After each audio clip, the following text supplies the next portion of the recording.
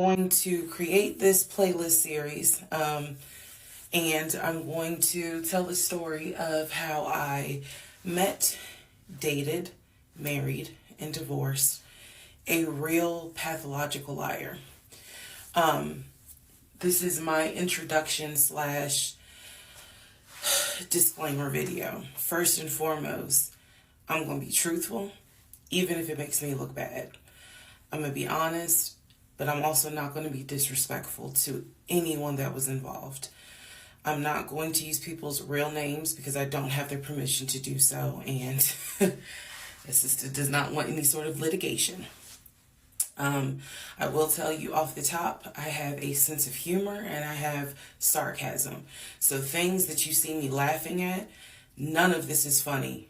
But in order to get through it, I have to laugh. If I cry, I cry. I'm human. I'm a woman. This was traumatic. I'm going to do the best I can to upload as much of the story as I can, because I know people get so annoyed with the follow for part 4, follow me for part 17. I'm just going to do the best I can to keep uploading the videos each at a time. I'm going to go in order from the time we met until the time I got our divorce decree in the mail. So that is a lot of time to cover. Please give me the grace to just get it out. It may not be all in one day. It may not be all in 2 days. But what I can tell you is, even if you don't necessarily see a video, I'm probably recording it and then I will upload it into the playlist titled, Who the Fuck Did I Marry?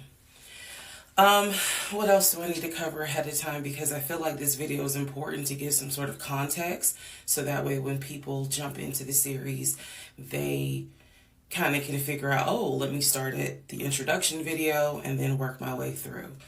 A lot of the questions that you all have sent me will be answered when I start and tell the story in order. Everything I'm going to tell you can be verified. There are people in my life who can easily verify, yes, this did happen. Yes, he really did do that. Yes, he said that. Yes, she did go through that. I have no contact whatsoever with my ex-husband in any way, shape, or form. We do not communicate. We do not have mutual friends or anything where we communicate through those people. No contact. I cannot stress that enough, because I feel like somebody's going to ask me, do you still talk to him? No. I ain't seen him. I ain't heard from him. I don't want to hear from him.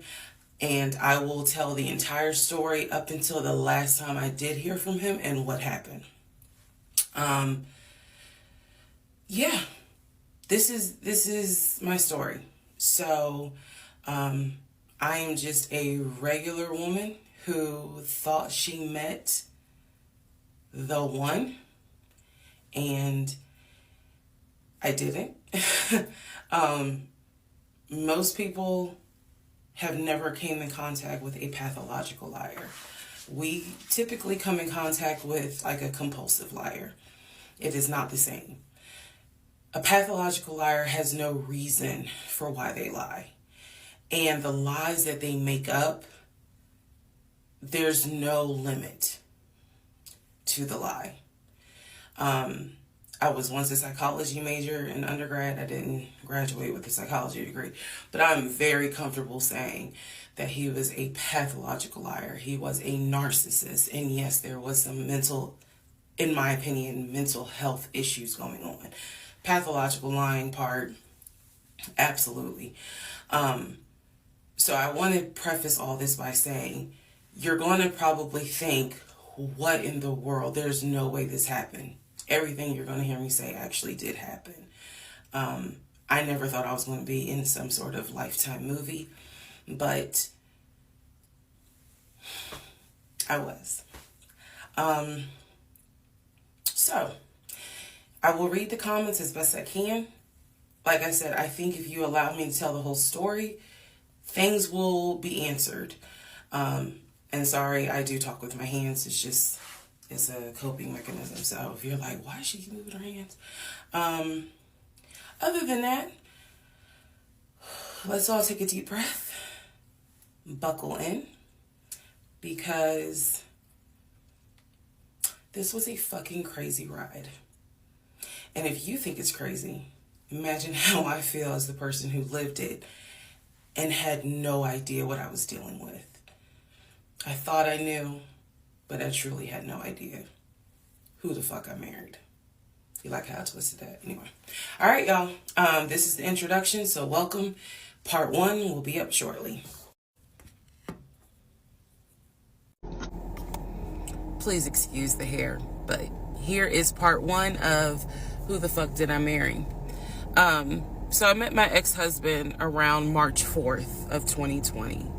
We met on Facebook dating site, and we also matched on Hinge. I did not realize that he was on both under 2 different names. So one was his actual name, and the other one was a variation, like a nickname that he called himself. Different pictures. So it was a running joke between us. Oh, you ain't even recognize that you had matched with me on Hinge. No, I didn't. And also that should have been a red flag. By the way, you will notice in this story, I called it the United Nations of red flags. It is so many red flags that, I mean, you would have thought I was colorblind because I ignored all of them. So, anyway, back to the story. We met around March 4th. We exchanged phone numbers. He called me and we talked on the phone for the first time. In the first phone call, he told me that he had just moved to Georgia from California, from San Diego. His job had transferred him because he was being transferred in as the new regional manager for a major condiment company that is based here in Georgia. I'm not going to say the name. And so we also talked about his childhood. He told me he grew up in Philly. He's from Philly. Both of his parents were deceased. This is the first phone call. Both of his parents were deceased. His father was a Philadelphia police officer. His mom was a teacher. He also told me he briefly lived in Augusta with his family. He had 2 brothers and 2 sisters. He also had 2 half-brothers on his dad's side. First phone call. So I'm just giving you guys the backstory. This was the first phone call we had. So we talked about family. We talked about friends. We talked about our jobs. At the time, I was working at Georgia State Patrol. And he knew this, and he just thought that was like, wow, you know, so you work with troopers all day. Yes, I did.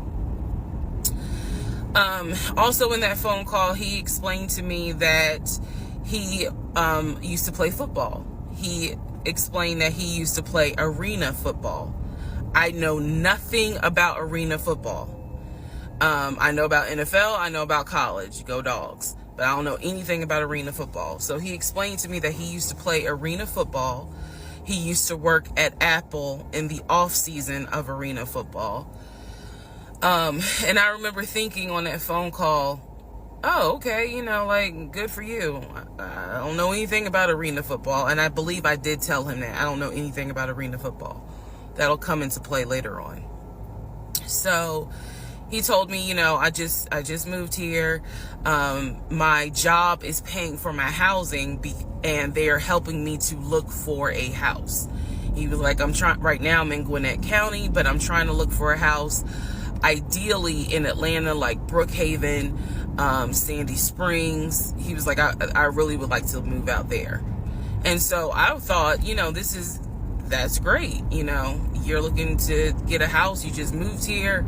He was like, I don't really know too many people here because I spend all my time at work and, you know, this job is really demanding.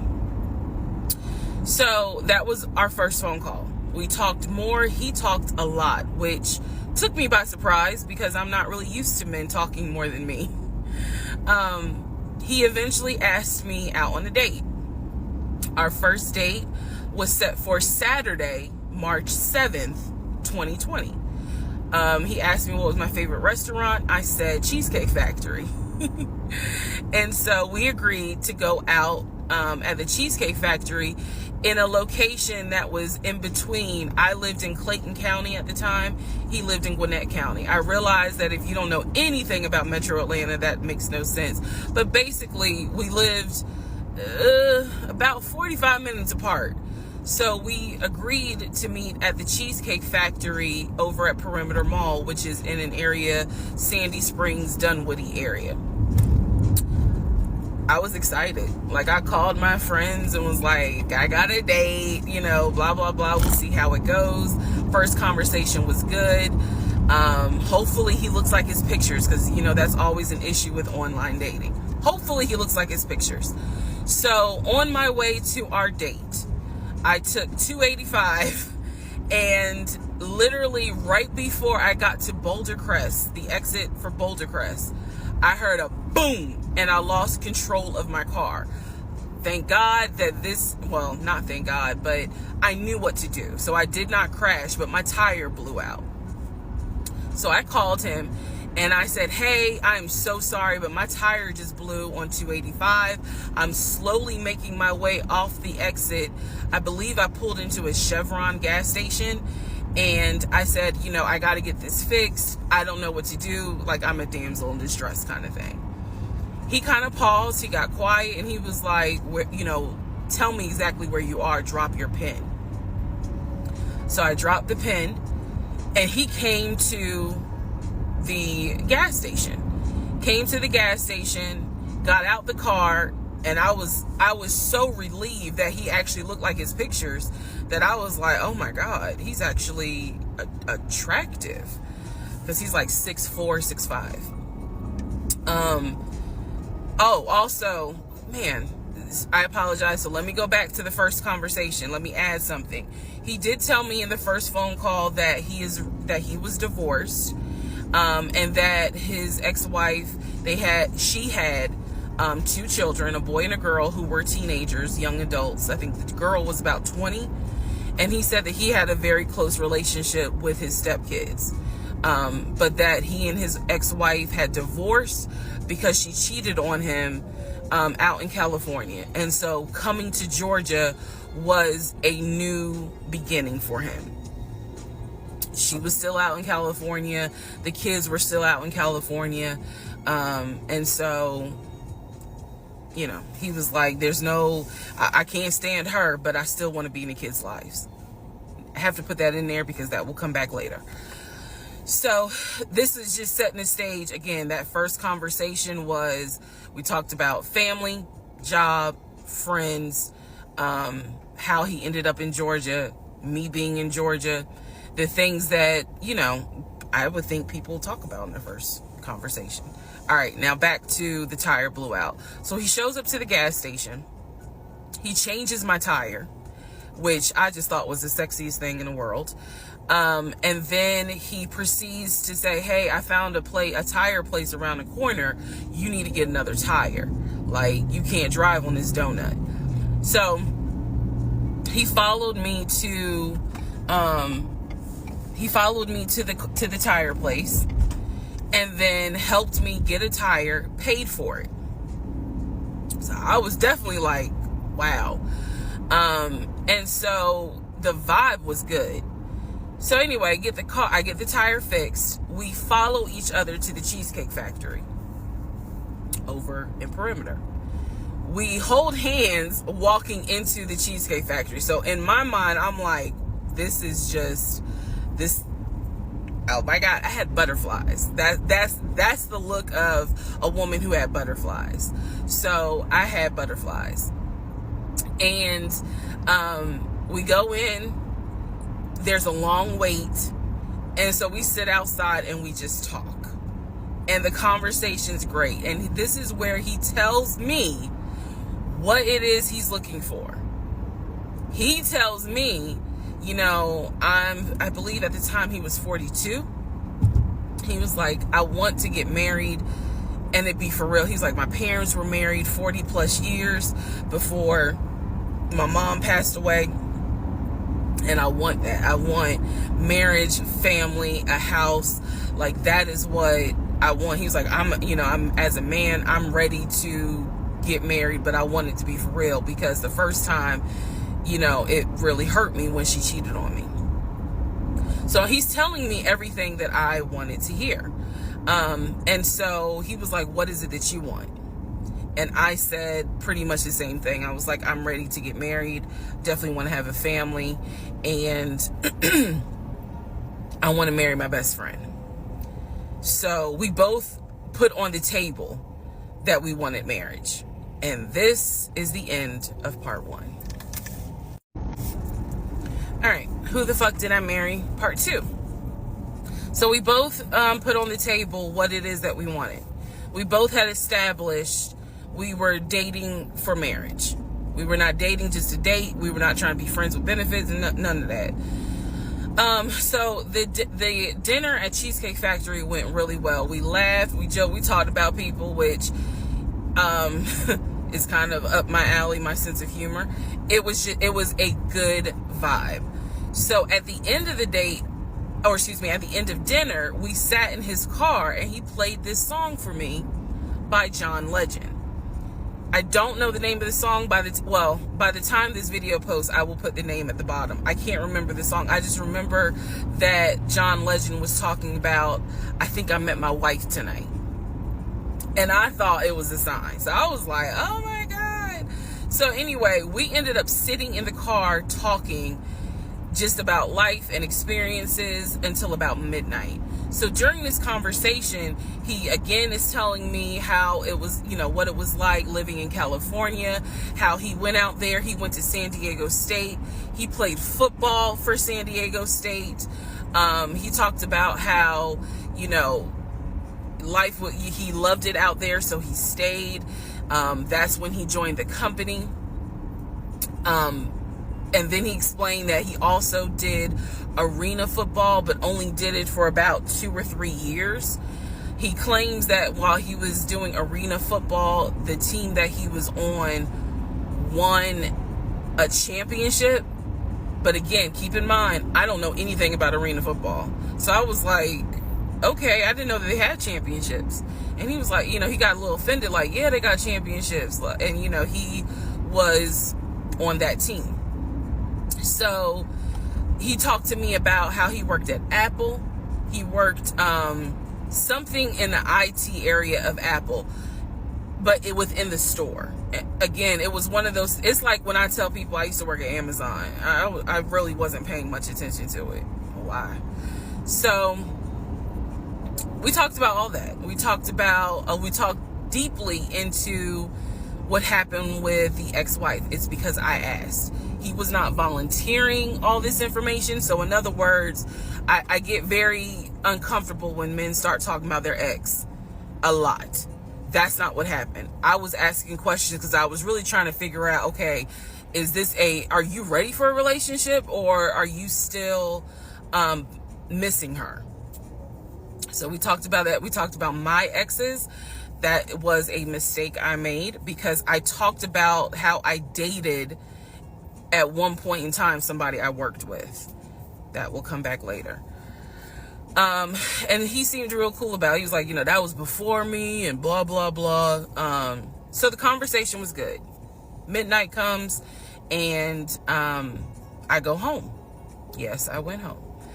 We ended up talking.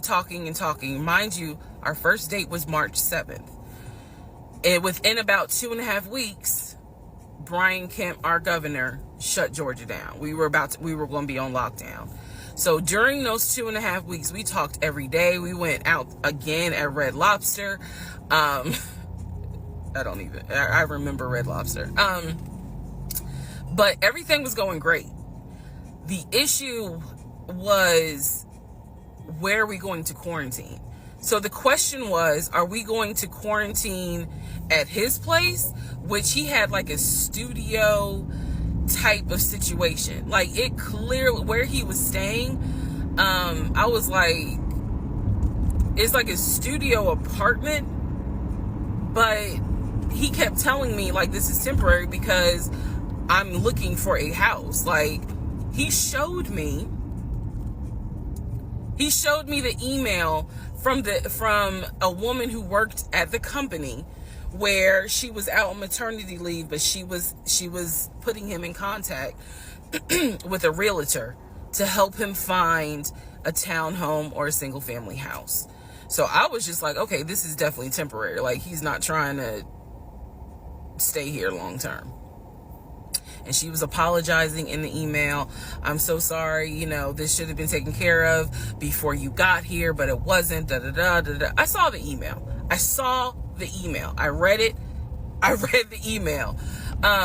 So the decision was, we're going to quarantine at the studio, or we're going to quarantine in my house? First mistake I made. Well, there's a lot, but this was a mistake I made. So ladies, caution moment. During one of our dates, because keep in mind, in those 2 weeks, we were seeing each other quite a bit. Nothing physical or anything like that. Just two people who I thought were really on some, all right, let's see if this is going to grow into something. He came to my house. When he came to my house, I had a 3-bedroom, 2.5 bath townhome. He was in a studio. Now, I'm telling you guys all of this in order of how it happened. So some things I'm probably going to insert what I was thinking and the mistake I made. Can I turn this off? No. Okay, I still need that. And I say that to say that I did not realize inviting him to my home probably made his eyes go, oh shit, she's a keeper. She got this 3-bedroom, 2.5 bath townhouse, and I'm in like a little studio. Yeah, let me go ahead and pursue this. What I need to do to quarantine here. The decision was made, quarantine at my house. So the state went on lockdown. He came and stayed with me in my home, and for the most part, in the initial beginning, it was fine. It was fine. The reason why I hesitate is because I grew up in the church. So for me, it was really like an internal struggle of, bruh, you always said you would never live with a guy unless he was your husband. And now you living with a dude and he ain't your husband. Like, it was a struggle for me because I knew better. And don't come for me. I'm just telling you the way I grew up. It was like that. It was not sitting right with me. But at the same time, I didn't want to quarantine by myself. I did not want to. So there we go. So he moved in. We talked about the bills. Let me clear something up that I said in the other video where I said he paid all the bills. He paid all the household bills. He did not pay my car payment, my cell phone, or my car insurance. He paid the rent, because my rent at the time was less than $1,000. He paid the utility bills. And so when he's telling me that he's a regional manager, I was like, wow, okay, so you got money. And so he paid all the household bills. So my check really was just taking care of me, myself, and I. And I am not, this is where it's not going to make me look good, but it's the truth.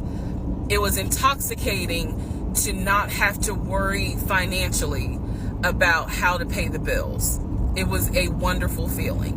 And so I kind of pushed to the side the fact that, yeah, you shacking up, because it's like, but your page, you don't have to worry right now. Like, he's taking care of all of April's bills before April even comes, because this was still March. So we're living together, and I'm cooking, I'm cleaning, he's helping to cook and clean, and then we have a conversation about house. Is he still going to buy a house just for him, or is he going to buy a house where it's for us? Because we are going to try to make this thing work, be official, get married, have a family.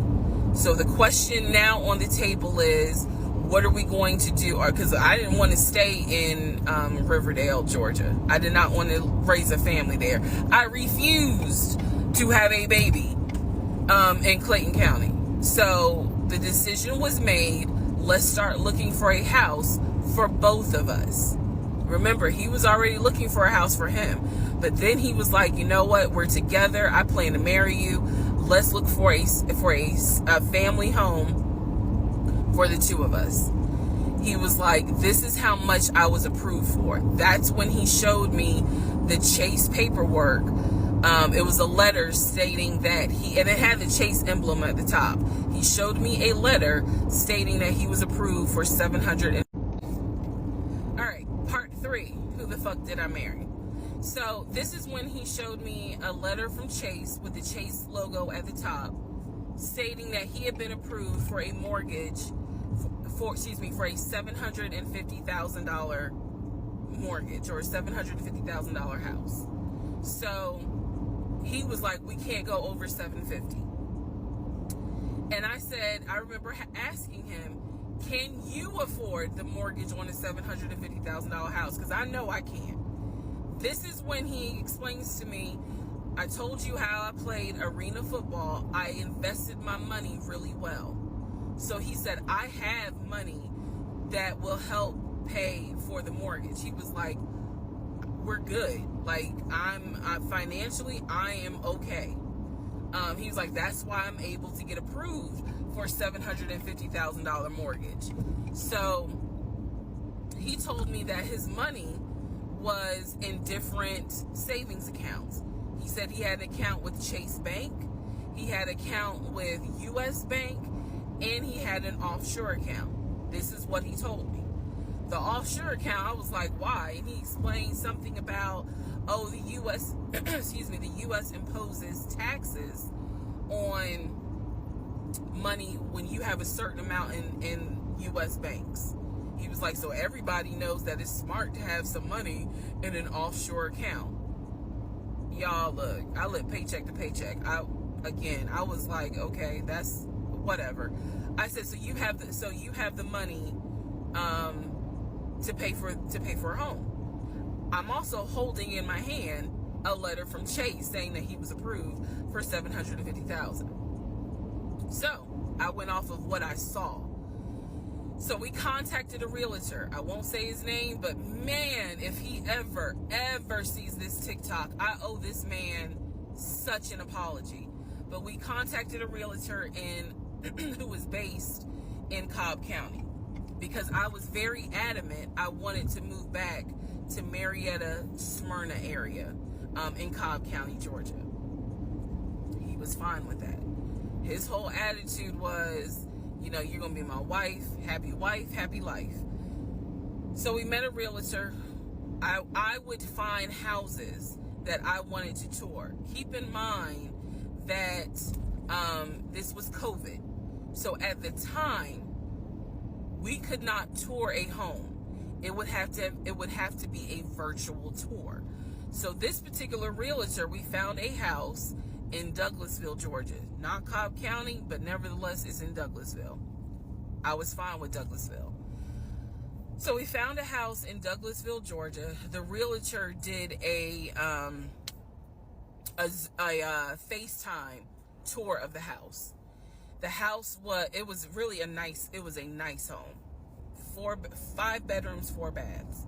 So we did a FaceTime tour of the home, and the home was listed, I believe, roughly 400 and something thousand. I really liked the house. I could see myself living there. I could see us living there. Could see us with the kid there. This is now April, just for timeline purposes. This is April.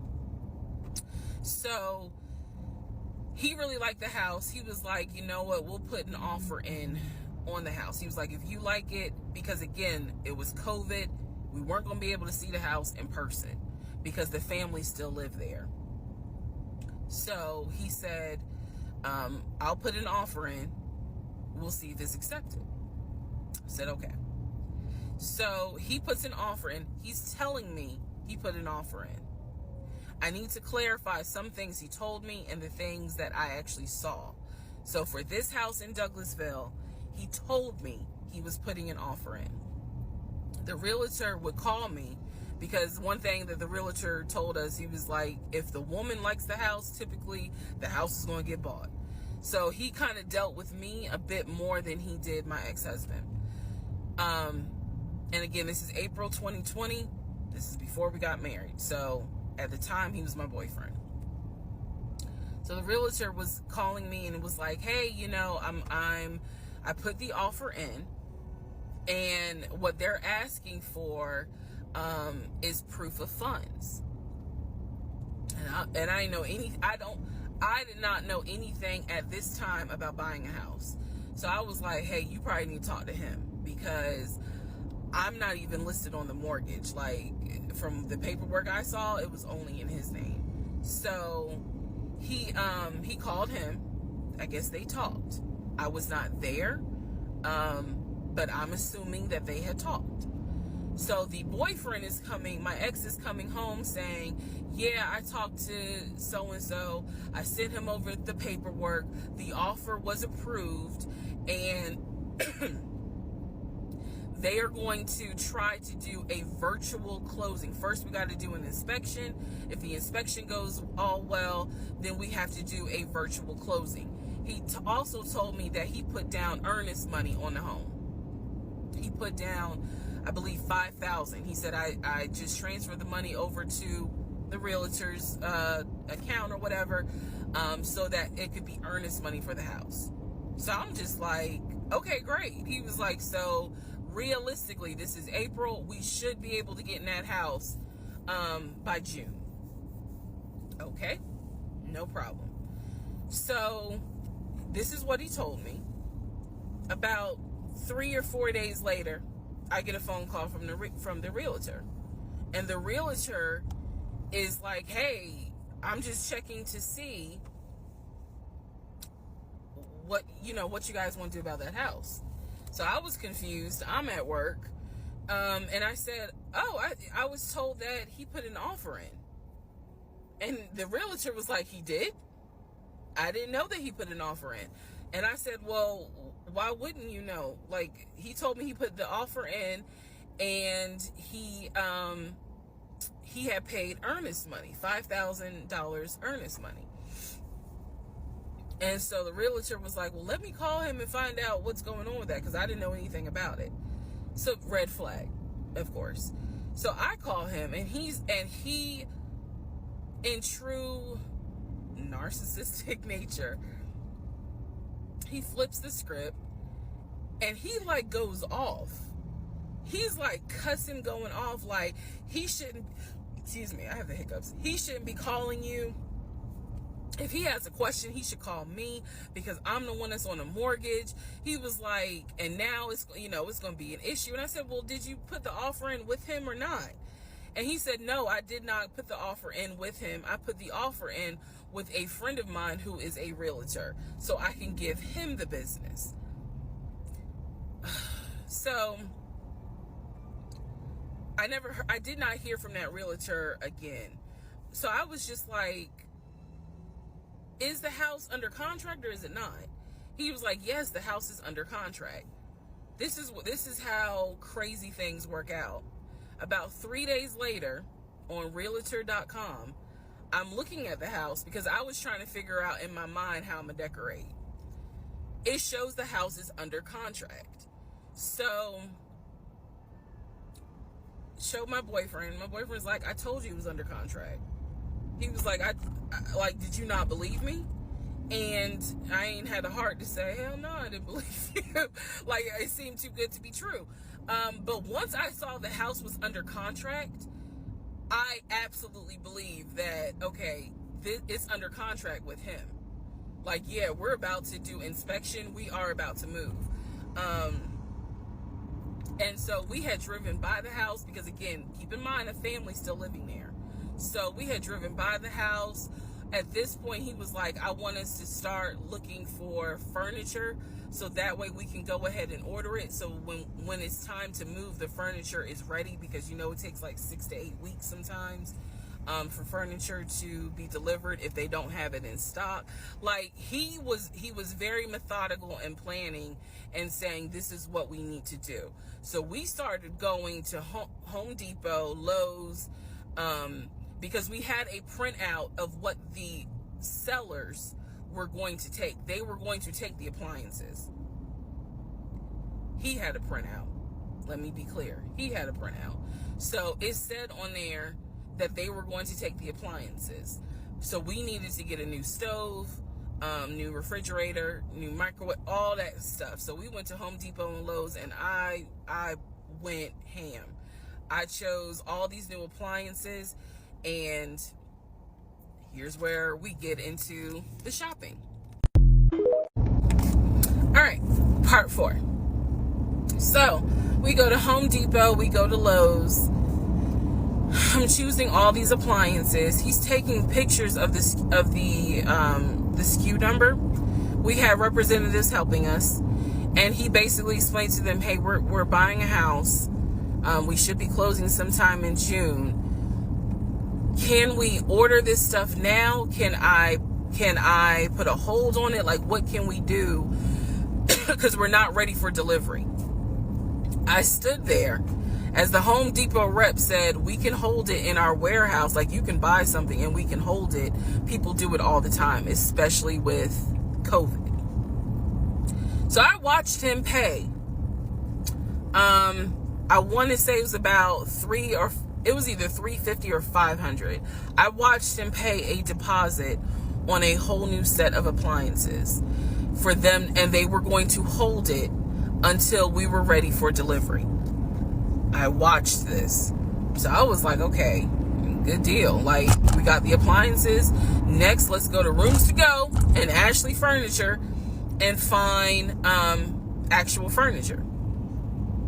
So we went all around Rooms to Go. We went to Ashley Furniture. We went to American Signature. And I saw all these things that I wanted. Again, he's taking pictures of it. He was like, I can go online and order it. I didn't think anything of it because, again, I just saw that we held the appliances. So I was like, okay, that's fine.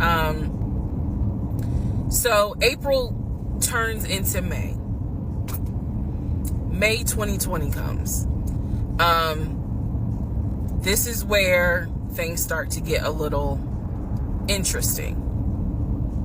May comes, and obviously we had not done inspection. And I'm asking him all the time, what's the deal with the house? He was like, oh, because of COVID, they're trying to get someone to do the inspection.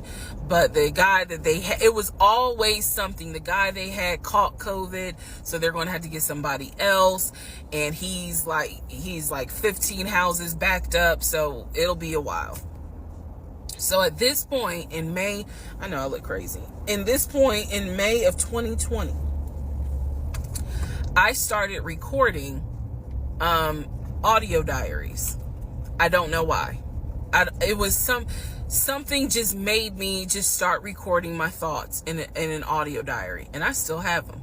And I would save them by the date, and I would just start talking about what's on my mind.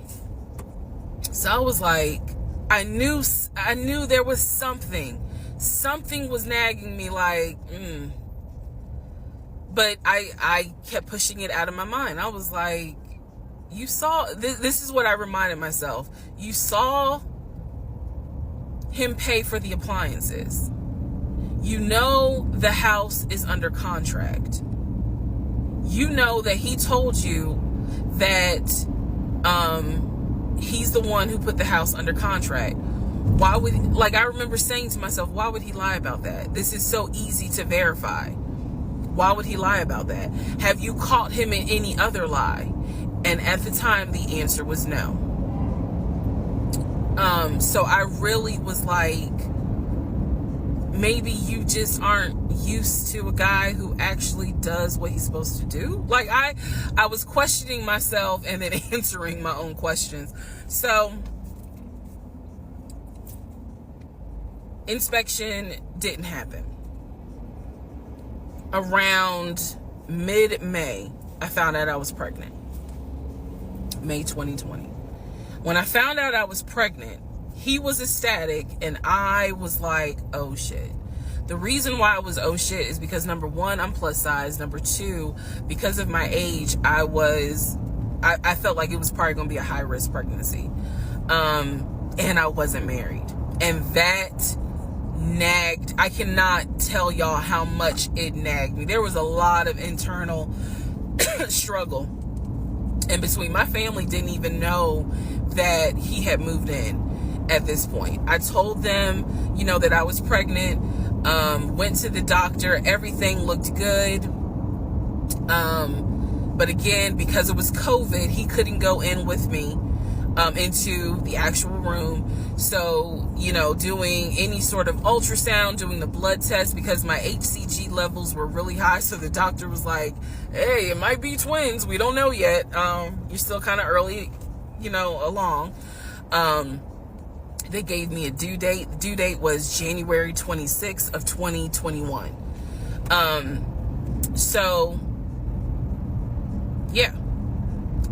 May, found out I was pregnant. So there was now more of a push into, we got to get a house. We got to get the fuck up out of here. I'm not having a baby in Riverdale. Okay? Nothing against Riverdale, but I ain't having a baby in Riverdale. So we need to find out what's going on with this house. And so he was on top of it. He had an answer for everything. He was like, I'm gonna call and find out what's going on, blah, blah, blah. He then magically told me about a week later, oh, they're going to do inspection on the house, like in 2 days. So I was just like, okay, keep in mind, I'm taking his word for it. I'm taking his word for all this. So he's like, they're going to do an inspection. Once we get the inspection report back, then we will know what we are going to be responsible for. What are we getting ourselves into? So, I guess they did an inspection. He showed me an inspection report. Only thing that they said that the roof had just recently been replaced, which I remember he was very happy about. And the issues that there were for the house were minor. It was not a bad, because we did have a discussion about it. He was like, it's nothing that we can't handle. Then he said that we were set to close the end of May. We were set to close the end of May. He told me it was going to be a virtual closing. You're probably like, what the hell is a virtual closing? Because again, he's saying because of COVID, people are not closing in the office. They're doing a virtual closing where you would need to electronically sign the paperwork. This is what he's telling me. And so he was like, we're set to close like just before Memorial Day. And so for some reason, again, there's still that nagging part. For some reason, I didn't start packing. Anyone that knows me will tell you I hate moving. I've done it enough in my life. I hate moving. But I did not start packing up that house at all. I was just like, I'm pregnant. My body was changing so fast that it was like I can barely keep my eyes open half the day. And so, no, I didn't start packing. And I remember I did record, again, I was recording audio diaries just about every day. When something didn't sit right, I would verbally record it in the audio diary because I was like, I don't know what it is, but there's something. That was the theme of our relationship. I don't know what it is, but I know there's something. And so I remember talking to myself in my little prayer closet, because that's where I would do my recordings. And I remember thinking, what if we don't get this house? Like, what if he's lying? But again, there goes that thought process of, why would he lie about this? Like, who makes up that they're buying a house when in fact they're not. And then he's showing you all this paperwork. Like, come on, you can't be that jaded that you don't even believe what's in front of you. All right, so now we're going to go into part 5. Okay, part 5. Who the fuck did I marry? So I'm questioning all this stuff in my head out loud on my audio diaries. And then once again, I'm like, but look at what he's giving you. Like, he's paying, it wasn't a question about money. It was just a question of, are we really about to move into this house? And keep in mind, he's paying all the household bills. He still is. So we were supposed to close before Memorial Day. We didn't. There was an excuse. There was always an excuse with him. Always an excuse. And I didn't know enough about the process to question stuff because I really wasn't involved the way I should have been. And it was giving me a lot of anxiety. So I'm pregnant with a lot of anxiety. And if I'm gonna be 100% honest with y'all, I was not expecting that I was probably going to have a healthy pregnancy because I was stressed. And what I was stressed about is I didn't know what was going on because I wasn't really involved the way that a normal relationship would be involved. Just being honest. So we did not close we moved now into June. This is now going into June. Around June 5th, I looked at the house again on Realtor.com. I don't know what made me do it other than, and I don't mean to sound super spiritual. I know that people are like, you know, you may or may not believe in God, but I'm telling you, I believe with all my heart, probably the Holy Spirit was like, look at that house on Realtor.com. So I looked at the house on Realtor.com. This was around June 5th. It showed that the house was off the market. And I remember being like, okay, wait, what does that mean? What does that mean? Because ex-husband is telling me we're about to close on the house. We're about to close. It's our house. We got furniture, da-da-da, da-da-da, da-da-da. He's also telling me that he's been in contact with the realtor, his friend, who was telling him, you know, this is what was happening next. Here's what's going on. So the guy that we initially worked with apparently is completely out of the picture. But again, I was not heavily involved. So I'm just like, let me look at the house. I see it's off market. What the fuck does off market mean? Like, now I'm really freaking out. So it shows the name of the real estate agent for the seller. I don't remember her name. I called her and I said, you know, I said, my husband and I, even though I wasn't married, my husband and I were looking at this house at 123 Main Street. And we really wanted to tour it, but now I'm showing it's off market. Is it not available? Or, you know, I pulled that card and she was like, oh, no, ma'am. The home closed yesterday. It closed June 4th. Again, there are certain dates I just remember. And I said, oh, it closed June 4th? I was like, really? And she said, yes, ma'am. She was like, my sellers sold the house. And I was like, oh, man, okay. Well, I said, my husband and I really wanted, you know, we love the pictures of it. And we're getting ready to start a family. So I would have loved to have been able to, have the opportunity to see it. I asked her something. I don't remember the specific question I asked her.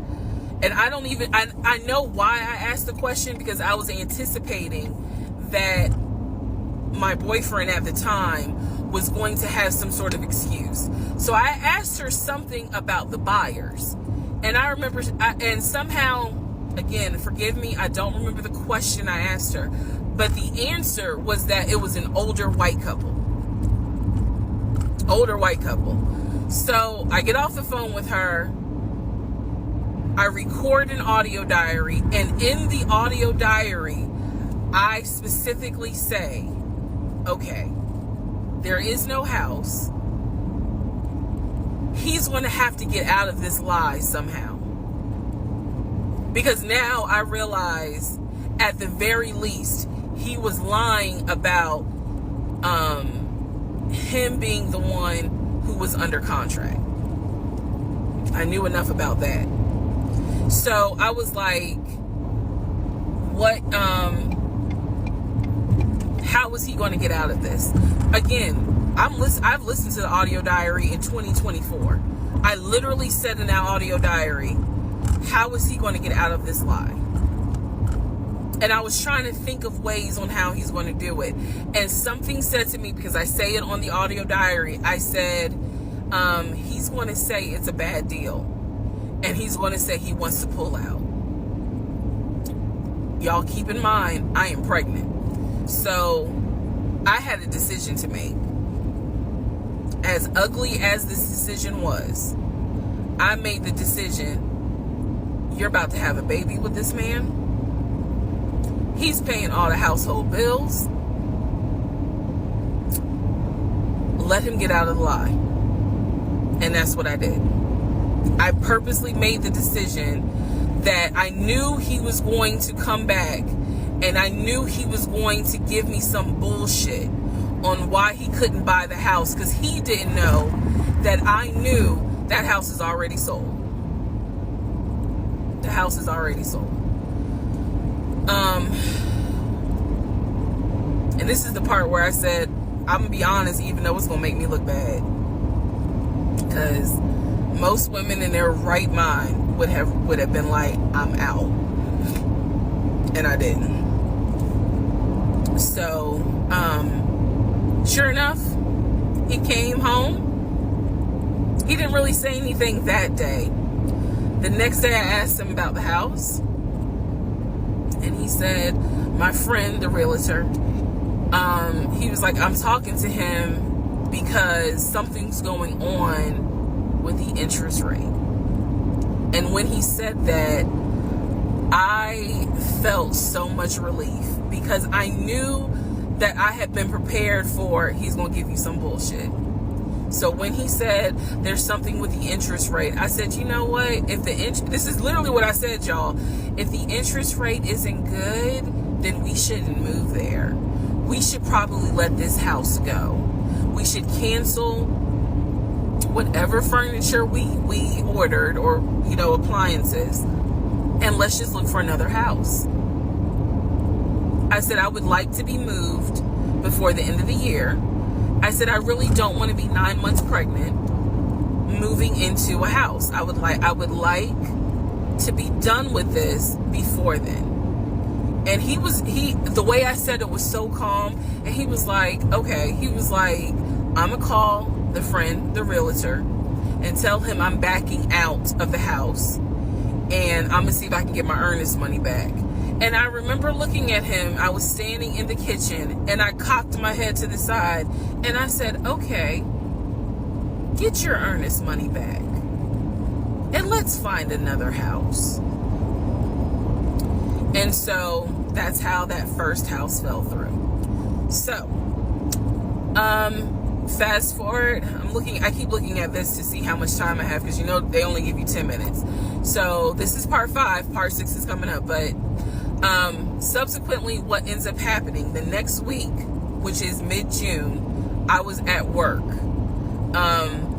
and I started cramping, started bleeding. And at this point, my doctor, I had just had an ultrasound earlier that day. So I went to work, because the ultrasound was fine. I went to work, and the cramping and the bleeding started, and I started crying because I kind of knew what was going on. And my doctor had called me and told me that when they did the ultrasound, they did not see a heartbeat. So she was like, this pregnancy is not going to be viable. So I'm crying, hysterical. And now we're going to get into part 6.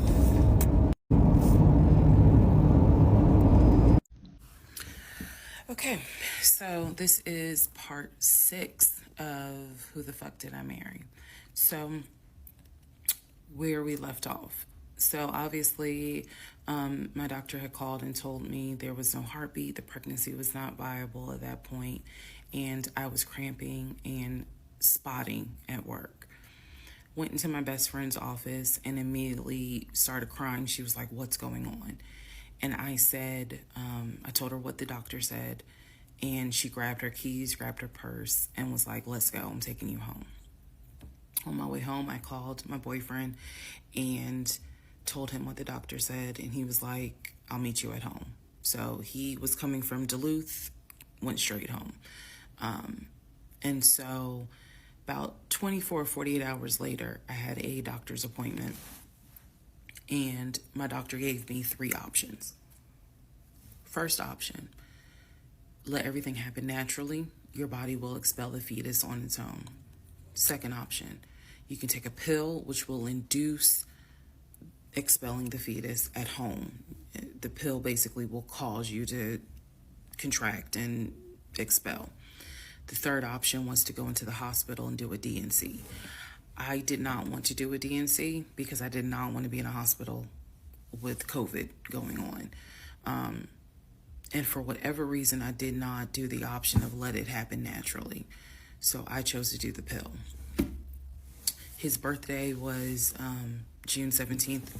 My ex's birthday was June 17th. So the decision was made, we're going to celebrate his birthday that day, go out to eat. And then that night I would take the pill because we both were off from work the next 2 or 3 days. So went out to eat, to try to celebrate as best we could, and then took the pill that night. That night was the most traumatic, excruciating pain I've ever put my body through. I do not recommend any woman, if prayerfully you don't have to go through that, but I don't recommend taking that pill. If you don't have to, don't do it. I spent the whole night in the bathroom just crying in so much pain. They gave me a narcotic. I couldn't take it because I found out I was allergic to it. So it was causing me to like projectile vomiting. It was a mess. So, and he was right there. You know, he was scared that he needed to take me to the ER. But in the morning, the pain kind of subsided. So about 72 hours later, I had another doctor's appointment where the purpose of this appointment was to do an ultrasound to see if everything had passed. Everything did not pass. So because of that, my doctor was like, we're going to have to do a D&C. My D&C was scheduled for the first week of July. My boyfriend, my ex, was going to take me. That was always the plan. 2 days before my procedure, he comes home and tells me that he is up for a promotion. He's up to be promoted to VP. Because of this, the president of the company, is coming in, and it was going to be this huge business meeting he had to go to. The business meeting was scheduled for the day of my surgery. And so I'm throwing a fit because I was like, you there's no way you can do that meeting. Like, I need you to take me to the hospital and all this other stuff. And so he offered to have his sister take me to the hospital. Apparently his sister lived in Douglasville. I was like, no, because I've never met her. Like, I'm not having a stranger take me to the hospital. No, this is a private situation. I don't want to do that, blah, blah, blah. So my aunt had offered to take me. And then my friend who took me home from work had offered to take me. So at that point, we get into an argument because he's like, my sister is you about your family, so why can't she step in? And I was like, nah, because I don't know her. Period. I don't know her. So my friend offers to take me to the hospital because I was all distressed that he's saying he has a business meeting and he can't take me. So I remember being on I-75 on the connector on the phone with her crying because I was so embarrassed that he wasn't going to be the one to take me and that I was needing to rely on someone else to take me to the hospital in order to get a D&C done. And she was really great. She was like, girl, this is why you have a village. Like, it's okay. Things happen. The world is crazy right now. I will take you. You're going to be okay. So he did not take me to the hospital for my D&C. My friend did. She could not stay because of COVID protocol. So when they wheeled me into pre-op after I got checked in, I texted him and was just letting him know, hey, here's the update. I'm about to, I'm in pre-op. They're going to get me prepared to go back to the surgical ward or whatever. And the response I got was from his new executive assistant named David.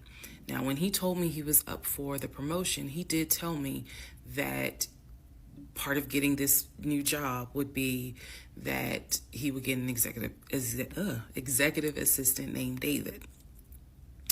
And he did tell me, I'm going to make sure that I inform David, if you get a text from this number, meaning from me, pull me out of the meeting because, my fiance's having a procedure done and I'm picking her up. So it's important that you come get me if it's something serious. So I text him. David responds. He said, yeah, Mr. Blah Blah told me that you are having a procedure done. If you need me to get him, I can go get him. He's in a meeting. Just let me know what you need. And I just said, no, don't bother him. I'm just giving an update that they're about to take me back. And David responds and says, I'm so sorry you're going through this. Please let me know if there's anything I can do.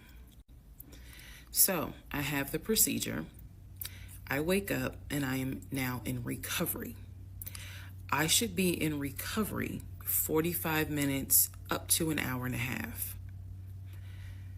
I wake up, first thing I ask, and I remember asking, is where is so-and-so?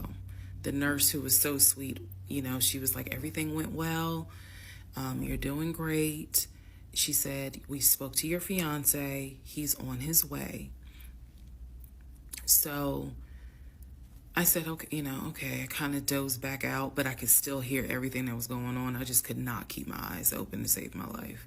So I hear her talk to the other nurse, and that's when she said, yeah, Dr. So-and-so called her fiance, and his executive assistant picked up. And the executive assistant said that he was in a business meeting and that, you could relate to him what you need to say, and he'll tell the fiance. And my doctor was like, hell no, HIPAA, I need to speak to him. So apparently my fiance called the doctor back about 30 minutes later, and the doctor informed him she'll be ready to be discharged in about an hour. You can make your way and come pick her up. He said he was on his way. He was on his way from Duluth to Atlanta, which is not a huge distance, but the time of day, one thing about Atlanta, there's always traffic. So he should have been there within the hour. I should have only been in recovery an hour and a half. Let's go to the next part. Okay, so I just want to clear up some things that I realized is kind of creating some confusion. So just allow this video to serve as a stop sign. Let's clarify. First of all, the story, background. He was born in Philly, raised in Philly, and moved to Augusta. Story is that he moved to Augusta for high school. After high school, he went to college at San Diego State. Enjoyed San Diego State, stayed in San Diego for quite a while. got married out in California, had a house in California, played arena football out in California, but his family was back here in Augusta, Georgia. He still had a lot of family up in Philly, but for the most part, he had a sister in Augusta, he had a sister in Douglasville, he had a brother in Baltimore, he had another brother in Philly, and he had a brother in Nashville. So I just want to clarify that in terms of not the demographics, but the geography. Born in Philly, came to Augusta for high school, went to San Diego State for college, played football, stayed at San Diego, got married out there, but still had quite a bit of family here in here in Georgia. He also had a sister, I think I said, who lived in Douglasville.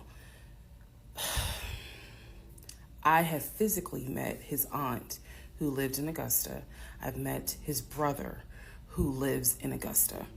I have spoken on FaceTime with a brother who lives in Baltimore. And then I will demonstrate how he used to talk to the brother that lives in Philly. That's coming up. You haven't missed that. In terms of the proposal, you did not miss the story of the proposal. I simply didn't want to share it because it was embarrassing. Basically, he gave me 3 ring options. We went to a jeweler at the Mall of Georgia. He had me pick out 3 rings. I told him which one I liked the most because I knew it wasn't a romantic proposal at all. I knew which ring I liked the most. I told him which one. He basically said, when I'm ready, I'll give you the ring and I'll propose. Fast forward about, I guess it was summer because I was actually pregnant when the ring came. We were sitting at the dinner table. He took the ring box out of his pocket, slammed it on the dinner table, and I was like, what is this? He was like, open it. I opened it. Inside was the ring that I had wanted, that I had chosen at the jeweler. And he was like, all right, so this means that you're going to be my wife. I was pregnant. So, again, when I asked y'all to give me grace, it's because there are certain things that's just like, girl, what was you thinking? Trust me. There's no excuse. So there was never a, will you marry me? It was more of a, we're living together, we're having a baby together, we need to get married, because the backstory also was that his dad was a retired police officer, but at one point his father was a pastor. So he could quote the Bible like nobody's business, as we all know. So can Lucifer. But anyway, he could quote the Bible like no one's business. And so that's how we ended up engaged. And I was wearing a ring. I will find a picture and I will try to post it. But I was wearing the ring. Don't worry, there's more to that story as well. So just wanted to clarify some things for the people who were like, wasn't it weird that he had a sister who lived close, but he's from Philly? So I just wanted to definitely bring clarity to what he told me was the backstory. Born in Philly, came to Augusta for high school, went to California for college, played football at San Diego State, played football and arena football, worked at Apple, and then joined the condiment company in California, who then transferred him back to Georgia. He was married in California, and he told me he got divorced in California. That is important as well. That will come up again later. And so the ex-wife, at this point in time, at the time that I'm telling you, part 7, which is the last video I just posted, the ex-wife lived in California with her 2 kids, his 2 stepkids. The 2 stepkids were 17 and 20 or 21, but they were that age group. And he was saying that he was very close with them. So he wanted to keep a tight relationship with them. And he talked to them, if not every day, every other day. When I say, when I say this, I need y'all to understand. When I say that he talked to someone, it means that he was on the phone in front of me talking to the person. I hope that, because I will touch back on this. He was on the phone in front of me talking to the person. So he talked to his siblings every day. He talked to his aunt almost every day. He talked to his family the way I talk to my family almost every day. And again, I will demonstrate how he used to do the phone calls. I will also demonstrate how he used to do the work phone calls, because he called me every single day from work. And he would talk to people while he was on the phone with me. And I could hear people in the background. But that's a whole nother part. So again, buckle your seats. I promise I'm reading your comments, I'm reading your questions, but I wanted to bring this video just to clarify some stuff. Hopefully this helps. And honestly, I know people are fascinated by this, but more than anything, I hope that there's a woman watching this and she's saying to herself, okay, it's time for me to ask some questions. That's my hope. Part 7, who the fuck did I marry? So I should have been in recovery at Northside Hospital for about at most an hour and a half. Subsequently, I ended up being in recovery between 3 to 3.5 hours. The nurses kept calling my ex, asking what's the status, because they were actually getting ready to do a shift change. So they kept calling, asking, what's the status? What's the status? Like, where are you? I want to say that they called a total of 3 times and they spoke to him twice. So at this point, I knew that they were all like, where is her fiance? Like, what is going on? He said he was stuck in traffic, and so he was making his way there. He eventually did get to Northside Hospital, and they wheeled me down, because again, he couldn't come in, just because of the protocols. So when I got in the car, and I'm in pain, but yet drugged up, couldn't keep my eyes open, I was just out of it. But I remember him calling my aunt and my mother and letting them know, I picked her up, we're on the way home, let me get her settled, and then I'll give you guys an update. I remember that. What I did not know was that he had texted my aunt and my mom and asked them to not bother me for like a week. Like, just please don't reach out to her. Let her just rest. I am from New Jersey. I am from an African American family. You don't tell my black mama or my black aunt that, please don't bother her for a week. I didn't know this at the time, but I'm just interjecting that part. I'm trying to stay in the timeline, but he did apparently do that, and my aunt was like, "Well, I will fuck you up." Anyway, so go home. He waits on me hand and foot. I recover. Just needed about 24 to 48 hours to just get my mind right. During this time, in between when the house in Douglasville fell through, we had not talked about a house. So I guess it was about a week later, after the DNC, he decides that, do you want to start looking for a house again? Excuse me, I have hiccups, y'all. Do you want to start looking for a house again? Because of what happened with the house in Douglasville, I felt like I was smarter this time to say, I want to be involved in every aspect, because I don't know what the fuck happened with that house in Douglasville. But what I do know is that he lied to me. I didn't think, I didn't know then what I know now. I just knew he lied about I knew he lied about being under contract. So I told him, I said, I don't want to work with your friend who I've never met, never talked to. I know that he has talked to him because he's talked to him in front of me. And I'm going to demonstrate on one of the videos how he used to do his phone calls. Don't worry, it's coming. So we found a new real estate agent. Really nice guy. His name was Scott. I am using his real name. Really nice guy. And we told him what the budget was.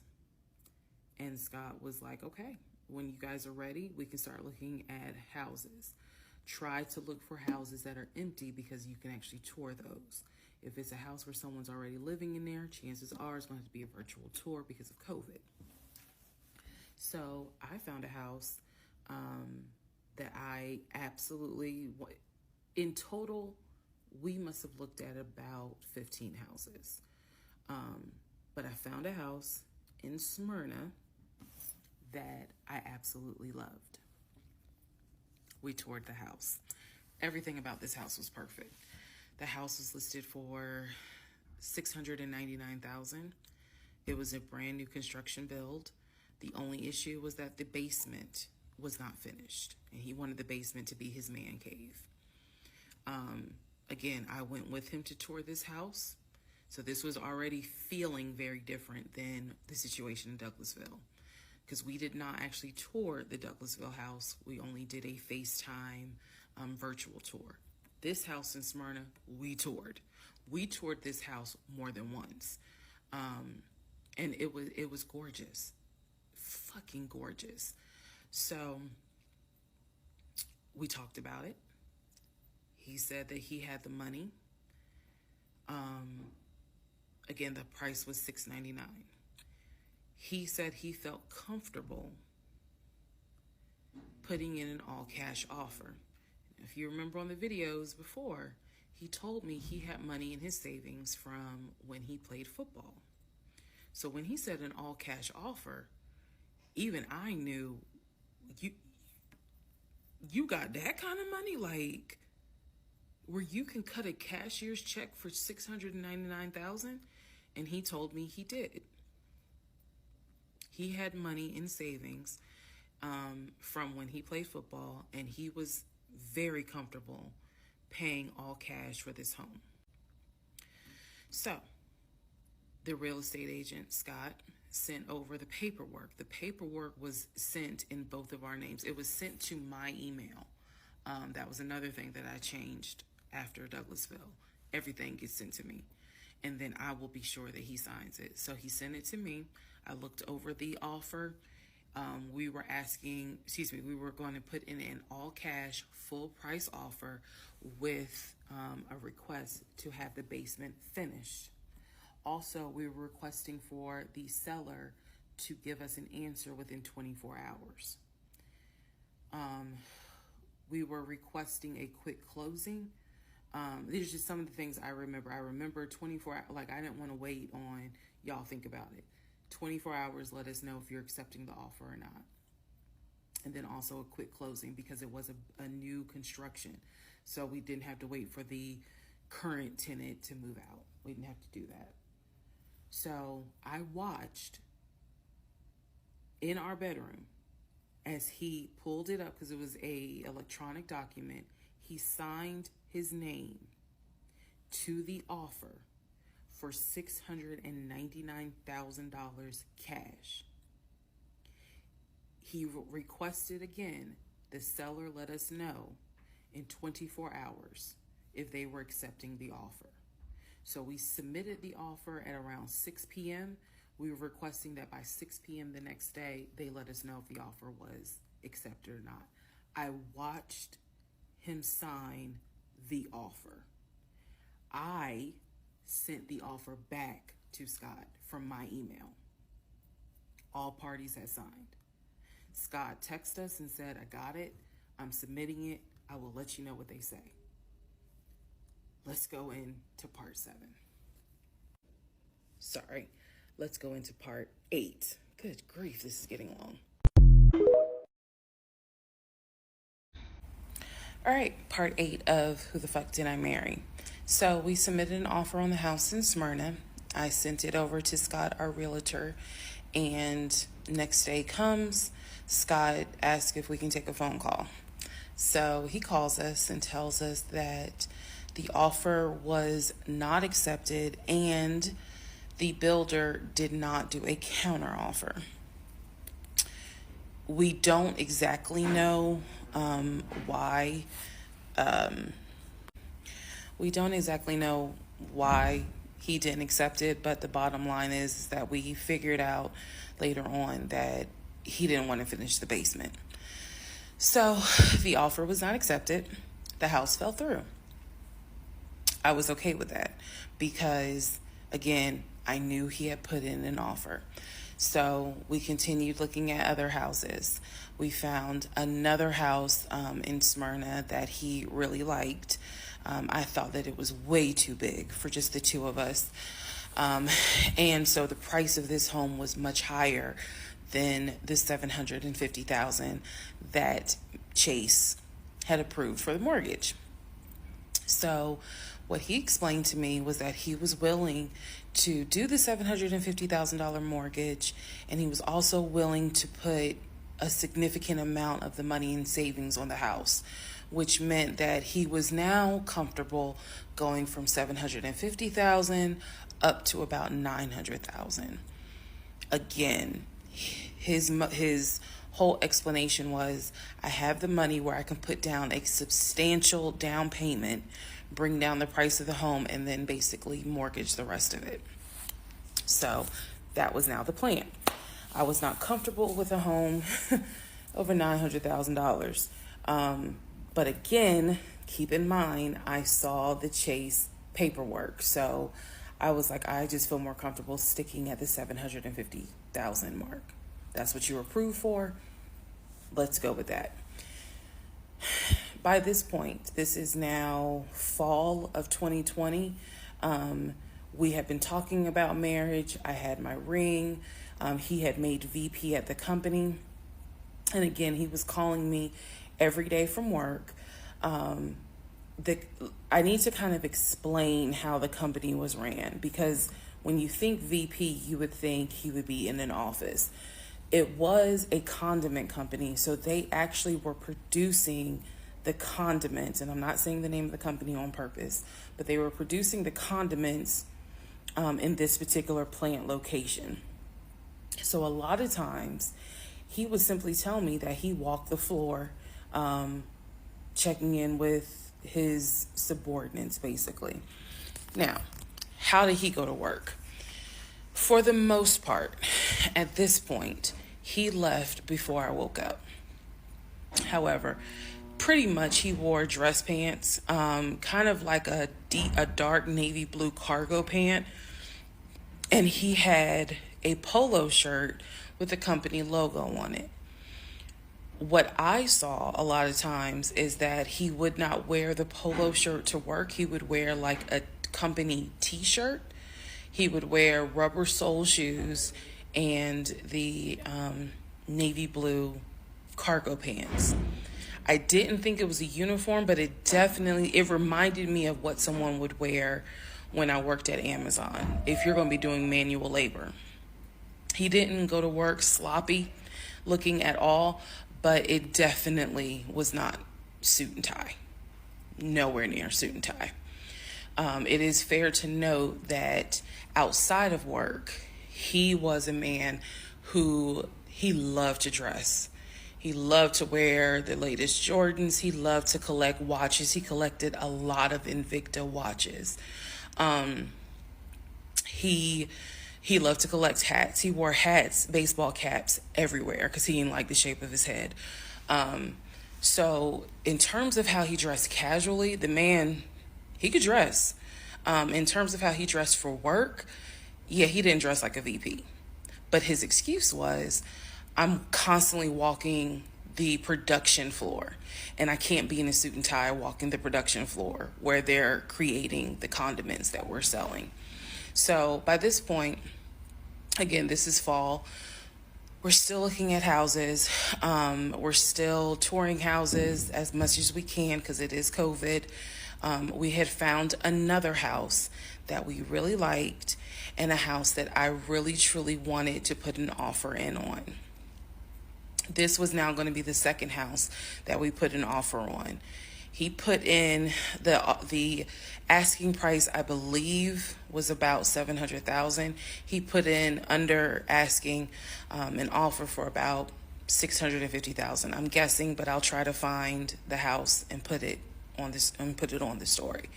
The reason that house fell through, we found out that the home was sitting on a septic tank. We found out that the septic tank had an issue, and it would have taken about $15,000 to $20,000 to fix the septic tank. The sellers were not willing to fix the septic tank. Personally, I didn't really care for the house that much. I'm the one who was like, I don't really want it. So even though we put an offer in, we had 24 hours where we could pull our offer back. And so we did. Once we found out, I believe it was in the disclosure. And if you're a realtor, please feel free to tell me if I'm using the wrong terminology. But I believe it was in the disclosure that they told us the septic tank needs to be replaced. That's when I was like, nah, I don't want that house. So we pulled out. The house fell through. And so I was fine with it because, again, I was heavily involved. I saw him sign the offer. I knew every step of what was going on. Our real estate agent, Scott, was amazing, but you will see when I get to it where he made a mistake as a real estate agent. So house number 2 fell through. We then moved on, saw a few more houses, and then we get to house number 3. I'm going to pause talking about the houses because now I need to introduce what happened with the cars. Stay tuned. All right. Part 9 of Who the Fuck Did I Marry? So we're pausing on the house stuff. Let me tell you about the car. So when I met my ex-husband, I was driving a 2012 Nissan Rogue, fully loaded. It had quite a few miles on it, but it got me from A to B. It was in good condition, but I was upside down in the car. He was driving a 2018 Ford Taurus, sport mode. I know he had a sport mode on the car, and I love driving that car. When he told me how he was a regional manager, he told me that one of the perks that came with the job was that he would be getting a company car. And so we spent time going to Range Rover of South Atlanta. We spent time going to Jaguar. We spent time going to BMW. We spent time going to Ford, which was on Mount Zion in Morrow, if you all are familiar with that area. He test drove a whole lot of cars. In the end, he decided on a BMW sedan. I was there when he test drove the car. I got in the car with him. I loved it. And he explained to the salesperson, I'm getting a company car. I need to get a printout of the full price of the car, tax tag and title. Because what my company is going to do is wire over the money for the car. The salesperson was like, okay, apparently that happens a lot. So he gave him a printout with the tax tag and title for the car. In front of me and the salesperson, he called the person in the finance department for his job. Obviously, I have no idea what this person's name is, but he called the person. He explained to them, this is the amount of money. He said the president of the company, so-and-so, has authorized for him to get a car, not spending more than, I think, $90,000 tax tag and title. The BMW came out to just under $90,000. And so I remember this conversation so fucking vividly. So he's on the phone in front. I'm sitting down, the salesperson sitting down at their desk, and he's like, they put me on hold. And so he's like, I guess the person comes back And he says, yeah, the price of the car is blah, blah, blah. He was like, give me a second and I can send you a picture of that printout that shows tax tag and title for the BMW. He gets off the phone. He takes a picture of it. He sends it to whoever. He waits about 10 minutes. He calls the person back. He says, did you get it? Apparently the person did get it. But the person who can actually physically do the wire transfer had gone home for the day. So what he says to the BMW salesperson, he's like, okay, we're going to have to do this tomorrow because so-and-so went home for the day. I don't know who the salesperson is. I can only tell you from my viewpoint what I thought. I had no reason to think this was a lie. I really didn't. Because again, you got to please keep in mind the circumstances that all of this is happening. We're inside the dealership. We're sitting at the desk of this person. He gave us the printout. He's on the phone, doing business, basically saying, look, this is how much money the car is going to cost. He's taking a picture of it. He seemingly is texting someone saying this is how much, this is proof of how much it is. Then he asked the BMW salesperson, I need your wire transfer information. The guy got up, rushed over to, I guess, their finance area to get the bank wire information, because obviously you have to wire it a certain kind of way. Rushes back over, gives it to my ex-husband. My ex-husband's like, okay, first thing in the morning, we will get this wired over, and then, I'll come and pick up the car.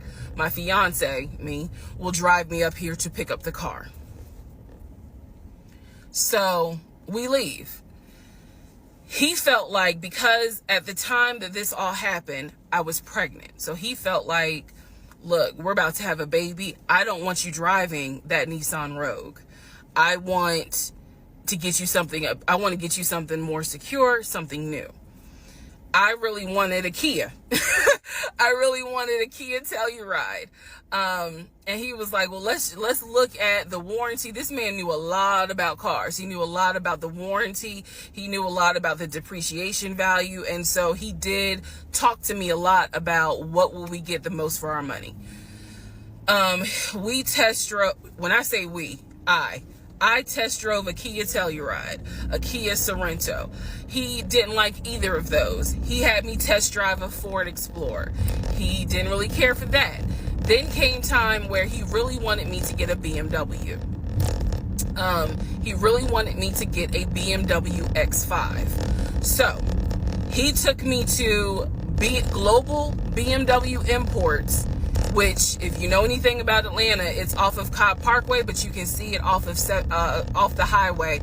I believe 285 is where you can see the Global Imports BMW dealership. He took me there. He had me test drive an X5, an X6. He also had me test drive I think I'm gonna get the numbers wrong, a 525, which was a sedan. I did not like that. I wanted an SUV.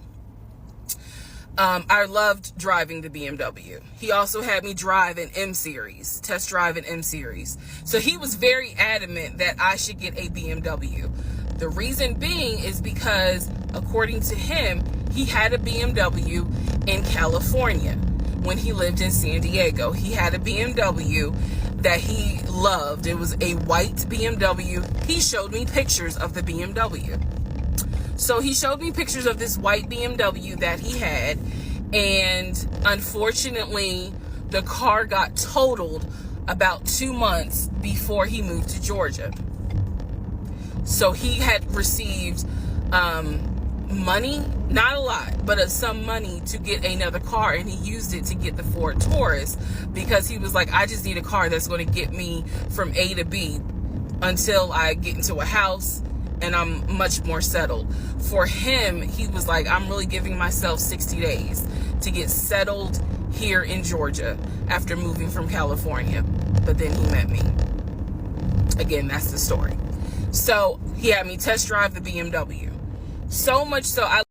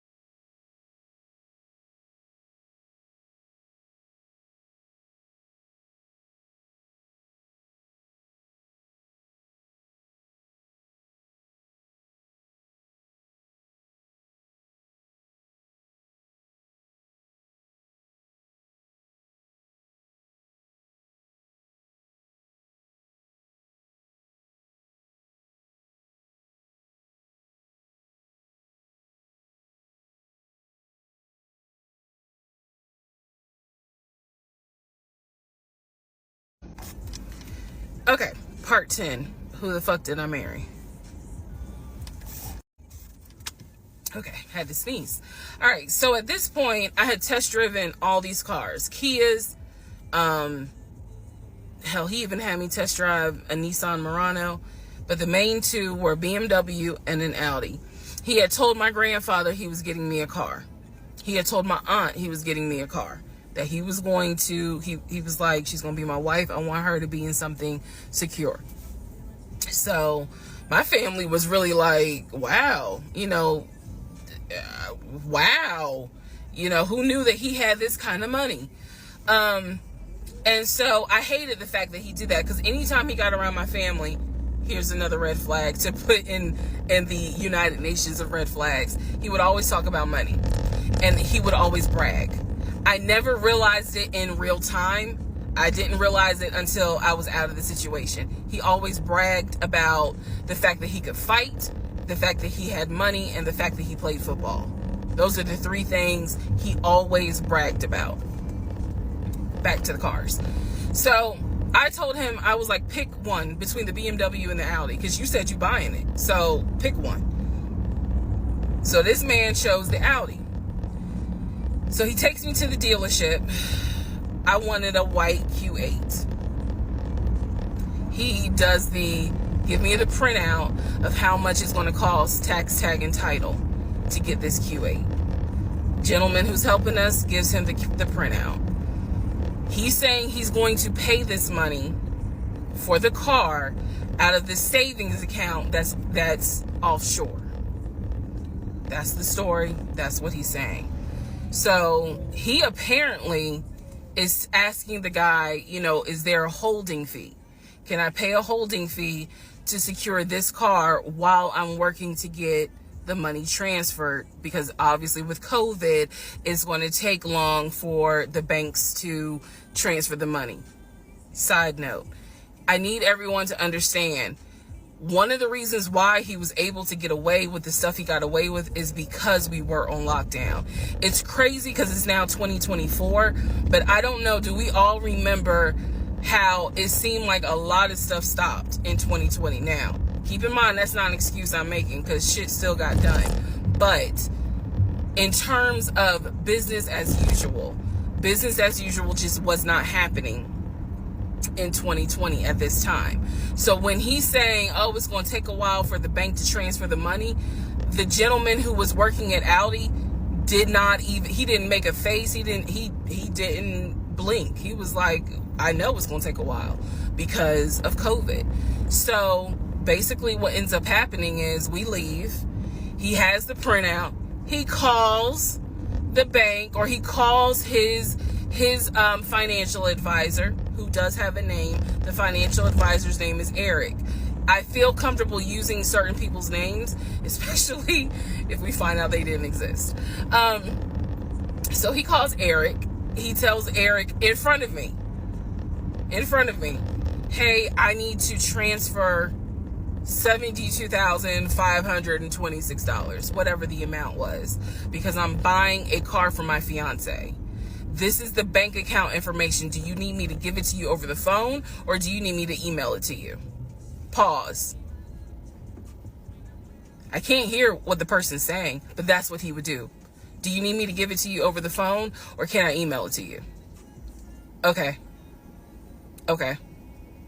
All right, give me a few minutes and I'll go ahead and email it to you. All right, let me know. I'll call you back to find out if you received it. Okay, hang up. So I'm hearing this because, again, I'm not paying attention to, did I hear anybody on the other phone? Did I hear anybody on the other end? So he proceeds to type up an email, type up something, telling him this is the information that we need. I didn't think anything of it. He called me at work the next day to tell me that the money was sent to Audi, that he called Audi and he confirmed with Audi that they received the money. What he told me is that the car is going to be delivered to the house. Y'all, it's not that I lived in the hood, because I didn't, but I did not live in an area of Clayton County where you would have a brand new Audi delivered to your house. So I remember saying to him, I don't want that car like delivered to the house, not yet, because I need to put that car in the garage. And my Nissan was, I only had a 1-car garage, so my Nissan was in the garage. So he said, okay, well, let me call them back and change the delivery date. Can you be home, or can you do a half day? So he's asking me, can you work a half day so that they can deliver the car and you will be home for it? I said, yes, that's fine. Because again, it's COVID. I'm working from home anyway. I only had to go in the office 2 days a week. So I'm at home the next day. He told me the car would be delivered between the hours of 1 and 3. Obviously, between 1 and 3, nothing happened. So 3 o'clock, I called him.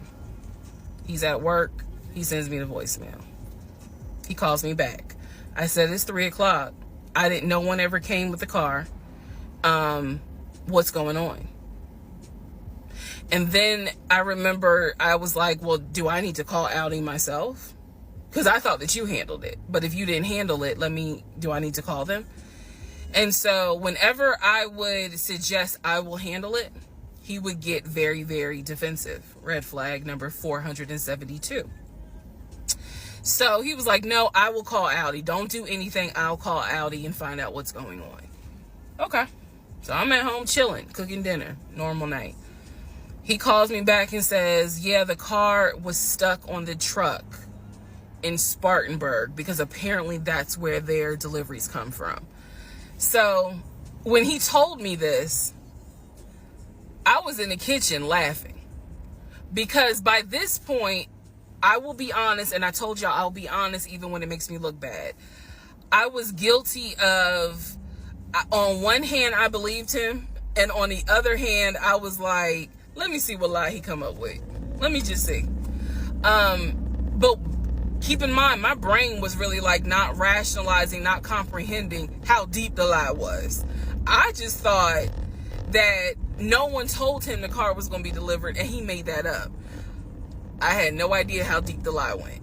So he said, the car's in Spartanburg. It should be delivered this weekend.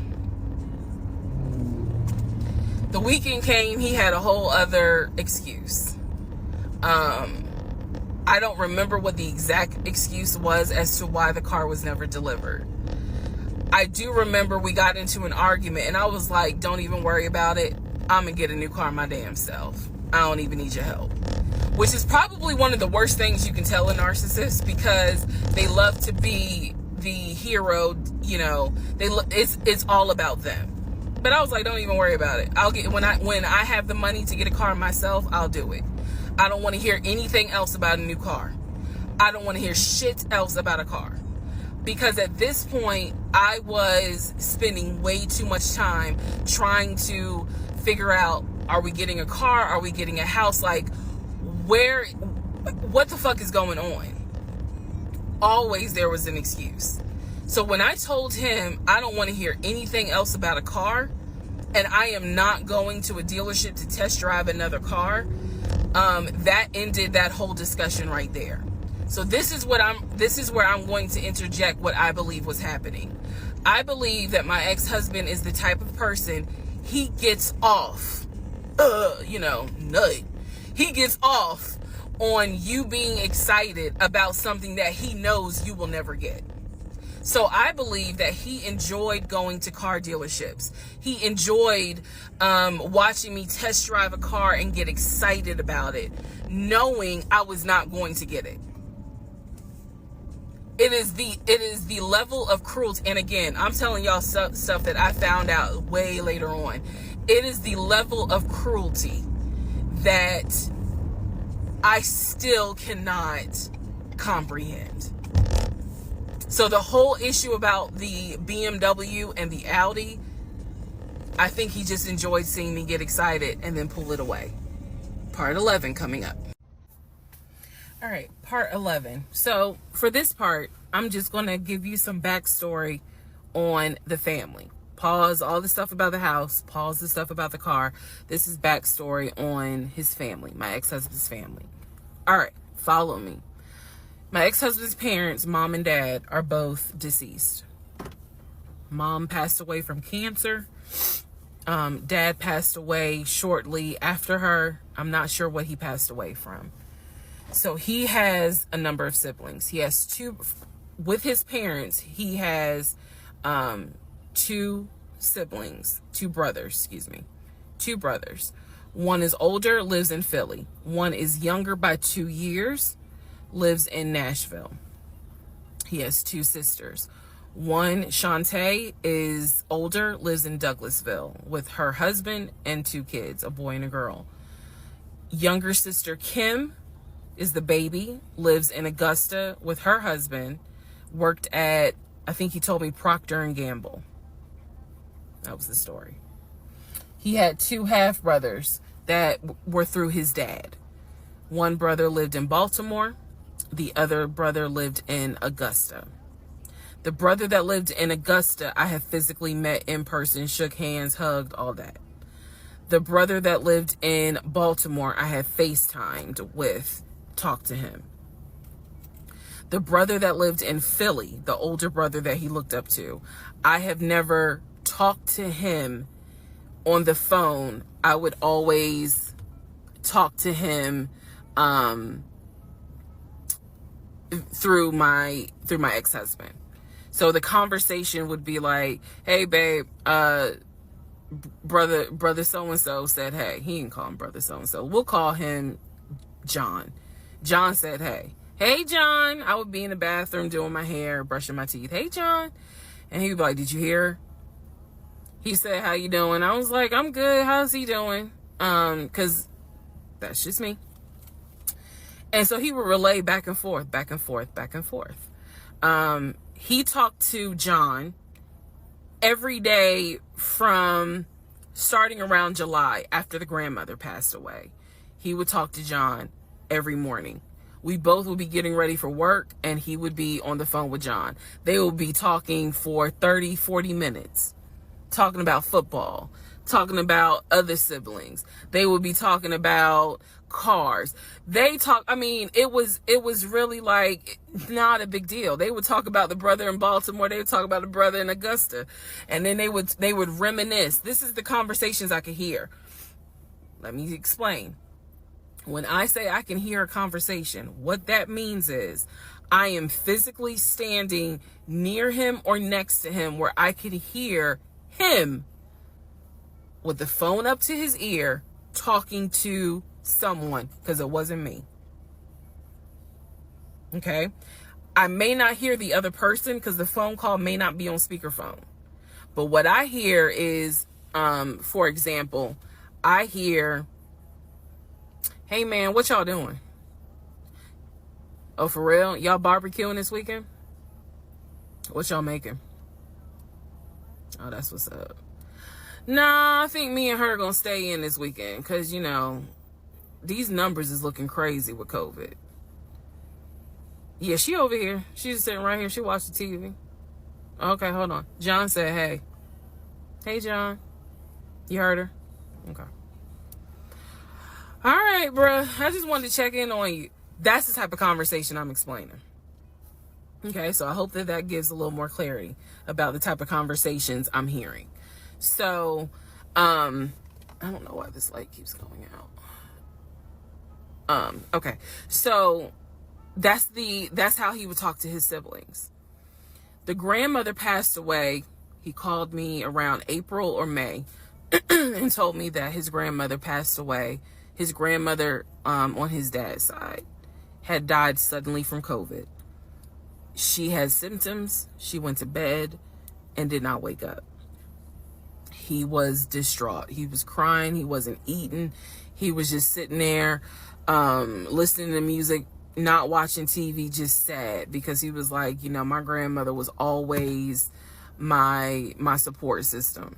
So from what I saw, it really bothered him. I did not think anything of it. I'm one of those people, if you tell me somebody in your family passed away, I'm gonna believe you, because I don't play about death. And I guess I expect other people don't either. However, that is not the same for everyone else, but we'll get there. So, family, he had his sister, Shantae, who lived in Douglasville. Like I said, she was married with 2 kids. Apparently she was a nurse. So when I had my miscarriage, that was a sister that he was like, my sister will take you to the hospital. Like, that's what family does. Okay. I had never met Shantae. I've been on the phone, or excuse me, I've been around him when he was on the phone with Shantae. Never heard her part of the conversation. But he would be talking to his sister. That's what he said. That's what it sounded like too. Now what is interesting is that we lived maybe 35, 40 minutes away from Douglasville. So there were plenty of times that he had invited me to go with him to his sister's house. Okay, let me tell you how this would always work out. Total times he invited me was probably 3 times for different barbecues or whatnot. The first time he invited me, I was like, nah, I ain't going because, again, COVID. And she's a nurse. Hell no. The second time he was like, yeah, she invited us, but I don't think we should go because COVID. No. The third time I agreed to go. I was like, absolutely, I'll go meet your sister. Like, that'd be great.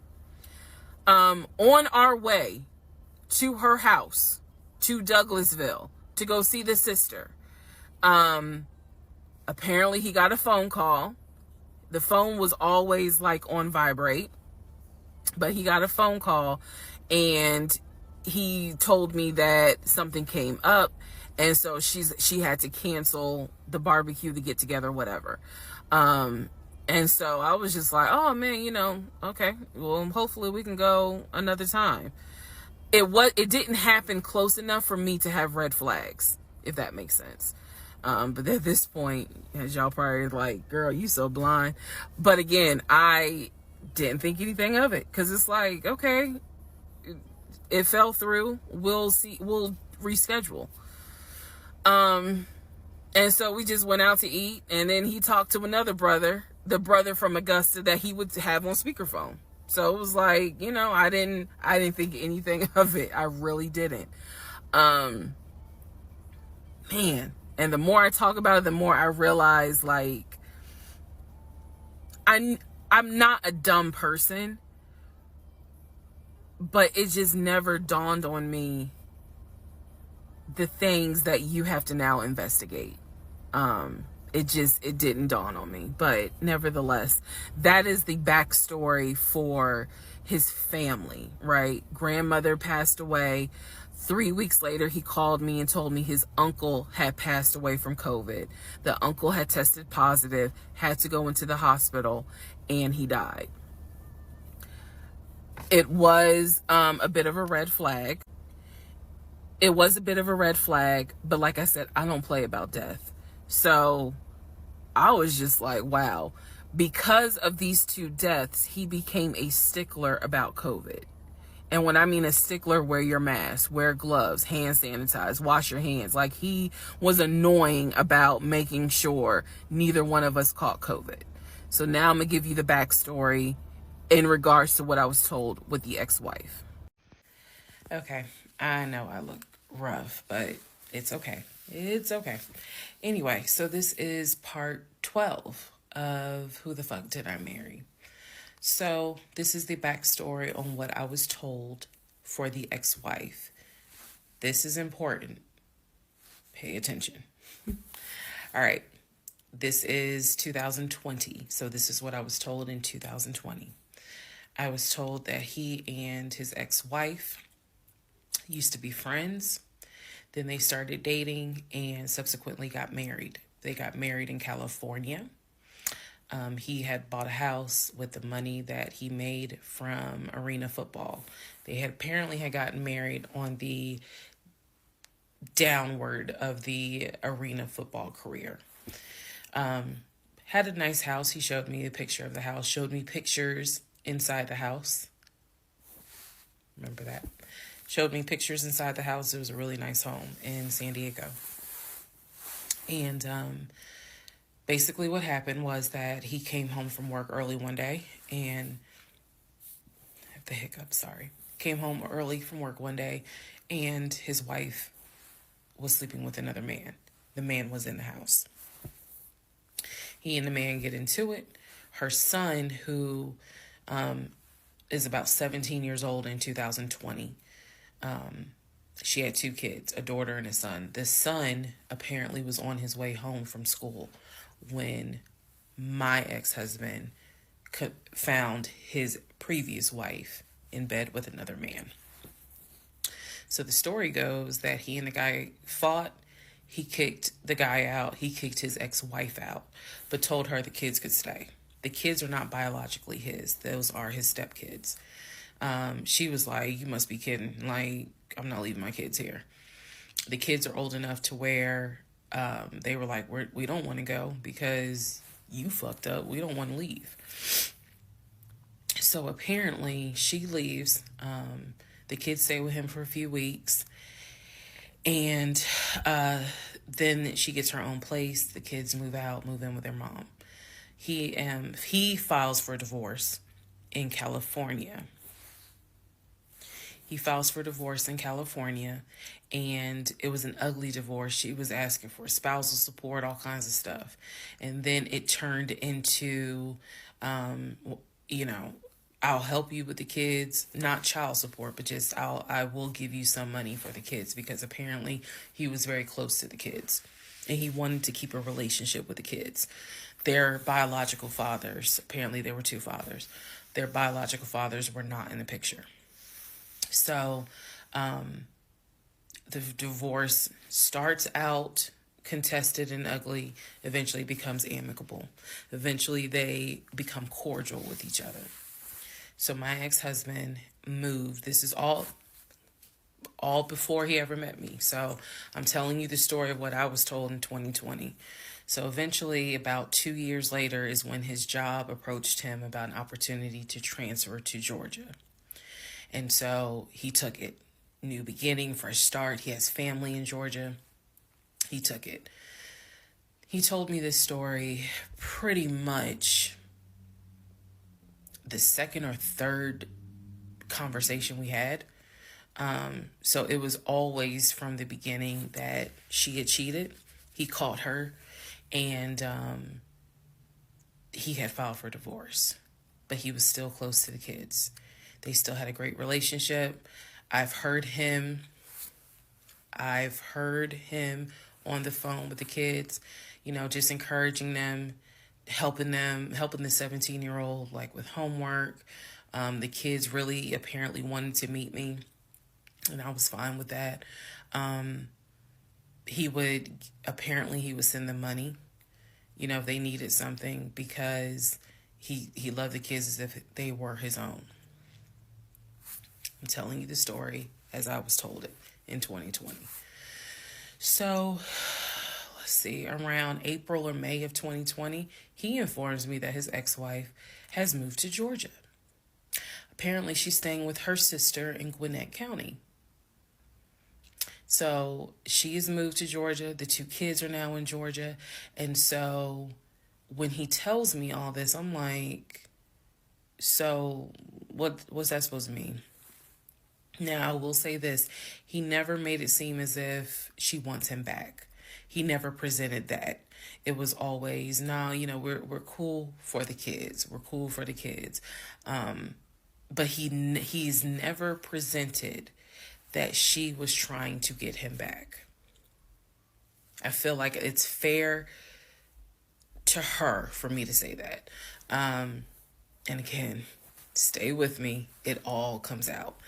But that was the backstory in regards to the ex-wife, that they got married in California, they divorced in California, and then she eventually moved to Georgia, to Gwinnett County, after he had transferred to Georgia for his job. He did tell me that, every now and then he'll get a text message from her. He told me that he, told her when I was pregnant. He felt like she needed to hear that from him instead of hearing it from the kids. And we got into a bit of an argument about that. But, honey, in the big scheme of things, anyway. So we got into an argument about that. I felt like that's none of her business. But that's the overall backstory of her.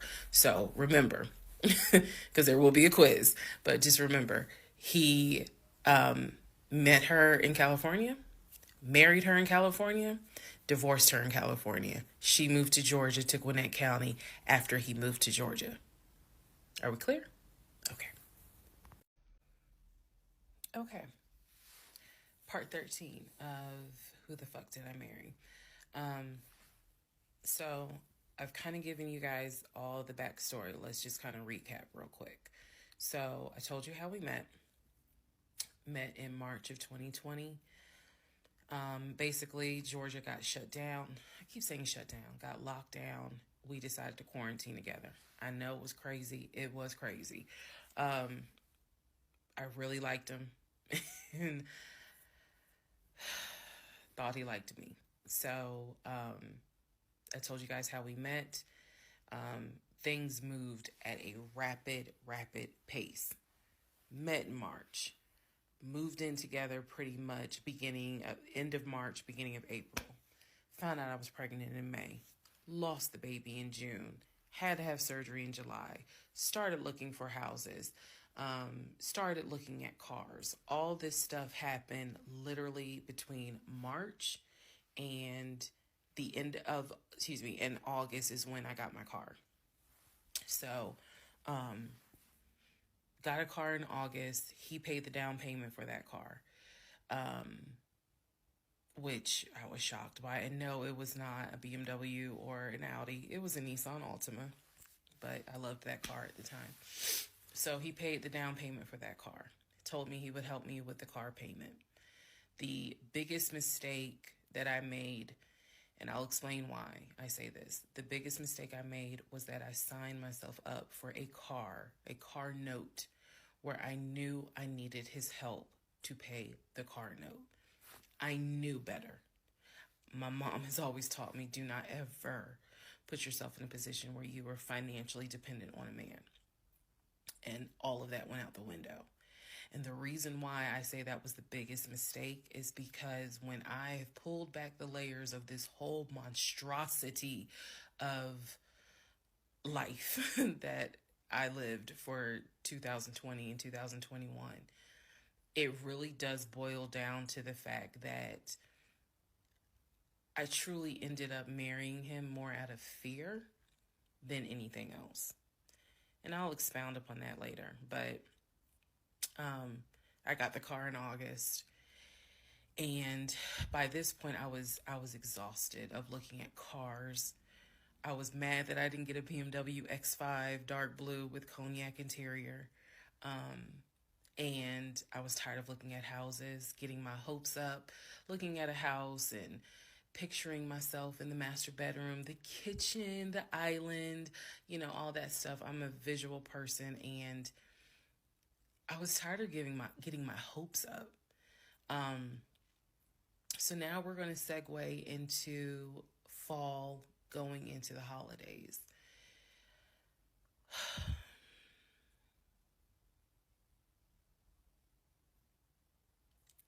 Here's what happened.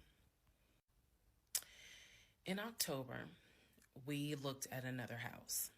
This house was in Marietta. Absolutely gorgeous. It was gorgeous. I want to say that the house was about $700,000. I really liked the house. I could see myself living there, could see myself cooking there. And so subsequently, my ex-husband put in an all-cash offer on that house. I watched him put an all-cash offer in on the house. Our real estate agent, Scott, called us about 24 hours later, and he said, the sellers love your offer. The offer was an all-cash, full asking price offer. $700,000. Let that sink in for a moment. He said the sellers love the offer. They are asking that you show proof of funds so that they can accept the offer.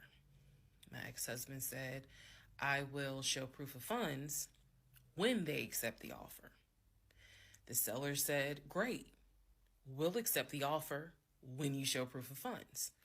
So basically we got into a standoff. And if you're a real estate agent or you work in real estate, I would love to know your thoughts on this. I had asked people in my personal life, like, have you ever heard of this before? And I've had plenty of people who said, I side with the ex-husband. I would not show my bank statements until they accepted the offer.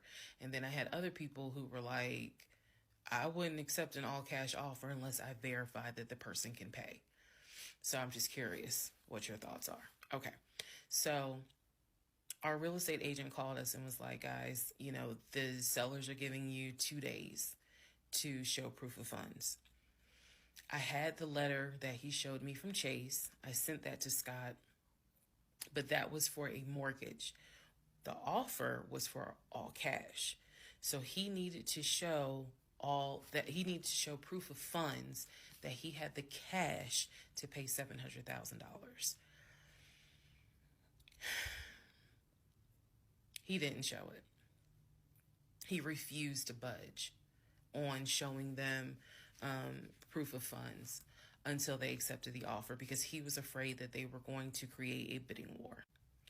So what ended up happening was Scott called us and said, I apologize because I didn't do my due diligence as a realtor.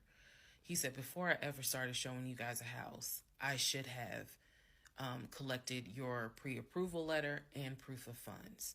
He said, so at this point, my broker has informed me that I cannot show you guys another house until you show at least us, meaning the real estate firm, until you show us proof of funds. And so I'm just like, well, I'm telling my ex-husband, just show them the fucking proof of funds. Like, what's the problem? And so it was a lot of, I find that this is really unprofessional because it's not our fault that you didn't do your job correctly.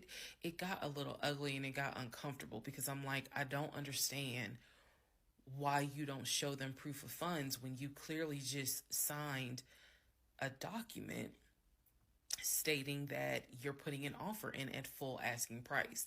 This was the same thing that the realtor was saying. He was like, but you just signed an offer. So what's the problem? Like, you want them to accept the offer and then you'll show everyone the proof of funds? And my ex-husband, without missing a beat, said yes. So Scott did his best to work with the seller and say, look, accept the offer. He'll open the books. He'll show you the proof of funds. These sellers were like, no, that's not. And it wasn't so much the sellers. It was the seller's agent. Big respect to the seller's agent. But the seller's agent was like, no, that's not how we're doing business. He needs to show those proof of funds before I advise my clients to accept his offer. Period.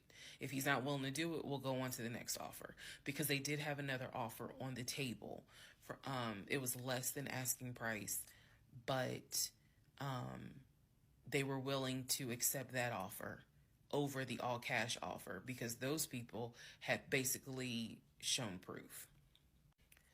So subsequently, the house fell through. We passed the 2-day deadline. They went with the other offer. Also, at this point, our real estate agent, Scott, and I do not blame him for this, pretty much cut all ties.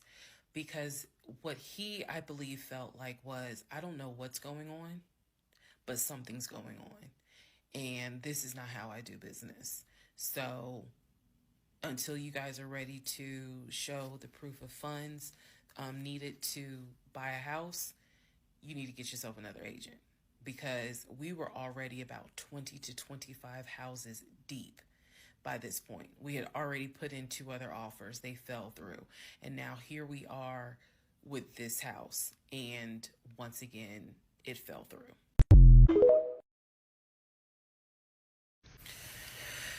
Okay, so good news and bad news. Number one, this is part 14 of Who the Fuck Did I Marry? Bad news, this is going to be the last post for the night. And the reason why, good news, tomorrow's my birthday. So I'm just going to make this video, post it, and then I will pick back up probably Friday, because honestly, I truly want to enjoy my birthday tomorrow. I just want to enjoy my birthday. All right, so y'all don't be upset. Just, if anything, watch parts 1 through 14, and then we'll be ready for part 15. So the house fell through in October 2020. And what I told him was, I said, I don't want to look at another house. I don't want to talk about cars. I want to get through the holidays, because it was going to be a holiday season where I could not celebrate my family because of COVID. So I said, I just want to get through the holidays. I want to get through the end of the year. And we'll revisit stuff in January. I was very calm when I said it. No argument, nothing like that. And he said he understood. A lot of what fueled me staying in this situation really was the fact that, number one, I didn't want to be alone. Number two, I didn't want to look stupid by having the relationship end so quickly for everyone to be like, we told you something was up. And number three, I was ready to get married. And that, ready to get married, fueled a lot of stuff. And again, I was still making my audio diaries. So listening back to it, I knew something was wrong. I admit that. I knew something was wrong. But what I thought it was, truthfully, was like, why does it seem like there's always something? Like, why can't we just go ahead and get the house? Why is it always something? Why can't I just get the BMW? It still didn't dawn on me how deep this something went. And for the people who keep asking, I'm going in order of events. So yes, there will be a video where I explain how everything came out and what came out, what was true, what was not true. It's coming. I'm just getting all of this out in order.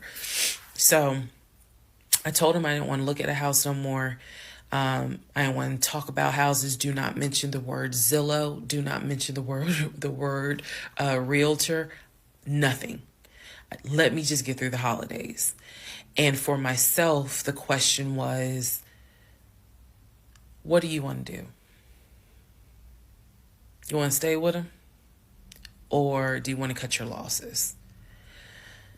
And the part that kept me constantly second guessing myself was, what if he's not lying?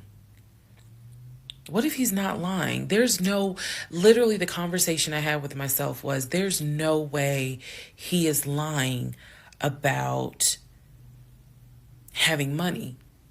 You saw the paper from Chase.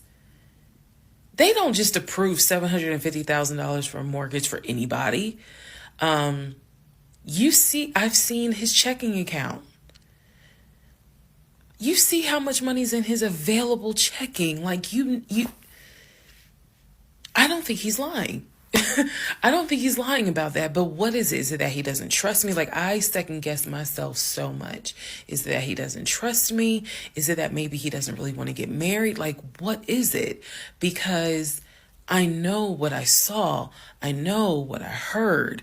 I know that he's having conversations about move the money from this account to that account. I know he's paying my car note and all these bills. Like, clearly this man is making money. I know that I saw the letter from HR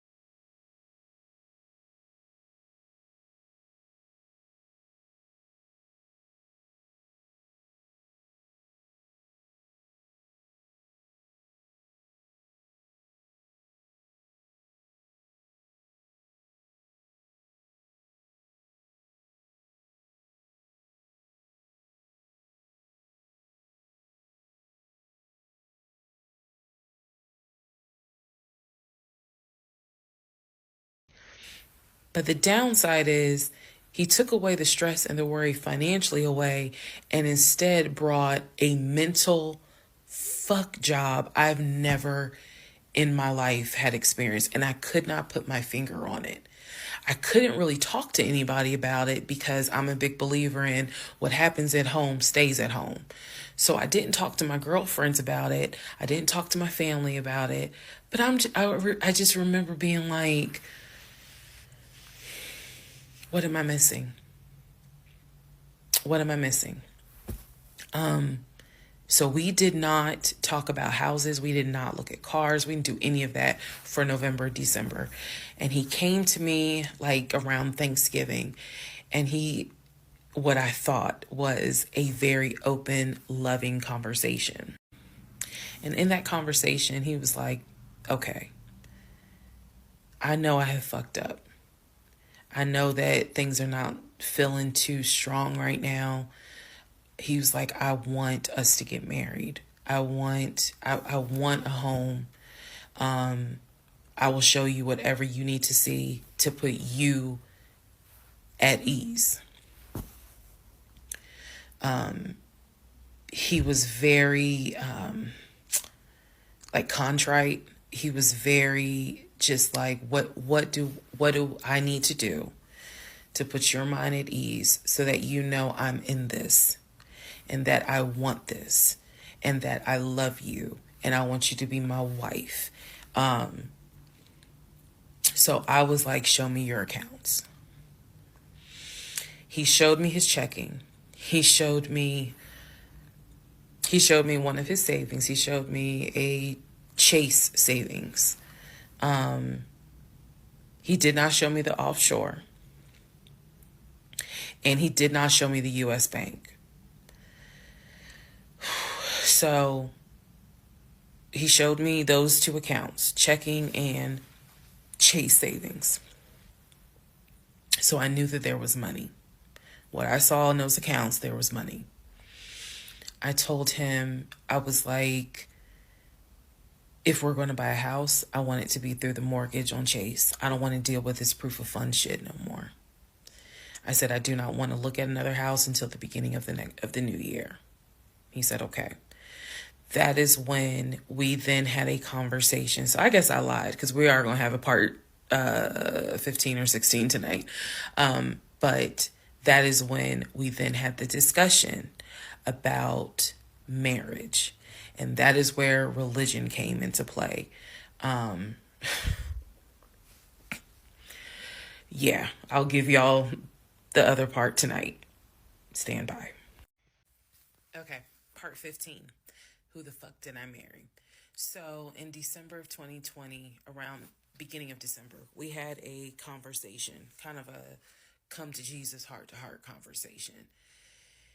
And both of us had grown up in the church, and the fact that we were not married but living together, the fact that almost had a baby together, bothered both of us.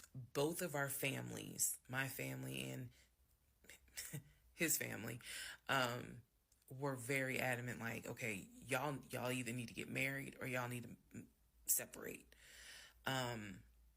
And so I'm walking around with a ring on, which I'll post a picture of the ring because, God, there's so much to unpack. But anyway, walking around with the ring. And so he said to me, whatever I need to do my part to make this work, I'm willing to do. At the same time, it wasn't that I did not trust him as much as it was I felt like I wasn't trusting myself. Because, again, like I said in the previous video, I know what I saw. I know what I read. I know what I've heard. But fuck, something was not sitting right with me. And every time I would question it in my head, the other side of me was like, okay, you know he ain't lying about the money because you saw it. So you know he ain't lying. Girl, are you that... Like, I remember saying to myself, are you that jaded that you don't even know what it's like to have a decent man? Yes, I really had the audacity to have that thought. So we agreed at the beginning of December, like, we wanted to be together. I believe I loved him. I believed he loved me. So the decision was made that we were going to get married. It's still COVID, so we had to follow certain protocol. So we filed our marriage license in Fayette County, Georgia, because you could not get an appointment in Clayton County to save your life. So we filed the marriage license in Fayette County. On our marriage license, it asked the number of previous marriages. He said 1, I had 0. It asked for our social security numbers. He put his social security number down. I put my social security number down. I mentally wrote down his social security number, and I did a background check. I did a background check after I had filed a marriage license. Yes, I know, but I did. The background check, nothing came back. It was like no results found. I did a criminal background check, nothing came back. So I thought one of two things. Either I had the wrong social, meaning I wrote down the wrong social, or my paranoia was unfounded. There's nothing wrong with him, because he has been always throughout the relationship a big stickler about law enforcement, following the law, because his dad was a retired police officer. So this is someone who has been, this is a guy who would check to make sure my tail lights were working, make sure my signals were working, make sure my oil was good, make sure I had enough gas in the car. So when the criminal history came back with no results, I was like, well, of course there isn't, because the man probably hasn't had so much as a speeding ticket. So we filed the marriage license, and then we made an appointment to get married, and waiting for the judge to come out of chambers so that she could marry us. And the reason why I'm pausing is because, my God, if I could go back and see that young woman sitting in that lobby.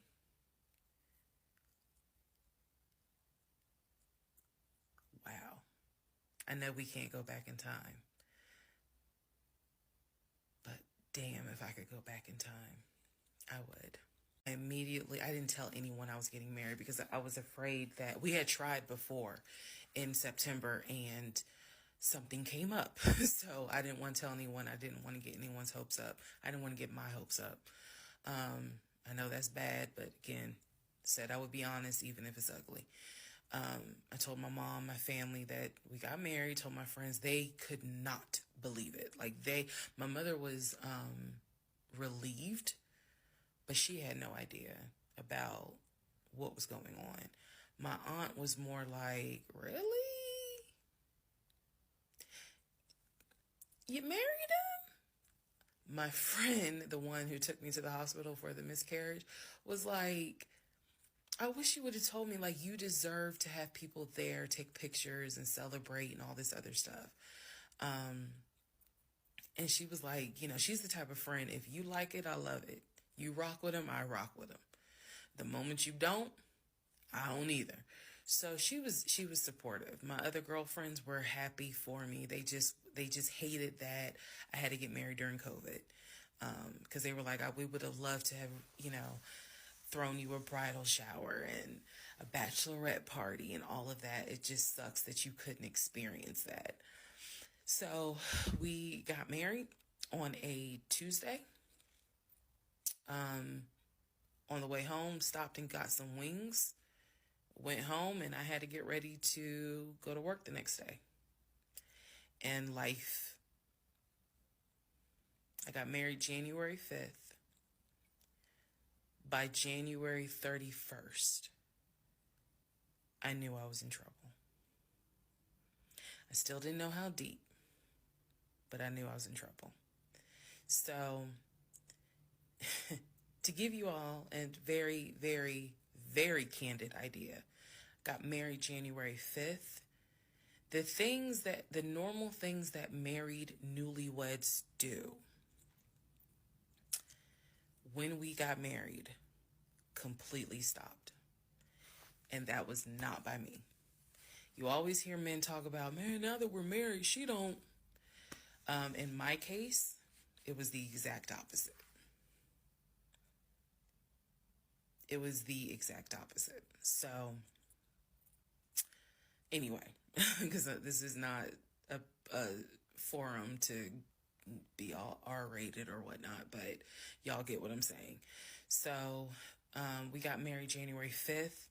January 6th, I went to work. It was, a lot of people congratulated me because it kind of word got out that I had gotten married. January 7th, I filed the paperwork to change my last name. And if you were following me, you can go back like 15, 16 videos, and I talk about how I had to change my name back to my maiden name. But I changed my name within about 3 days of getting married. My attitude was, this is the bed that I made. I'm going to do right by him. I'm going to do right by my marriage.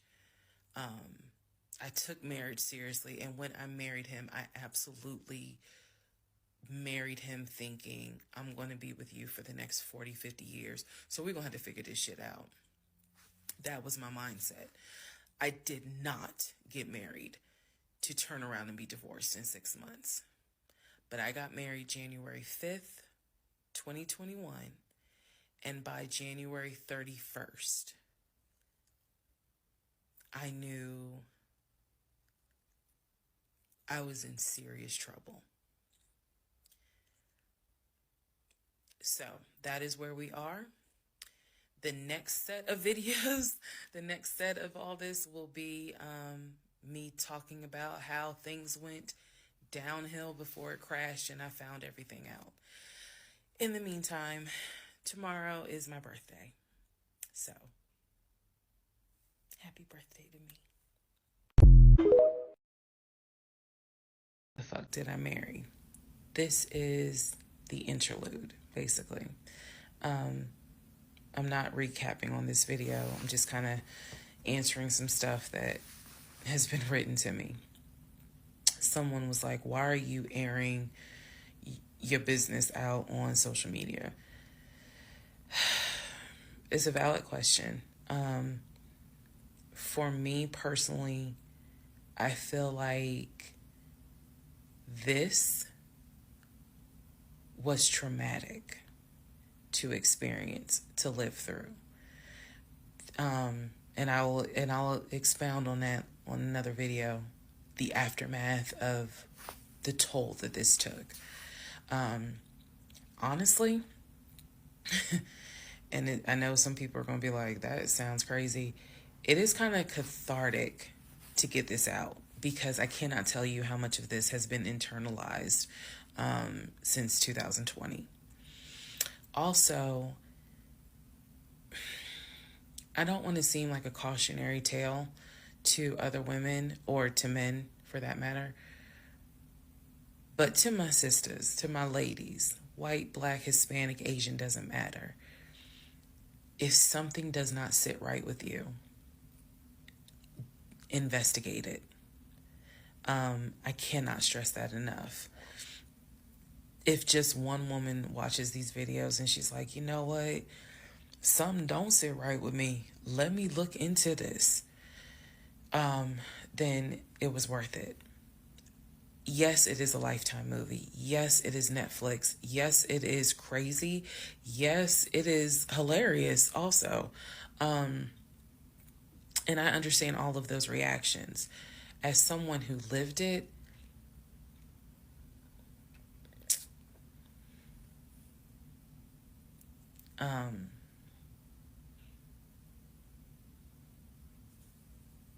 it was traumatic. But I feel like, God, it feels good to finally admit what the fuck I went through. And again, by the time this is uploaded, I'm only to January of 2021, right after getting married. So when I think back on it, there's things that I'm very, very grateful for. There are things that I'm just like, why did you not pay attention? Why did you not question? And the sad part is, I can't even begin to tell you. I don't remember the woman I was before I met that man. I don't remember. Because going through something like that, it changes you. And I've seen some women in the comments who were like, I was married to a habitual liar. I was married to a pathological liar. My baby daddy's a pathological liar. And my heart goes out to them, because until you have dealt with someone so depraved, you really don't quite know how bad it can get. So I'm fully aware that this was a risk, putting this out on social media, telling my story, my truth, and really kind of being like, look, this is what I went through. I made dumb decisions. I overlooked things I should not have overlooked. I argued away things I should not have argued away. I can pinpoint exactly the moment I should have left. I still feel like God is sitting on the throne and he's like,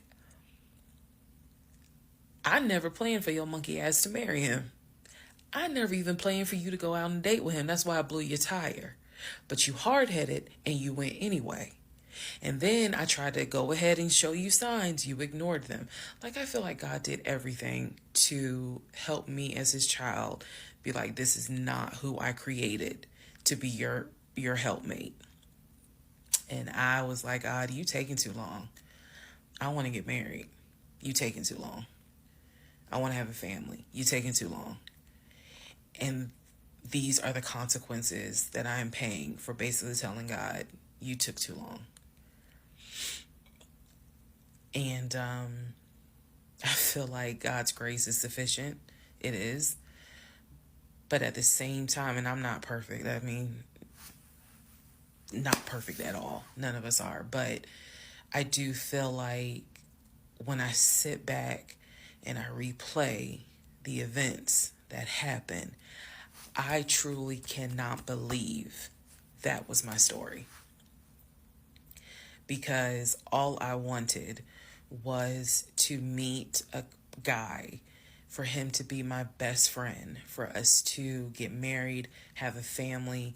I wanted someone I could make fun of his big old forehead, and he make fun of my nappy head and all my wigs, and yet he was my ride or die.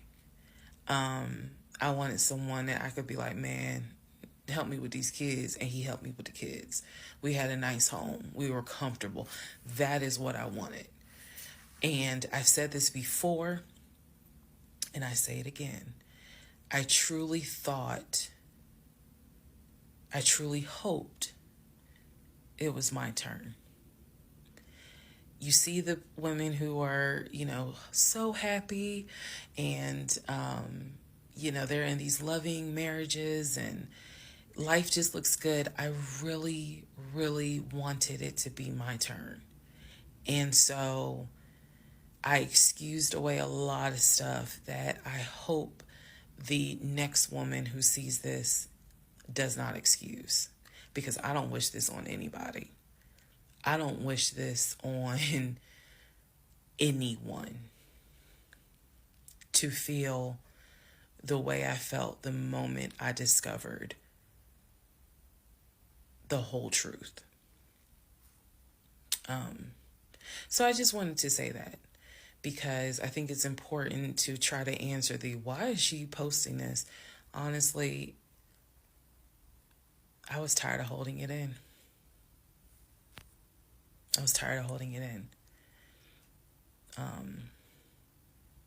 And I hope it helps somebody.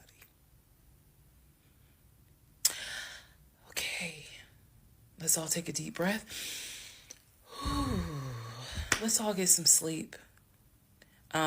If you don't have anything to do and you just want to wish me a happy birthday, wish me a happy birthday tomorrow, February 15th. Shout out to Team Aquarius. Good night, y'all. Part 17. Who the fuck did I marry? So, for context and just to clarify some stuff, going forward, I'm going to now call my ex-husband, I'm going to use the name that I call him in real life. So that way it clears up the whole fiance, boyfriend, husband, ex-husband thing. So, his name is Legion. Anyone that knows me will tell you that is what I call him. So, Legion and I, when I left off at part 16, part 15, Legion and I got married January 5th of 2021. For the first 2 weeks, things were fine. We got into like a routine, basically. I would go to work, he would go to work. He was still leaving the house at around 6:15 every morning. He was still on the phone with his brother, the one that lived in Philly, every morning. That was their time to talk. From what I was told, the brother got off work. I guess he must have worked the third shift. And so he was getting off work as Legion was getting ready to go to work. So that was the perfect time for them to talk. He would talk to his brother in Baltimore and the brother in Augusta. Pretty much, just a quick phone call here and there, if not every day, every other day. So everything was pretty much the same. I would talk to my mom almost every day. I would talk to my aunt almost every day. So it was nothing to kind of, that's weird. That's what the morning routine was. He would talk. So I worked at Georgia State Patrol. And I said this in a previous video, but again, there were things I said in previous videos that I remember saying, hey, remember that because it's going to come back later. So I worked at Georgia State Patrol. I had been working there for almost 8 years, 7 or 8 years by the time Legion got into the picture. He was fine with the fact that I worked within law enforcement. I'm not a trooper. I'm not a sworn officer. I'm a civilian.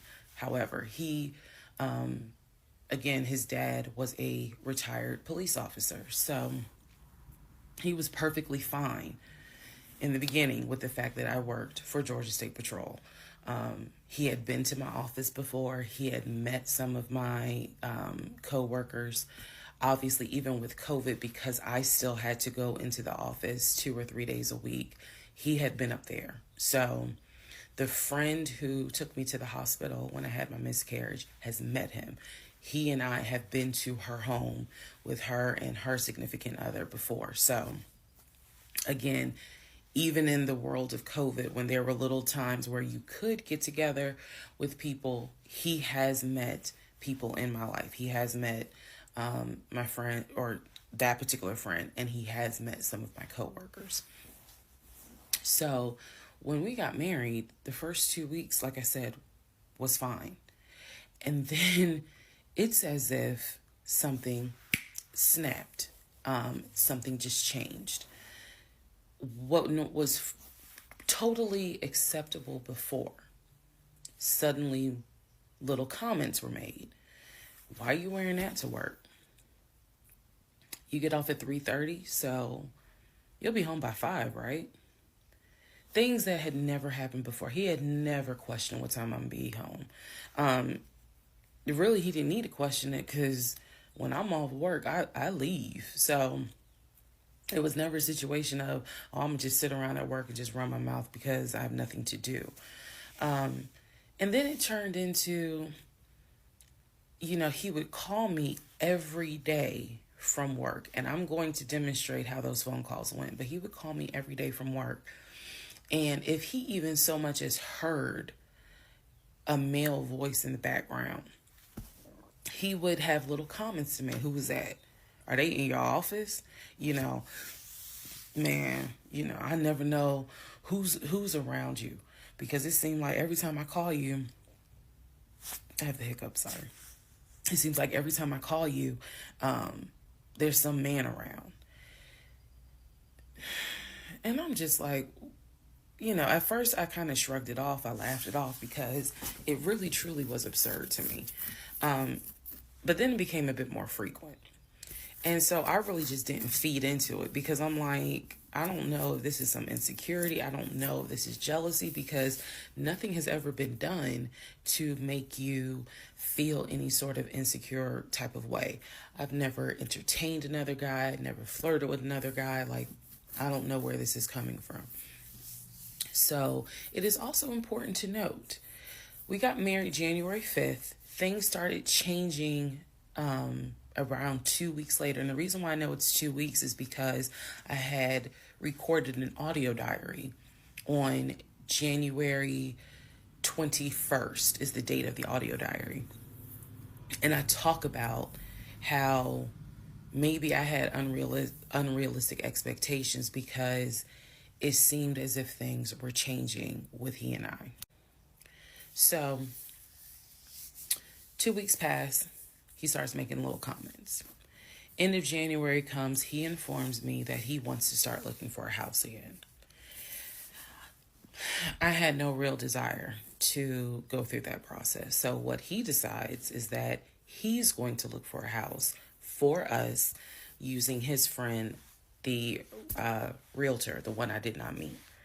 So he tells me that he and his friend have been talking and he's going to start looking at houses. And what he's going to do is basically, if he feels like it's a house I would like, then he wants to show it to me because he feels like, I know that your attitude really isn't, you're in the mood to look for a house. So I'm going to start looking.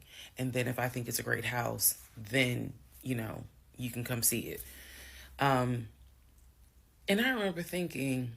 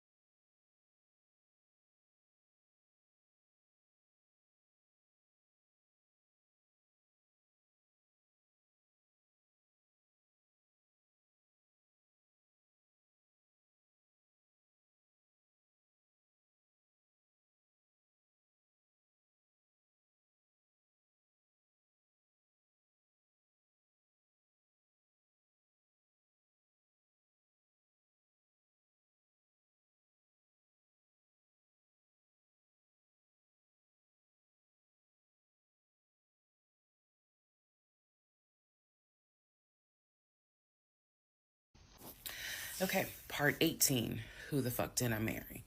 So he starts looking at houses in Sandy Springs, Alpharetta area with his friend Scott. I did not see any of these houses. I did not go. I didn't want to go. So what was starting to change is, remember I said before, he would leave the house every day at around 6:15. He would be home every day between 3:30 and 4 o'clock without fail. It was so, I shouldn't say it was annoying, but I could set my clock by the fact that I would hear that garage door open between 3:30 and 4 o'clock every day that he went to work. Even during lockdown, he still had to go to work. His job was only locked down for maybe a week. For me, I was allowed to work from home, but unfortunately, I did not handle it well. And so I would fall asleep and not check email. So my boss was like, yeah, you're going to have to come back to the office because you're not trustworthy. And I wasn't. I mean, I would watch Netflix and not even be on my computer. So I had to start going back to work every day, 5 days a week. And I was, me and another lady were the only two in there because we were the only two who did not handle work from home properly. Anyway, that's another story. So Legion he started to not come home by 4 o'clock. He started to come home 5, 5:30, 6, 6:30, sometimes 7 o'clock. Because he was saying that he was looking at houses after work with his friend Scott. So it definitely was noticed that things are changing. And at this point, kind of emotionally and mentally, I was just like, I don't know what to do. This is the end of January. Remember, I told you in part 15, I got married January 5th. By January 31st, I kind of knew I was in trouble. And by the end of January, sure enough, I knew things were changing in a way that I was like, I hate to sound redundant, but what the fuck is going on? So he's still maintaining the story of looking for a house, looking for a house. I had already let him know my lease is up in August. When my lease is up in August, I am moving to Cobb County. And then my attitude was kind of like, you can go with me or you can stay here. I don't care, but I'm moving. I'm leaving Clayton County. The reason why I was so adamant to move was not because of Clayton County. It was not because of the house that I was in. It was because Legion had started to create this narrative that he was beefing with my female neighbor. He was trying to get me to believe that my female neighbor to the left of me somehow was interested in him. And so she would make these little comments, and he would come in the house complaining about her and her music and the fact that she had, different men over to the house. It was driving me crazy. And all of this was kind of starting in January. So when I say that, it really seems like we got married January 5th, and then we had 2 weeks of peace, and then something just snapped. I literally mean something just snapped. So he's looking at houses. Now we're moving into February. February obviously is my birthday month. He did good. He did good to make He went all out for Valentine's Day. He went all out for my birthday. My birthday and Valentine's Day are February 14th and February 15th. So he went all out on both days. Y'all ain't even gonna believe this story. But I said I would share even when it makes me look bad. So, the weekend after my birthday, and what I mean by that is if my birthday was on a Tuesday, we're talking about Saturday. The weekend after my birthday, he gave me money to go to the nail salon, go get a manicure and pedicure. So I leave the house. I take his car. His car was in the driveway. We had a key to each other's car because, again, we're married at this point. We're talking February 2021. So I take his car and I drive to the nail salon over in Morrow. I'm in the chair getting a pedicure, and I get a text message from my husband saying, someone was just at the house looking for you. And I'm like, who was looking for me? Who was it? And he said, I don't know. I think it was this is through text. I don't know. I think it was some dude you used to mess with. Okay. I was like, what are you talking about? He was like, I'm telling you, some guy just came to the house looking for you. I told him you were not here. So at this point, y'all, I'm in the chair at the salon. I'm freaking out because I'm like, who the fuck has the audacity to come to my home unannounced, uninvited, talking about they're looking for me? Especially because before I met my husband, I was working the last shift at Amazon as a part-time job. So I had not dealt with, dated anything with anyone for about a year before I met him in March of 2020. So I really was like, who the hell is this coming to my house? So I finished the pedicure. I head home. Once I get home, I'm like, what are you talking about? What happened? And so I'm frazzled in a way. And he's calm. He was like, yeah, it was a black Dodge Charger.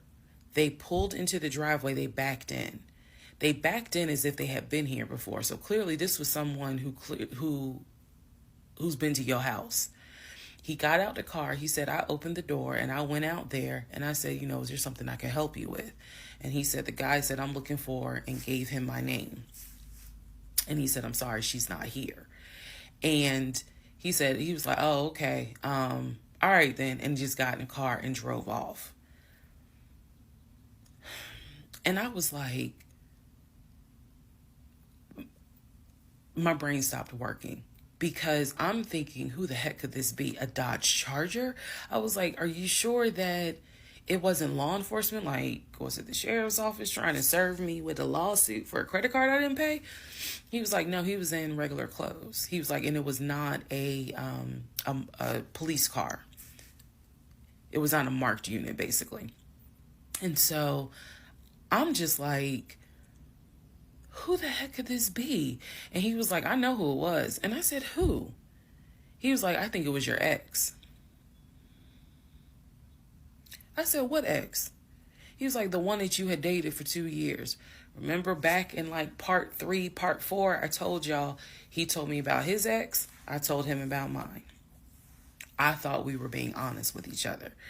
So now, fast forward to February.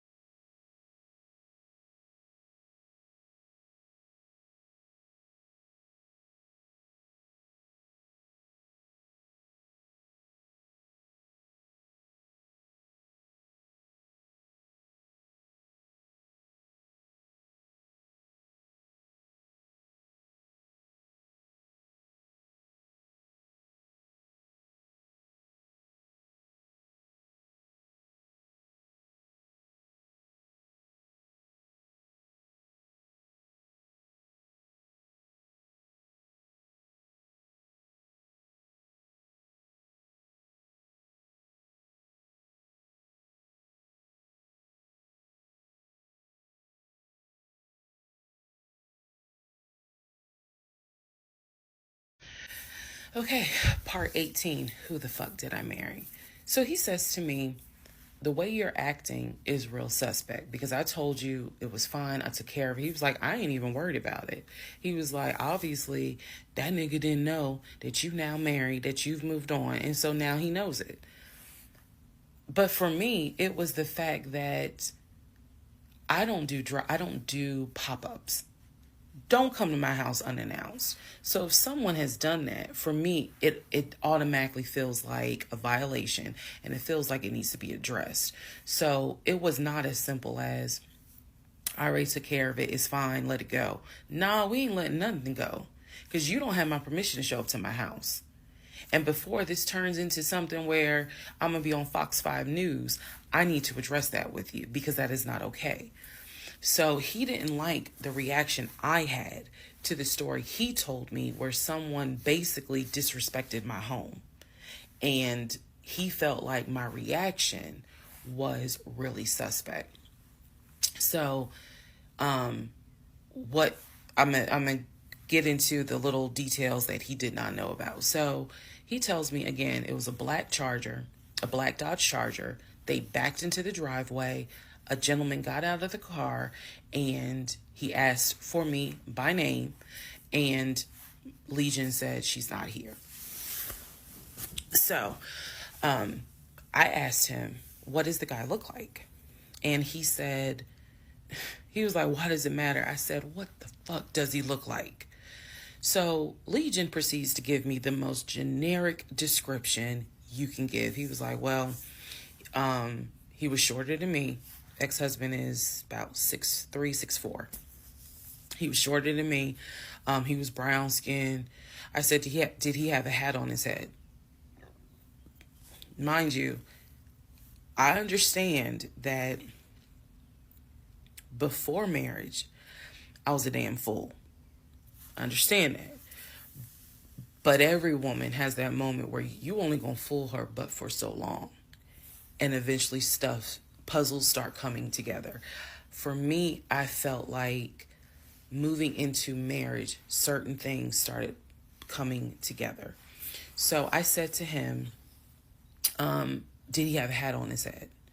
He was like, nah, he ain't wear a hat. So in my mind, I am mentally going down a list of every possible man it could be. And it was only like 4 men. I had been in that house about 3 or 4 years at this point. So I knew all of the people, and I'm talking about from maintenance down to ex-boyfriends. It was a total of like 4 men. So when he said that it was a black Charger, I immediately was like, okay, I know that crosses out one. He said he was shorter than him. All of them were shorter than him. I said, did he have a hat on his head? He said, no, that crossed out one, because one in particular was a maintenance guy who always wore a hat on his head because he had like a bruise or something, and he was just self-conscious about it. So he always wore a hat. That leaves 2. So I said, was he muscular or was he skinny? So Legion's getting all frustrated. I said, just answer the question. He was like, well, he was kind of in between. And I said, okay.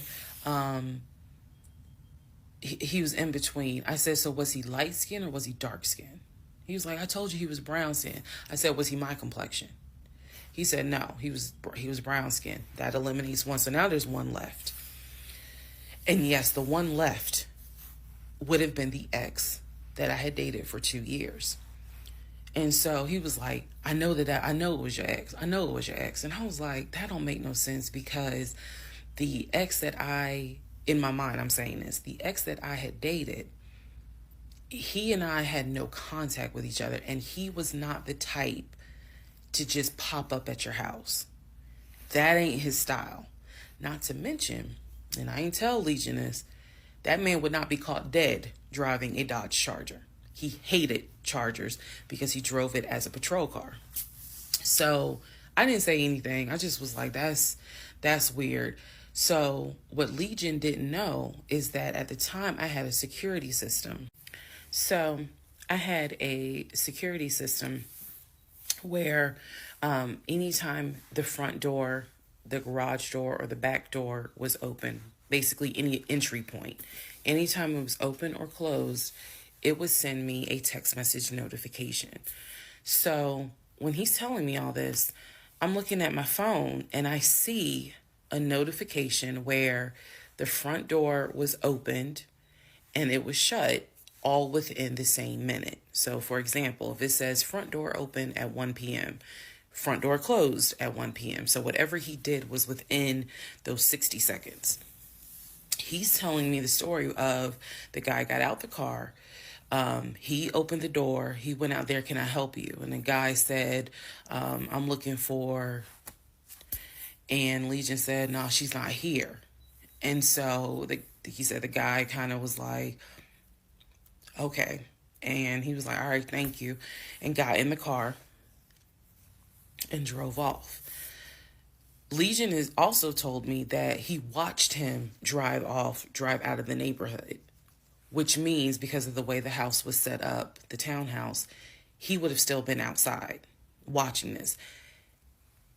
I could be wrong, but something in me was like, that would take more than 60 seconds.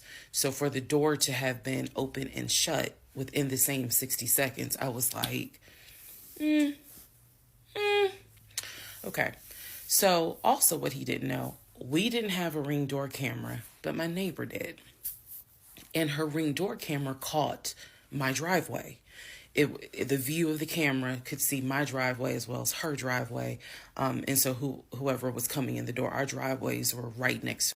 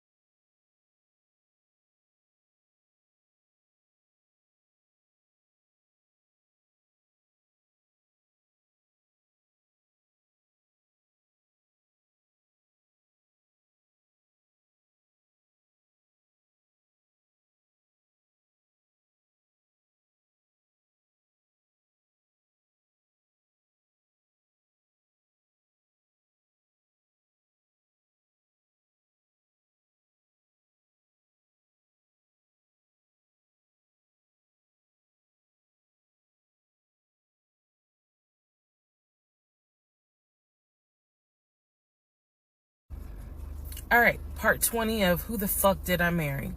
So after the black Dodge Charger incident, things were quiet. Legion was fine. Legion slept just fine. Me, that shit played over in my head for days and days and days. On one hand, I was like, I know nobody came. My head knew nobody came to the house. My heart was like, but maybe he didn't make it up. So the head and the heart were absolutely playing a tug of war because, again, I really couldn't fathom that he was making it up. But nevertheless, I filed it in the back of my mind in my little filing cabinet, my mental filing cabinet. So a few weeks later, we go out to eat at this restaurant in Atlanta. It's a burger place, and I'm going to do my best by the time I post this to put the name of the burger place on the screen. So we go to the burger place, eat dinner. Everything was fine. As we are leaving, he says to me, did I ever show you where my grandmother's buried? This is the grandmother that passed away from COVID in 2020. And I said, no. I was like, we haven't been over here. And so he was like, let me show you. So He drives us to the cemetery, which is not far from the restaurant. He drives us to the cemetery, goes around and around, and then it comes to like a little hill in the cemetery. And he was like, you see the headstone. The headstone had like the family name on it. And it did not have, for example, John David Doe. It just had Doe. Okay, so there were no dates on it. So it reminded me of just a headstone where it was probably multiple family members buried underneath it. That's what it reminded me of. And so he was like, my grandfather and my grandmother are buried there. I do recall him telling me when the grandmother died in 2020 that she wanted to be buried next to his grandfather. And so we're sitting in the car because we can see the headstone like on top of the hill from the car. And he tells me that that is where his grandmother and grandfather are buried. That the family was able to get her, her wishes were to be buried next to the grandfather. Okay. So as we are leaving, we take a different route home. So we get on the highway. If you're from Atlanta, you'll know what I'm talking about. We get on I-75 North. And we're kind of we're just driving around, to be honest with you. But we're taking the scenic route. We get on I-75 North because the reason why I remember is because when you're on I-75 North going towards Atlantic Station, on the right-hand side, you will see the Varsity. You'll see all these tall skyscraper buildings. One of the buildings has the letters NCR on the building. As we're coming up towards the building, he says to me, do you see the NCR building? I said, yeah. He said, the building behind it, my job bought that building. That's where we're going to have, we're setting up operations. And I was like, why the hell would y'all buy a condiment company in downtown Atlanta? He was like, no, we're not doing production there. It's just going to be offices. And that's where we're going to handle like the business portion. The production is still being done in Gwinnett County out in Duluth. And so I was like, oh, okay. He was like, that's where I keep the company car. So I was like, the company car?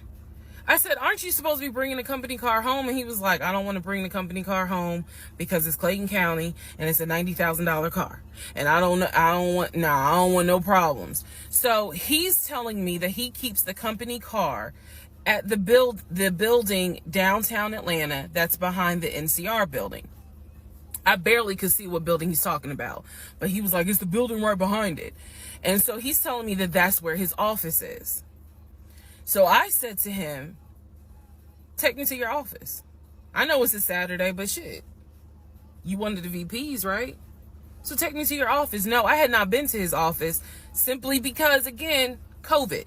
So I was like, take me to your office. And he was like, I can. He was like, that's no problem. So do I have the other phone? I do. So y'all are in luck. So I can maybe reenact how this goes. So he gets off the exit and starts driving towards the NCR building. While he's driving towards the NCR building, he always has kept his phone in his left pocket. This is my left hand. So he pulls his phone out and he starts calling. He tells me he's calling Willie. Willie is supposed to be the head of security. So he's saying, let me call Willie real quick to make sure that the building's open.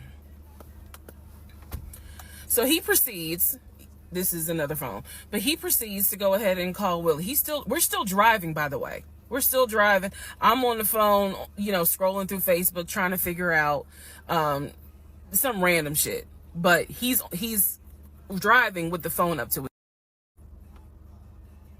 So driving with the phone. Next thing I hear, hey Willie, it's Legion. Hey, how's it going? I'm good. Hey, is the building open? No, I just want to take my wife up there so she can see it and see my office. Are you up there right now? You're not? Okay, is Mr. Justin working? Okay. So is there anybody up there that can physically open the building? Because I don't think my badge is going to get me at least in the front door because of it's on the weekend lock. Okay. Okay. All right. Let me know. All right. Thank you, Willie. Bye. Y'all see how I did that? He's having this whole conversation while I'm sitting in the passenger seat. So then he gets off the phone and he says to me, Willie is not working and Justin apparently called out sick.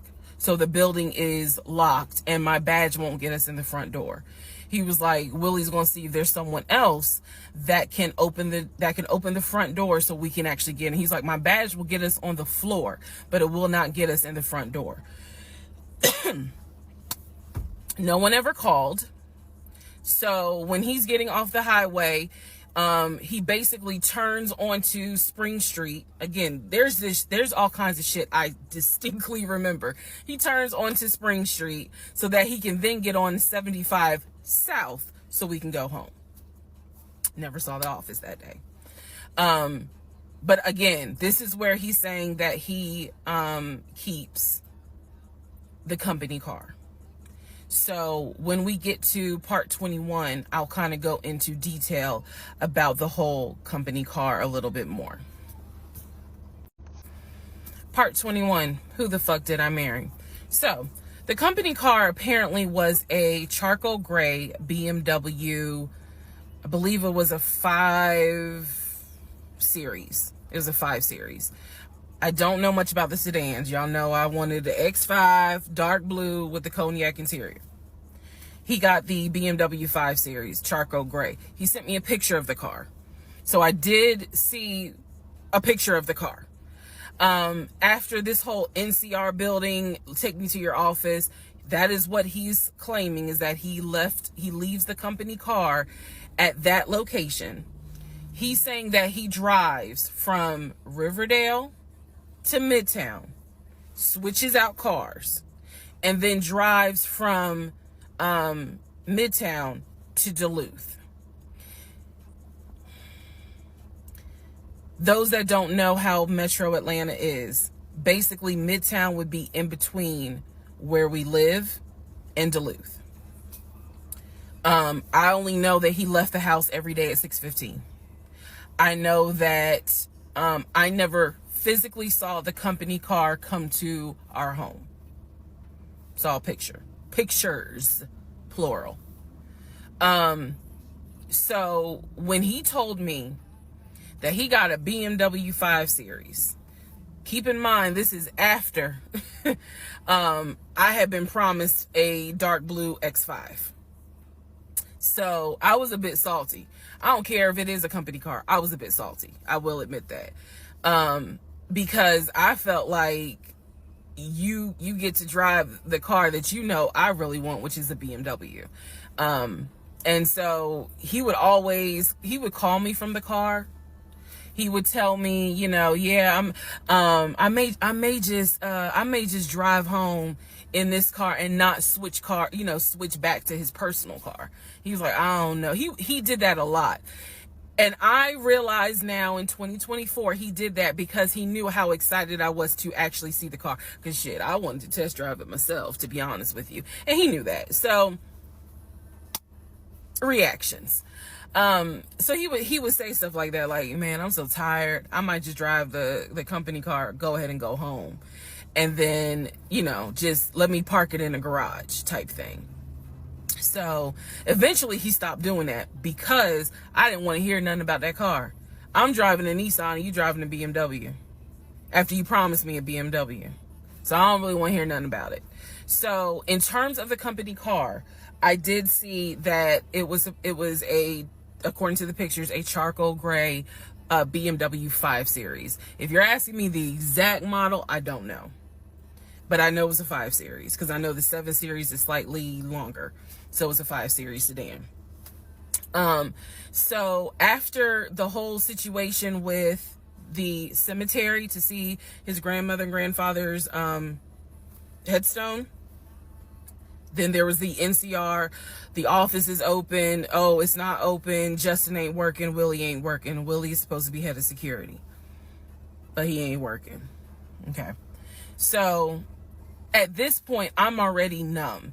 It is important for me to point out how numb I became dealing with him. Mind numbing. because I just got to a point where it was like, there's always something. There's always something. So, of course, we're not going to go to the office because there's going to be something. So this is the end of February. My birthday had already passed. There clearly was tension on my end, not so much tension on his end. So I get home a couple of weeks later. We are now in the beginning of March. This is something personal about me. The only way you would know this is if you know me. I have been dying to go to London and Paris. I had a layover in London when I did a study abroad, but it's not the same. I want to go to London and be a whole tourist. I don't care. I want to see Buckingham Palace. I want to see the Tower of London. I want to see Paris. I want to see the Palace of Versailles.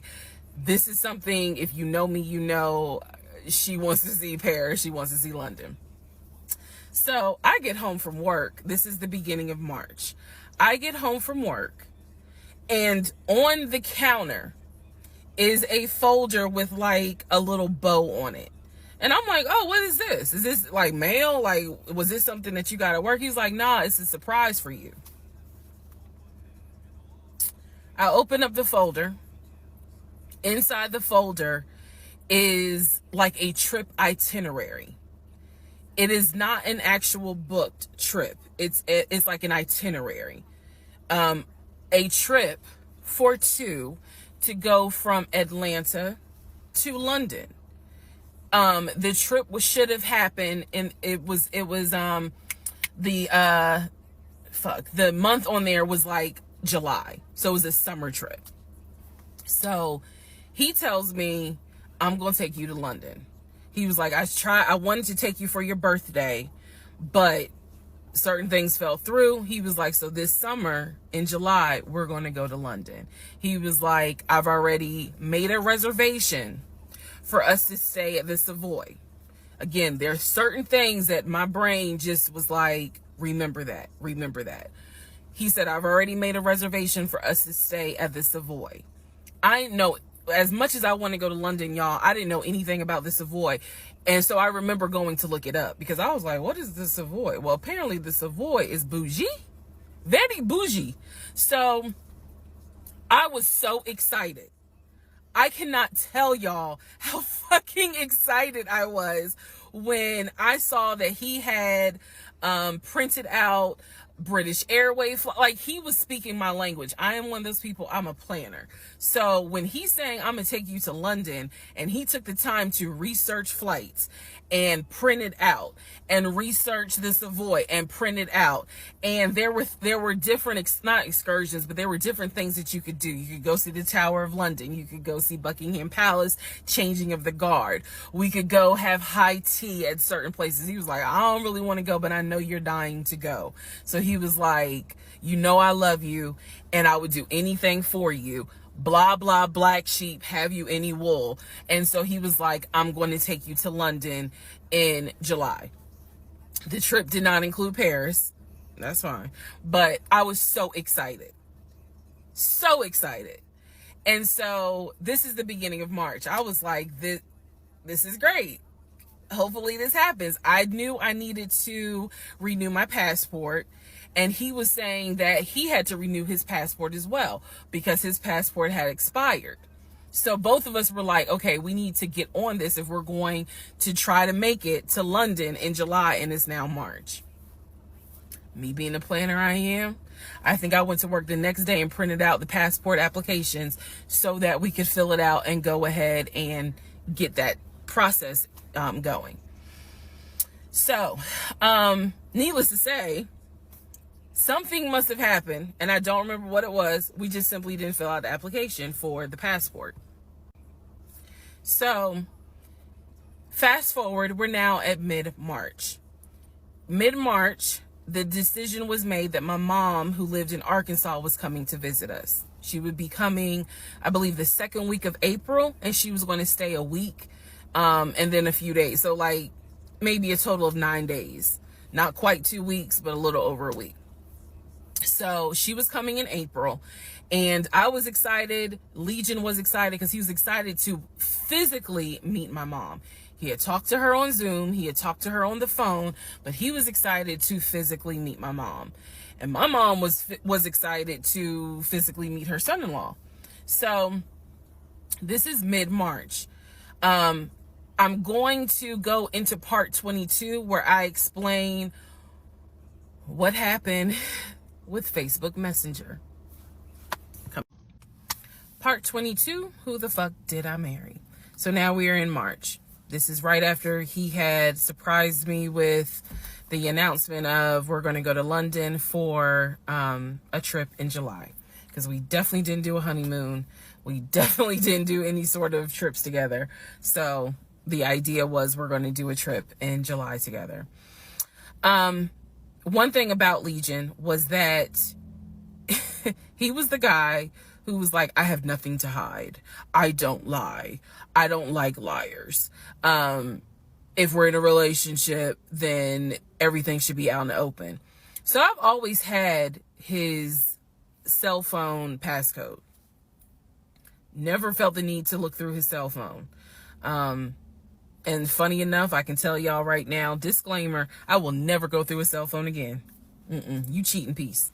So anyway, so one day, this is mid-March, going like around March 20th.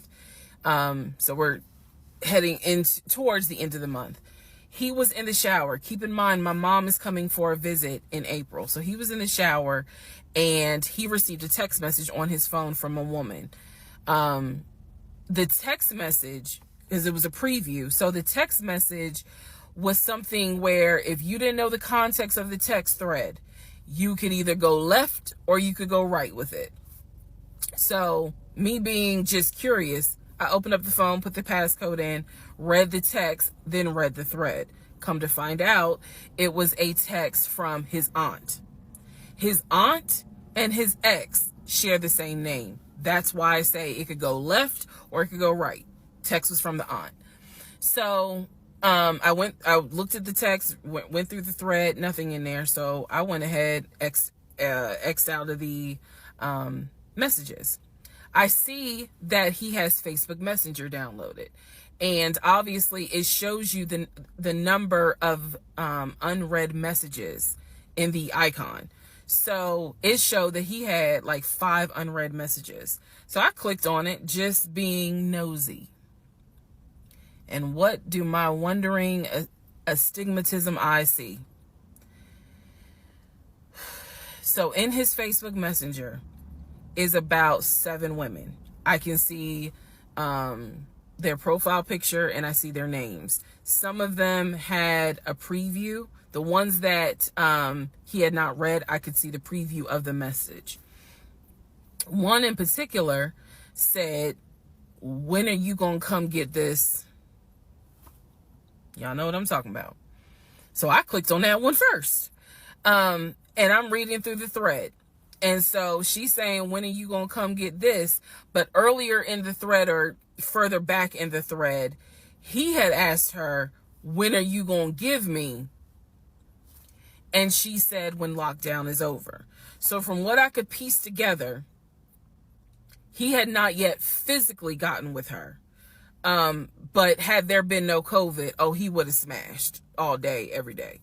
The other messages were innuendos, meaning the other messages from the other women were innuendos. They were not as graphic as the one between him and her. So I'm reading these messages, and what is interesting is that the person I am married to is not the person in these messages. Like, this man was on some nasty shit. And I say nasty not in a judgmental way, but in a, with me, he seemed to act as if I was damn near virginal white. And I clearly see evidence that you into some shit that with me, you acting like, nah, I ain't really into that. So I confronted him. I absolutely confronted him and was like, what the fuck is this? If 2 + 2 is 4 and 5 + 5 is 10, what the fuck is this? And so he did not, oh, that ain't what happened, blah, blah, blah. Instead, what he hit me with is, man, I was just playing around. Like, ain't nothing happened. You know, I shouldn't have said all that, but I was just flirting. It ain't mean nothing. I don't even know that girl. I was just flirting. And so I'm like, is this what you into? And so he was like, no, it's not what I'm into. It was just stupid. It was stupid because I shouldn't have done it. So I'm going to be honest with y'all, because I've been honest all this time. What pissed me off the most was that here I am as a woman behaving, trying to do the right thing by him and this marriage. And you mean to tell me you out here offering your ding-a-ling to random chicks that you don't even know? I was more angry at the fact that I'm like, dude, do you know how much I have turned down in order to be faithful to your dumb ass? And I'm seeing that you basically are out here acting like you got Skittles taste the rainbow. I was hurt. I was angry. I thought about getting my lick back. I'm just being honest. I did. And he played it off like it ain't nothing serious. It ain't nothing serious. Don't overreact. Don't get emotional. It was just dumb. He was like, I will delete the messages. I'll even delete Messenger. And I told him, I was like, that's really not good enough, because that's not going to fix the root of the issue. So this is where I introduced that we need to do marriage counseling. He didn't have any issue doing marriage counseling. We did not do premarital counseling, but he was like, that's fine. He was like, I don't have no problem doing marriage counseling because if anything, it can help us. So I thought that, okay, he may not have physically cheated from what I could see on the messenger. He may not have physically cheated, but he damn sure got caught, you know, doing a little something, because they had exchanged pictures. So y'all know what pictures he sent. And I was disappointed, because I don't like men that send, I don't like men that send those type of pictures. But anyway, that's another issue. So we agreed that we would start marriage counseling. We also agreed that we would put on a united front when my mom got there. In other words, we were not going to argue.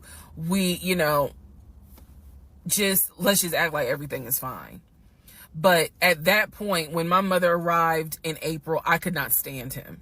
I did not want to be, but we couldn't, he moved back into our bedroom, because he had moved into the guest bedroom when I saw the messages. Like 3 days before she came, he moved back into the bedroom, because obviously she needed to sleep somewhere. So I really could not stand him. And it was because I was busy second guessing myself, like, damn, what's wrong with me? Like, if that's what you into and I'm supposed to be your wife, like, let's have conversations. Like, shit, I went to FAMU. I understand some stuff, buddy. So it just was one of those things where it made me second guess, like, what's wrong with me? What did I do wrong? What is it that she got that I don't? Because you all out here willy-nilly, you know, messaging her all hours of the night, because the thread went back quite a few weeks. I saw it in March. There were messages from December, November. So again, I'm just second guessing all kinds of stuff, self-esteem taking a hit. So no, I did not want to be around him. I did not want, I didn't like him, period. I did not like him. I left and I would just go for a drive, because driving clears my mind. I called my aunt, told her what happened. I don't recommend that. I don't recommend calling family to tell them what's going on in your marriage. But I called my aunt, and my aunt lovingly was like, what do you want me to say? You married him. You know, he ain't your boyfriend. Y'all can't just break up. That's the hard part about marriage, is like, I mean, yeah, I guess you could leave him, but at the same time, you married him. So, honey, you're going to have to go back home. And y'all are going to have to figure this out. She was like, I can't give you advice on what you should do. I'm sorry that this happened, but you married him. So even though it was just one drive, I went back home, and that's when the discussion was, we need to do marriage counseling. Part 23, who the fuck did I marry? So we agreed to do marriage counseling. I had found a pastor and his wife who agreed to do our counseling, basically.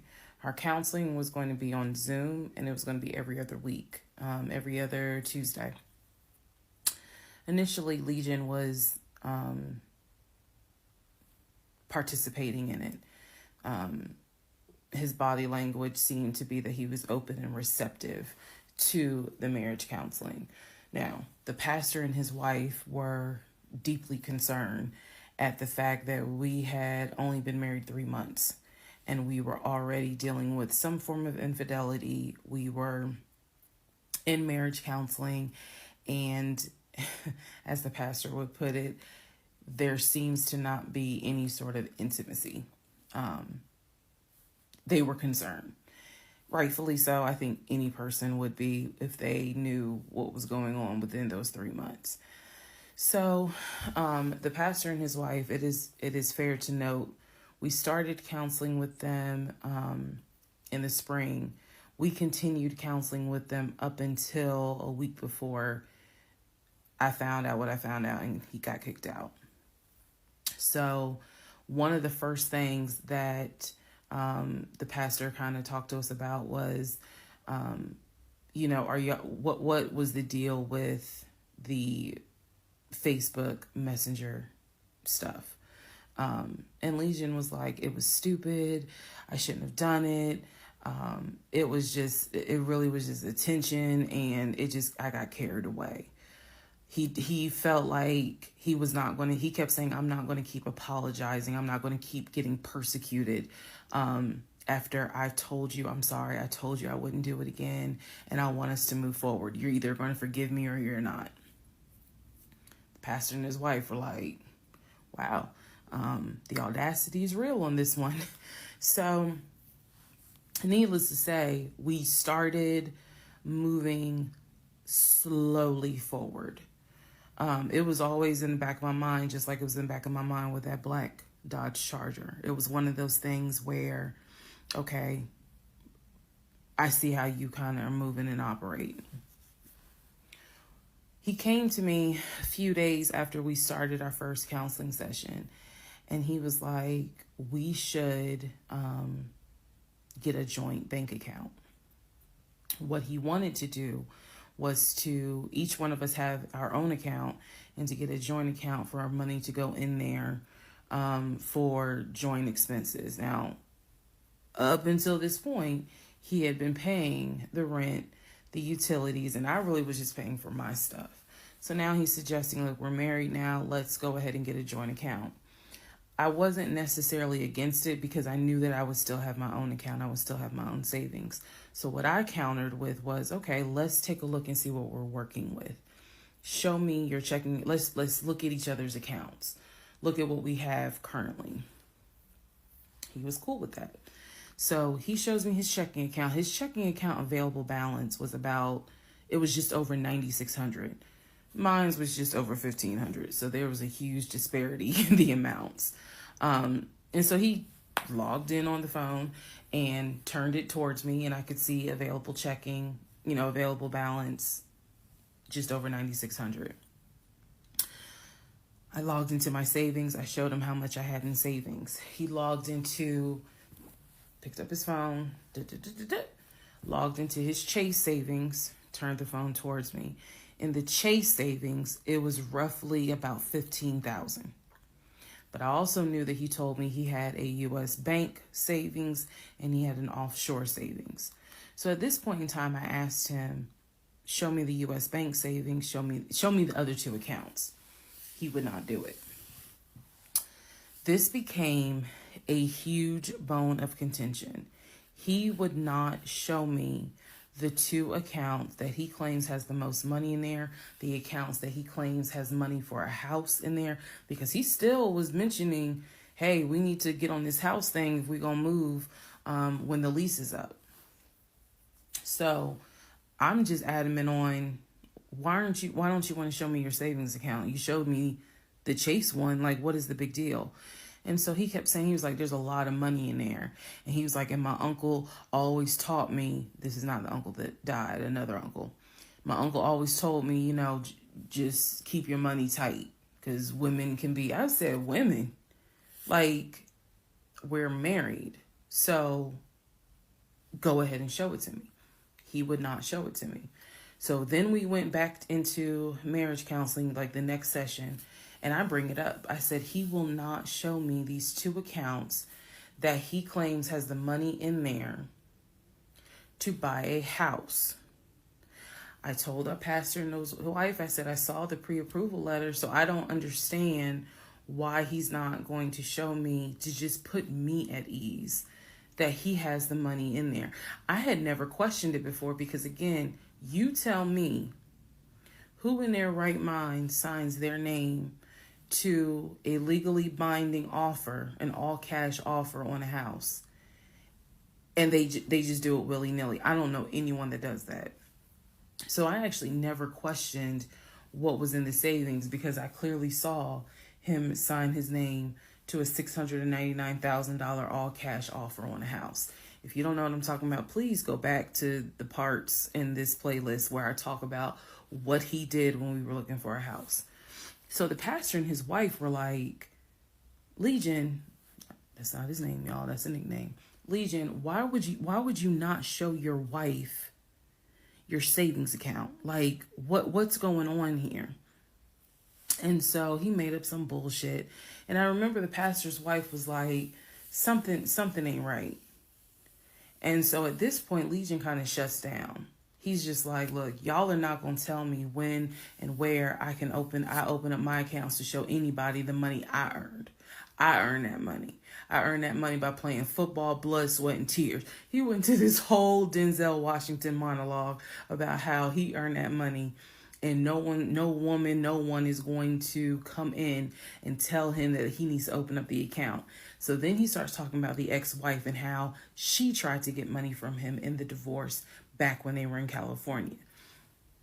So now the pastor and his wife, their red flags are just like, whoa. So much so that the pastor's wife said, and I will never forget this, she said, I don't think you all are going to make it to January. What she was talking about is, I don't think y'all are going to make it a year. And I really, truly was like, we're going to make it. Like, of course we're going to make it. And she was just like, I don't have a good feeling about it. And so Legion's all defensive. He at this point, he's folding his arms and because remember, we're on Zoom. He's folding his arms and he's just like, I'm done with this. Like, I'm not going to get attacked because I'm not comfortable showing you the amount of money that I have. Money changes people. And I'm not comfortable. So he's playing that victim card. And so the pastor and his wife were like, we're still going to help y'all as much as we can. But so he was like, I'm not comfortable. And basically the pastor and his wife were like, look, we'll help y'all as much as we can. But there's some deep issues here. And, this is what they advised us. Had the two of you came to us for premarital counseling, we would have told you, do not get married. Y'all should not even be together. That is what the pastor and his wife told us in marriage counseling. If you two had come to us for premarital counseling, we would have told you, y'all should not even be together, let alone get married. But here we are. So we will help you guys as much as we can. But the pastor's wife was like, I don't have a good feeling that y'all are going to make it a year. Part 24, who the fuck did I marry? So, remember, we're in April. We're now moving towards the end of April. And he still did not show me his savings account. Saw the checking. Saw the Chase savings. So he decides that we should start looking for a house again. Because my lease was up in August. And I made it very clear that when the lease is up, I am moving. I wanted to move to Cobb County. So he was like, we need to get the ball rolling. I didn't want any parts of it. Didn't want any parts of it. He found a realtor. This time it was a woman. It was a woman. And I believe her name was Amber. I think her name was Amber. So he found a realtor and he told her what the budget was. Amber started finding houses. So please understand, or you don't really have to understand, but I believed he was a sane, rational human being. Sane enough that you would not sign an offer on a home if you didn't have the money. That's what I believed. So when we started working with Amber, I believe showed us 3 or 4 houses. It was not nearly as many as the other realtor, Scott. So one of the houses, absolutely loved. I love the house. I really wanted to put in an offer on that house, and I'm going to post it on the screen, the house. Love that house. It was just absolutely beautiful. And once again, he wanted to put in an all-cash offer on the house. But before he could put in he had told Amber, I want to put in an all-cash offer. And what Amber, the woman, was smart enough to say is, okay, let's just go ahead and take it one step at a time. Let's go ahead and get your pre-approval stuff together. She said, I work with a great lender who, if you're not already pre-approved, he can get you pre-approved, no issues. And then if you want to do an all-cash offer, then we'll go ahead and get the proof of funds together so that way we can submit it all with your offer. Jesus. Y'all already know what happened because you remember what happened on the last house with Scott. Basically, Legion was like, well, I can get you whatever you need. That's fine. But I really don't want to submit proof of funds unless they accept the offer. Amber, and I don't know where she is. I don't even know if she'll ever see this video.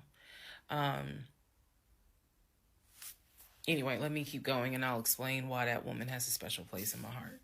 So Amber was like, I totally understand, but this is how we're going to do it.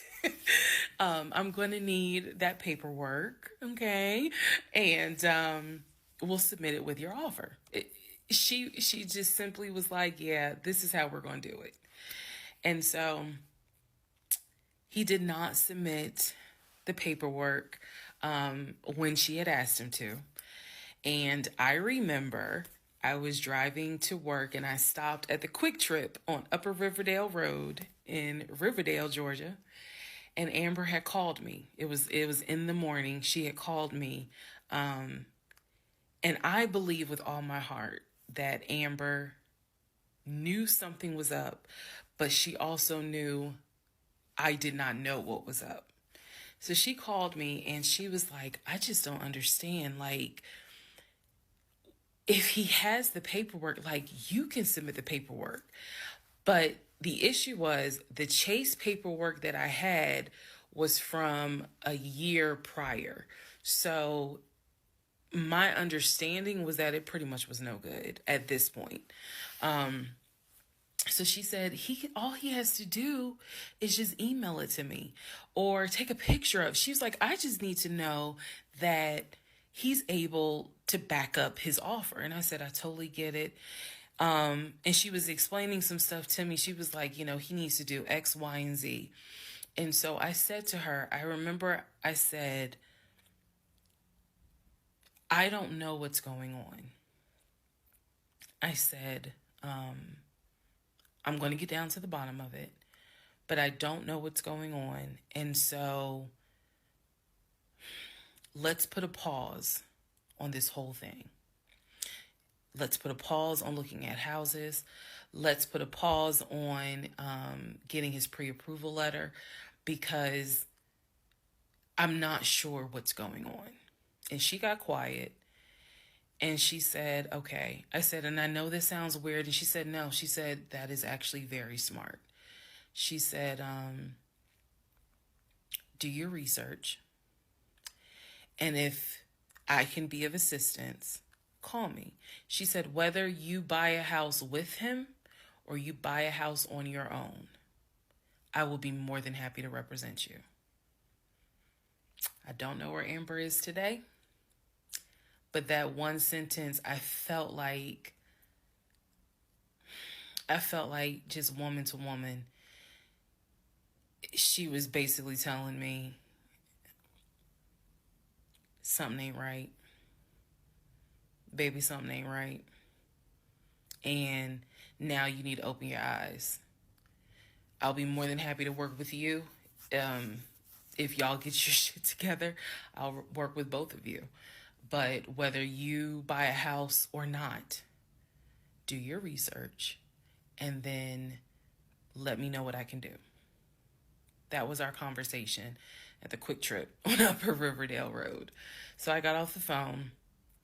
That was the last time that we worked with any sort of realtor. That was the last time that we looked at any sort of house. And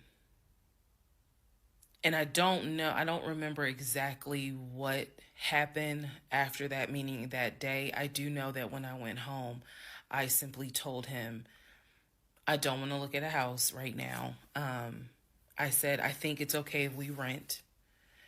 We'll just find a house in Cobb County and just rent for a year. And let's build, save some more money. Let's not worry about buying a house right now. And basically what I was trying to do was save face, because that was the first time with Amber that I actually was embarrassed at the fact that he and I, because I felt like I was complicit in the fact that I'm going to look at houses with him. I felt like we are wasting these people's time. I did not mean to waste your time. I clearly see my time as being wasted, but that doesn't mean I need to waste your time. And I felt embarrassed at the fact that we wasted her time coming across as serious buyers. When time came to put up or shut up, nothing was put up. And I knew nothing. I had nothing to add to add to this, because we're talking about a $650,000 house, and I don't make that. I don't make anywhere near that. So it just became one of those situations where I was trying to save face. I was trying to save face with my husband, and I was trying to save face with Amber. And so I did say to him, let's just rent for another year, and then let's see at that time where we are, if we should go ahead and buy. So now is when shit is about to get real. Part 25, who the fuck did I marry? So we weren't looking at houses anymore. We were not working with a realtor anymore. The end of April, I had decided that I wanted to look for another job. I did. The reason I wanted to look for another job is petty. It is. I wanted to look for another job because I was pissed off at the fact that I had basically was dependent on him to help with the car note. So I wanted to look for another job where I could afford life all by myself, including that car note, basically where I would make more money. I told him that I was going to start looking for another job. He laughed. And his exact words were, "You're not going to leave Georgia State Patrol." He was like, "I swear you love them niggas more than you love me." He laughed. So that fueled me even more. So I was hitting the pavement hard trying to find another job. I was applying to all kinds of places. Got a phone call from my current job. So this is how I ended up in my current job. got a phone call. They had sent me an email with a background packet. The background packet was long and extensive, but in the background packet, it asked for my spouse's full name, my spouse's date of birth, and my spouse's social security number. So I showed it to Legion and I was like, I need your social because, I'm applying for this job. It's a great job. It's way more money. And, we're talking about moving anyway to Cobb County. So this is a God thing. He did not want to give me his social. I showed him the paperwork where I was like, look, because we are married, I can't lie on here. So help me. So he writes down his social security number on the background packet. And I eventually turned it in. I had scanned it, saved it in my email, and sent it in. And I looked at it one day, just going through it, just making sure I didn't really miss anything. All T's were crossed, all I's were dotted. And I looked at his social, and something about the social seemed different than the social security number that I remember seeing when we did our marriage license. And so for those who you remember in the previous part, I said I had ran his social security number from the marriage license. Nothing came back. So I thought that I had written it down wrong. Basically, what it is that the first three numbers were different on the background packet than what was on the marriage license. If you don't know this, here's a little trivia. Your social security number, the first three numbers, pretty much are dictated by the state you were born in and the state that issued your birth certificate. So he was born in Pennsylvania. So the first three numbers of his social security number should be attributed to Pennsylvania. Pennsylvania, they probably got like 5-6 different numbers, 3-digit numbers that your social security number can start with. So the social that was on the marriage license, for example, was probably 1, 2, 3. What was on the background was 4, 5, 6. Both of those social security 3-digit prefixes are issued through the state of Pennsylvania. Again, this is an example so I can make it clear. So when I saw his social on my background, I immediately knew that was a different social than what I saw on the marriage license. And when I compared, because I had found a copy of the marriage license that we turned in because I had filled it out on the computer. So sure enough, the first three numbers were different.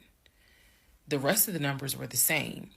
So one of two things, either when I ran his background, I did in fact put in the wrong number, or the number on the marriage certificate or the background packet is wrong. So I decided that I was going to roll the dice and take the social from the background packet. Again, this is the background packet that I had to fill out to get my current job. I was trying to get a new job. Okay, so I took that social and I ran a background check on it.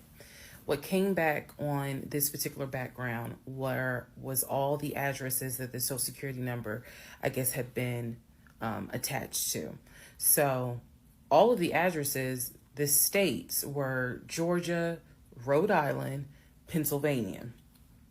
What I did not see was California. So I thought that was weird. I thought, okay, maybe this is not a complete background because clearly he went to San Diego State. It's on his resume. It's on quite a few things. Social media. He didn't have a LinkedIn, but it was on his social media. So clearly he had been to California. So maybe I just need to do a different background check. Also to note, during this time, I think I told you guys he had hit his leg at work. So what was happening was it was getting more and more difficult for him to walk, like put pressure on that leg, on that knee. He was still able to go to work. He was still leaving at 6:15 in the morning. He was still coming back between 3:30 and 4 o'clock. But I clearly could see where he was in pain. He would elevate the knee, ice the knee. It was getting worse, and I was constantly like, go to the doctor. Let me take you to urgent care so that they can look at this knee, because you shouldn't still be limping and having a hard time putting weight on that knee. And every single time he was like, oh, it's fine. I have a doctor's appointment on Wednesday. The doctor just told me to ice it and to elevate it. This is an old football injury. It happens all the time. It used to happen a lot when I was out in California. So I'm mentioning this knee issue for a reason. But back to the background. So once again, when I ran the background the second time with the second social, it showed me states of Georgia, Pennsylvania, and Rhode Island. And that's all that I saw in terms of addresses. I didn't see anything for California. So by this point, we're moving into May of 2021. Things are starting to reopen. One of the things that reopened was San Diego State. So I called San Diego State. I called the registrar's office. Someone did answer, and there was instructions on how to request a transcript. I was able to try to request it online. You needed the student's name, and I believe you also need their social. And when I typed it in, it said no results found. I believe that I sent an email asking, this person is saying that they were a student there. Can you verify it? The response I got was there were no records found with that social security number. So I'm like, okay. I asked him about it. And in part 26, I'll tell you exactly what his response was. Part 26, who the fuck did I marry? So I asked Legion, what's the deal about San Diego State? He was like, what are you talking about? And I said, why is there no records of you there? Just came right out and said it.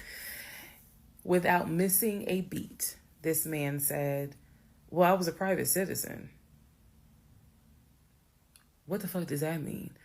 And what he said is that when he started at San Diego State, his father paid money so that, okay, it's important I say this with a straight face. His father paid money so that his name and social would not be publicized and he would be considered a private citizen. He said that he had a card where all he had to do was show the card. He does not have to give his name. He does not have to give any information because he had that card. He said so San Diego State would not have any record of him, but he was in fact a student there. I said, and you claim that you played football. He was like, I did play football. I said, so you're saying that the school did not publish your name anywhere and they were in violation of NCAA rules? And he was like, why are you asking all these questions? And I said, I'm just curious. I'm just curious. You're saying that you were a private citizen, but yet how were you in compliance with NCAA if you were a private citizen and they did not publish your name on any roster? So that was his excuse. He was like, all I can tell you is that I was a private citizen. My dad paid for it. Okay. So now I know that San Diego State has no record of him. Now I know that his social security number, at least the one that's on my background packet, only shows that only shows that he lived in Georgia, Rhode Island, and Pennsylvania. Okay. So at this point, the pain in his knee is getting worse. It's getting to the point where when he would come home from work, he would take a shower and immediately get in bed, elevate his knee. He was not even eating the way that he used to eat. It was getting to the point where at times, if you remember when I told you all about the miscarriage, they gave me pain meds because I had taken that pill. But the pain meds I was allergic to, so I couldn't take them. But I still had them. So the pain in his knee was getting to the point where he would take one of those pain meds just to get through the night. He was constantly in agony, constantly kind of tossing and turning. So much so that in May, he moved into the guest bedroom because I couldn't deal with the tossing and turning thing. And he just said he was more comfortable there. So what at first was I hit my knee at work, turned into, no, it was an old football injury. This has happened before. Turned into, it's painful for me to walk on it. Turned into, it's actually hard for me to work on it. But he was still going to work at 6:15 every morning and coming home between 3:30 and 4. So it is, again, I'm just giving you guys the chronological order of how all this happened. So at this point, we're not looking for a house. I still have not seen the 2 savings account. I'm pretty sure there's no money in those savings accounts. But again, he was going to put in an all cash offer with Amber, the realtor. So I really didn't know what to believe, but I believed what I saw, which is I saw that background is not showing where he went to California. So at one point in May, it was close to mid-May, he calls me from work. He calls me from work, calls me while I'm at work, and tells me that he got a phone call from his stepson. The phone call from his stepson, the stepson was crying and was just absolutely distraught. And I'm at work in my office like, what's going on? And he says to me that the stepson informed him that his stepdaughter passed away. That she died from COVID. The stepson, this is the story. The stepson found her in her apartment because they had not heard from her for a couple of days. And she was unresponsive. He called the ambulance. They pronounced her dead when she got to the hospital. So he was calling to tell me that she had died. And he was also calling to ask me if I would object to him giving his ex-wife $2,000 towards the funeral. As I've stated before, and I still am this way to this day. I don't play about death. So when he told me that she died, I immediately went into the, all right, I'm sorry to hear that. Whatever we can do to help, let's help. Because surely nobody would make that up. So he was like, are you okay with that? He was like, we're married, and the agreement was that anything over $500 would be a discussion. So $2,000 definitely. And I said, yeah, that's totally fine. I'm fine with that. He was upset because, again, he was close with the kids. And my heart went out to his ex-wife. It did, because I can't even imagine. I cannot even imagine. So, part 27, who the fuck did I marry? So, here's where we are at, and here's what we can establish. Number one, I ran an initial background check on the social security number that was on our marriage license. Nothing came back. I subsequently applied for another job. In that job, I had to fill out a background packet. The background packet asked for my spouse's name, date of birth, and his social security number. The social security number on the background packet for the new job did not match the social security number that he gave me for our marriage license. If you are confused, I believe it's in part 25 or part 26 that I explain that. So we can establish that I then ran a background check on the new social security number that was on my background packet. It came back with states that the social security number apparently had lived in. Those states were Georgia, Pennsylvania, Rhode Island. Okay. I decided, this is now around May 20th, I decided to do another background check. And I paid to do another background check. This time, I did it with a different company, and not only did it give me the addresses, not only did it give me the states, it gave me addresses, and it also gave me names of people who were like associated with Legion and that address. One of those names was his ex-wife. I've always known, he's always told me the name of the ex-wife, but now I see it when I ran his background. I did a search for her on social media. She was not there. So the address that it showed that she was associated with him, because remember, his story is we got married in San Diego, we lived in San Diego, we divorced in San Diego. Men lie, women lie. The U.S. federal government with your social security number does not. So he's saying he was always in California. His social security number never showed that he was in California, according to the background check. It did show that he had lived in Georgia at an address associated with the ex-wife.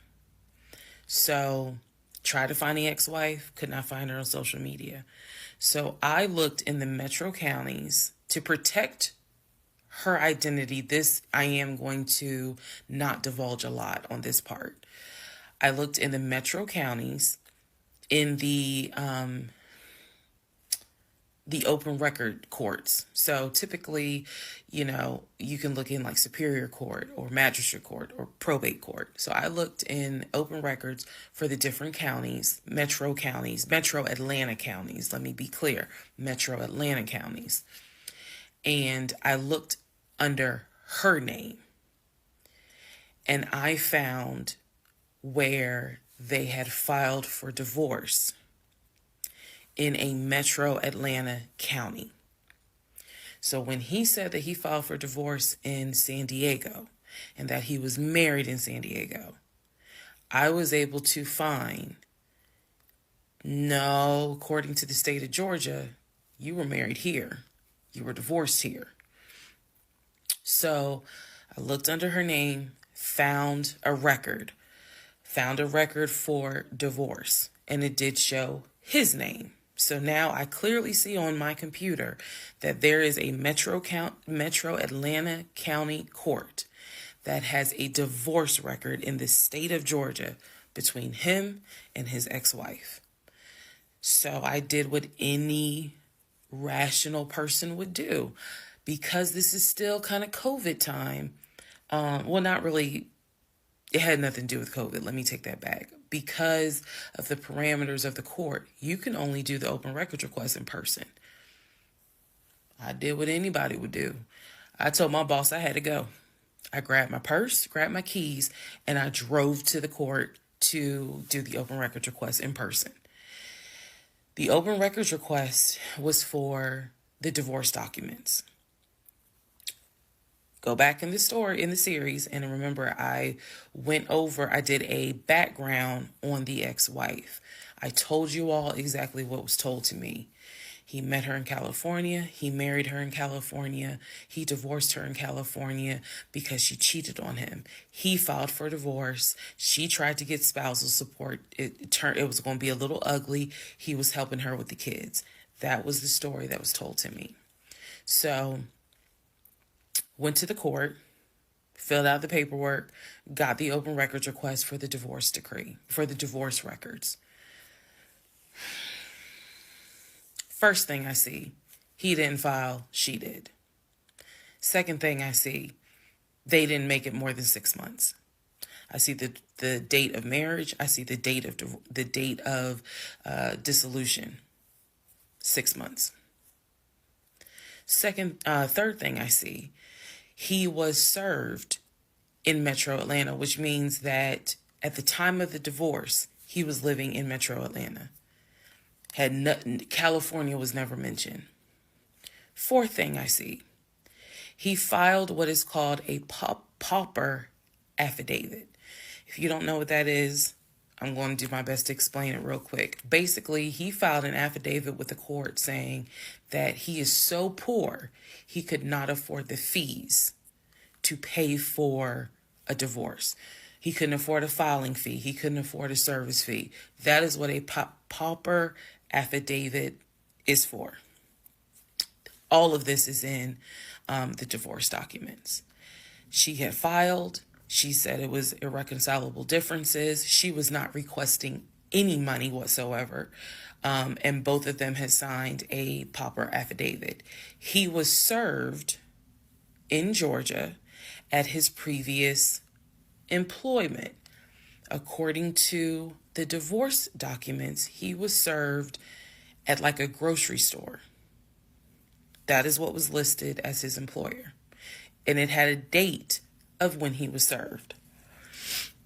So I see all of this in one day.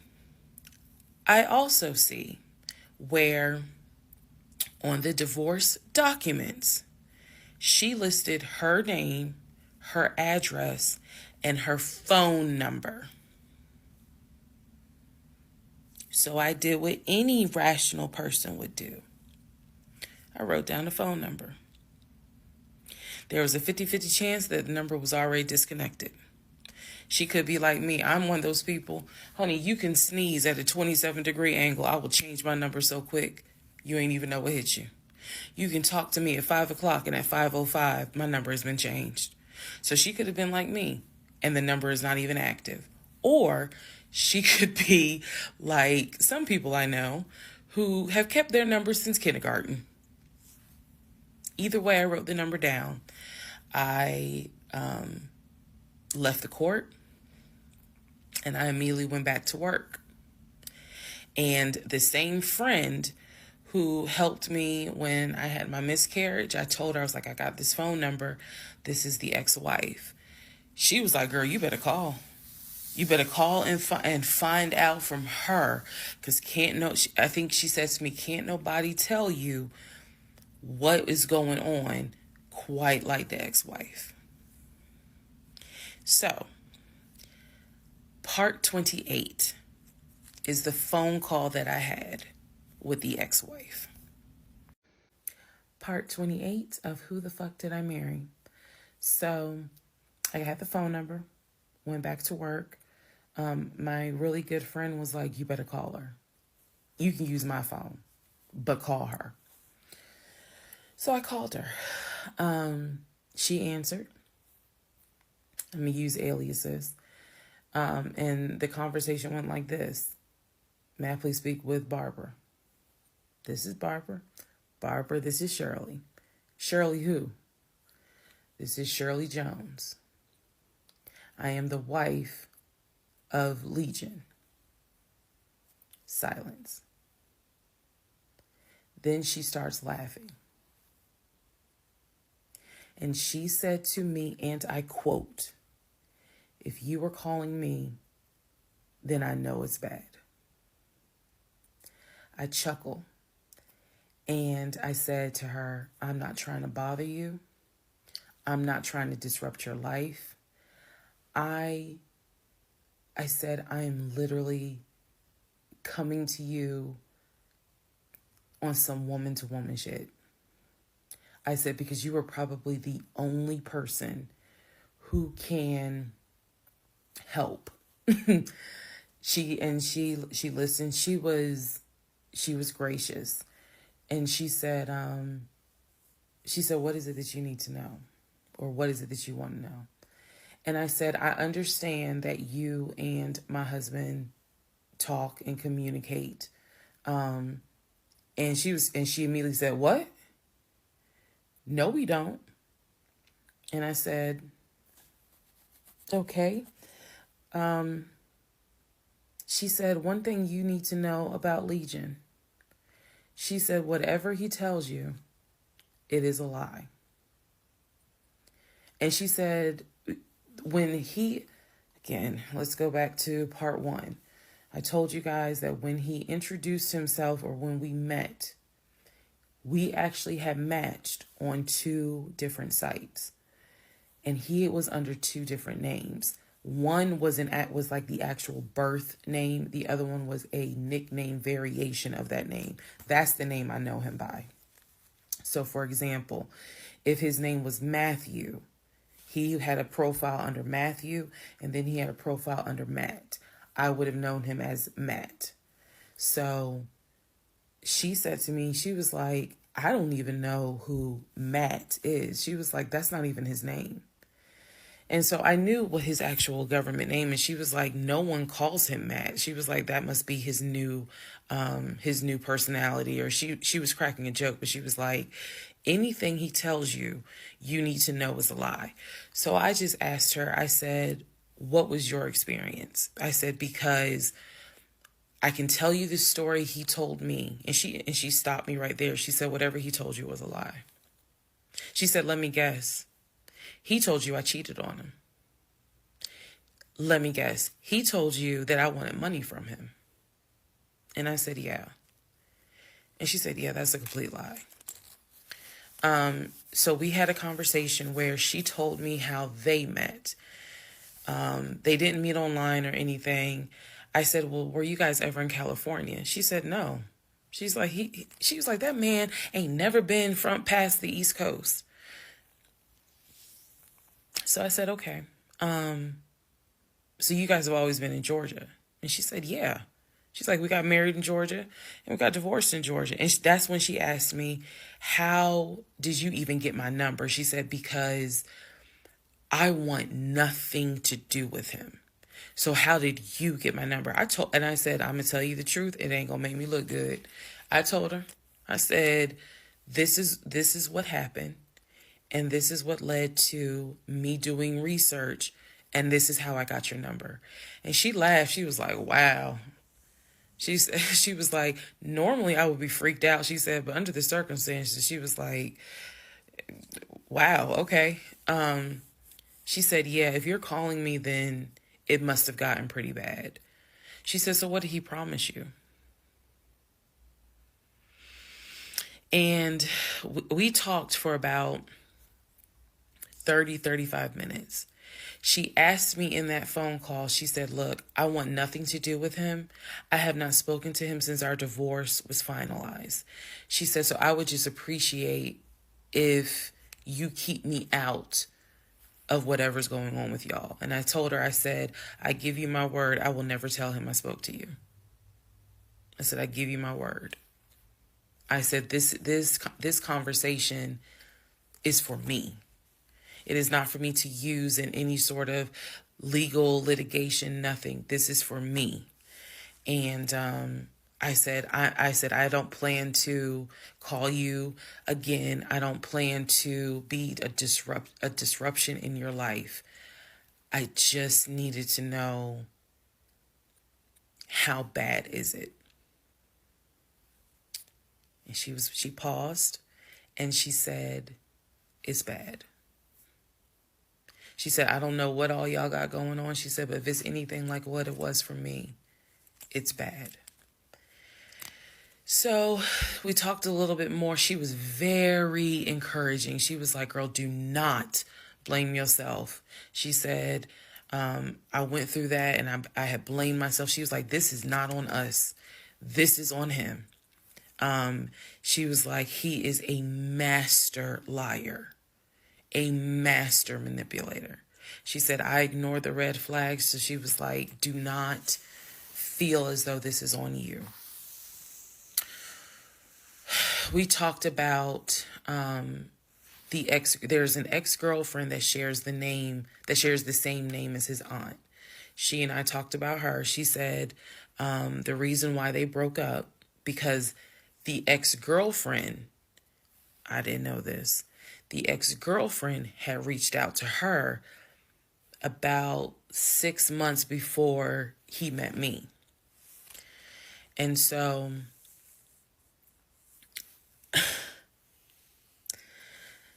the ex-girlfriend lived in Douglasville.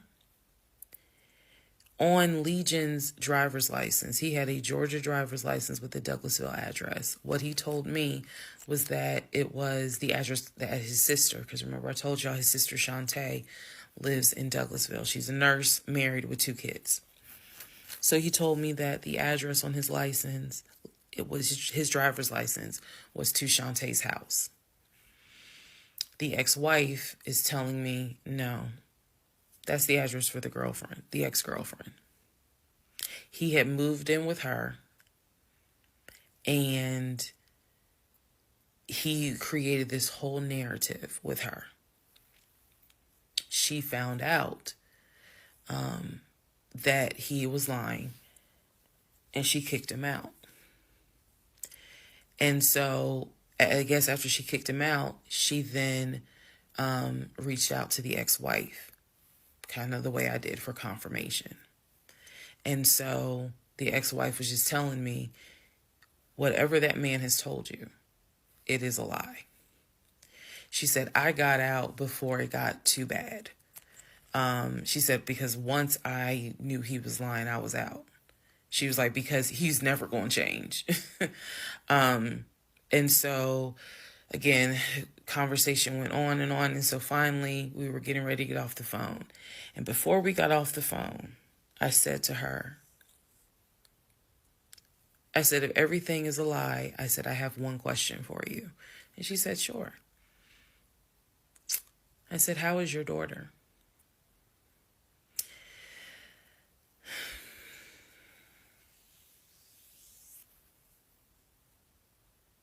I said, how is your daughter? Next part coming up. Part 29, who the fuck did I marry? So I asked her, how is your daughter? She said, my daughter's fine. And I said, okay. She said, what did he say about my daughter? And I will be honest with y'all, I didn't have the heart to tell her. So what I said instead was, oh, no, it was, with everything with COVID, I think he mentioned that she might have had COVID or was exposed to it.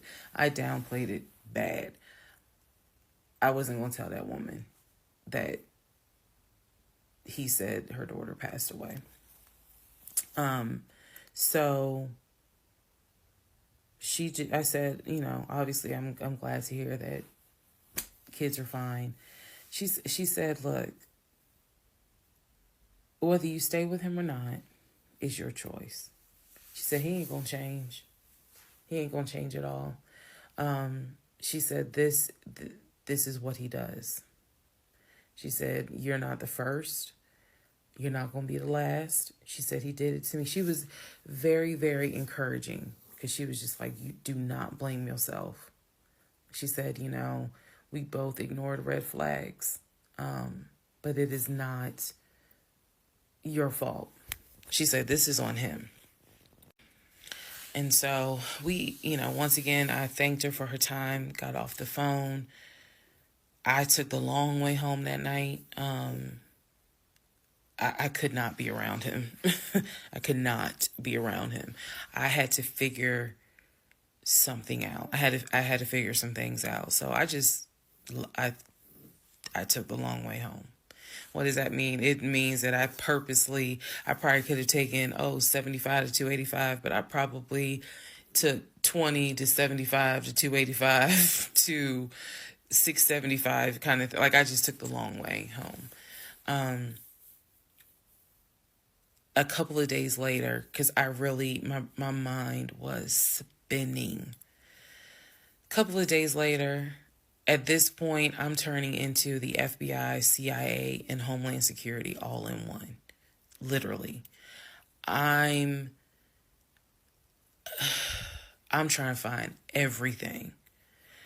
And he's carrying on his business as usual. Nothing changed with him. He had no idea that I had spoken to the ex-wife. He had no idea I had gone to the court and saw his divorce documents. He had no idea. So, a couple of days later, I decided to look up his mother's obituary. Look up the mother's obituary. And down at the bottom where it talks about, she's preceded in death by, and it lists all the people, the family members that died before. And then it says, leaving behind to cherish her memory. It lists the husband, her husband, excuse me. Let me start over. It lists her husband, which is Legion's dad. It lists Legion's brother that lives in Philly and his wife, because again, this is she passed away in 2015. So it lists Legion, the brother in Philly, and his wife and daughter, her granddaughter. It lists Legion and his wife, I think it was like Latoya or Le something. It did not list the ex-wife I just spoke to. And it clearly said Legion, his wife, Latoya. Then it listed the brother in Nashville, his wife, Jane, or whatever. So I'm thinking to myself, there's two things I was thinking immediately. Number one, who is Latoya? Never heard that name before. So I was thinking, who is Latoya? And then number two, where are the two sisters? Shantae and Kim. Shantae lives in Douglasville, married with 2 kids. Kim lives in Augusta, and I believe he told me she worked at like Procter & Gamble. So why aren't they listed on here? Because apparently, go back to the video. I posted it on there. I gave y'all background on the family. He apparently was one of 5 through both parents. Brother in Philly, older brother, younger brother in Nashville, an older sister in Douglasville, and a baby sister in Augusta. So why is it on his mother's obituary there's only three children named? Where are the 2 sisters? So I'm even more like, what in the hell is going on? And then I started thinking to myself, why wouldn't they list Shantae? Like, they talk all the time, so I know that they're close because he talks to Shantae all the time. So I really was confused. Again, keep in mind, I'm trying to give y'all insight into how I was thinking May of 2021, because I still didn't find out a lot of stuff at that time. I found out enough to figure out, okay, it's not a question of if he's lying. That was over. It's not a question of if he's lying. The question now is becoming, what else is he lying about?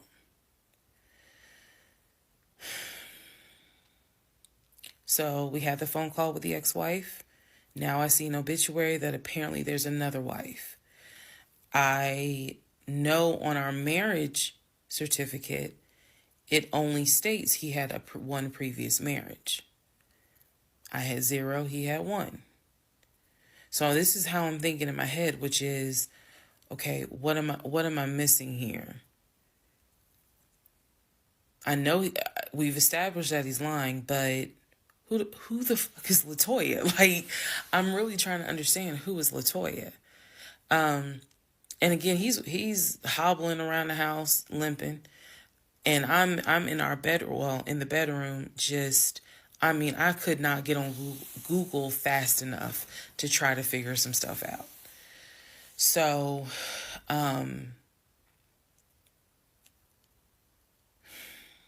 see the mom's obituary, study it, and at this point, I'm now trying to figure out, okay, what's the game plan?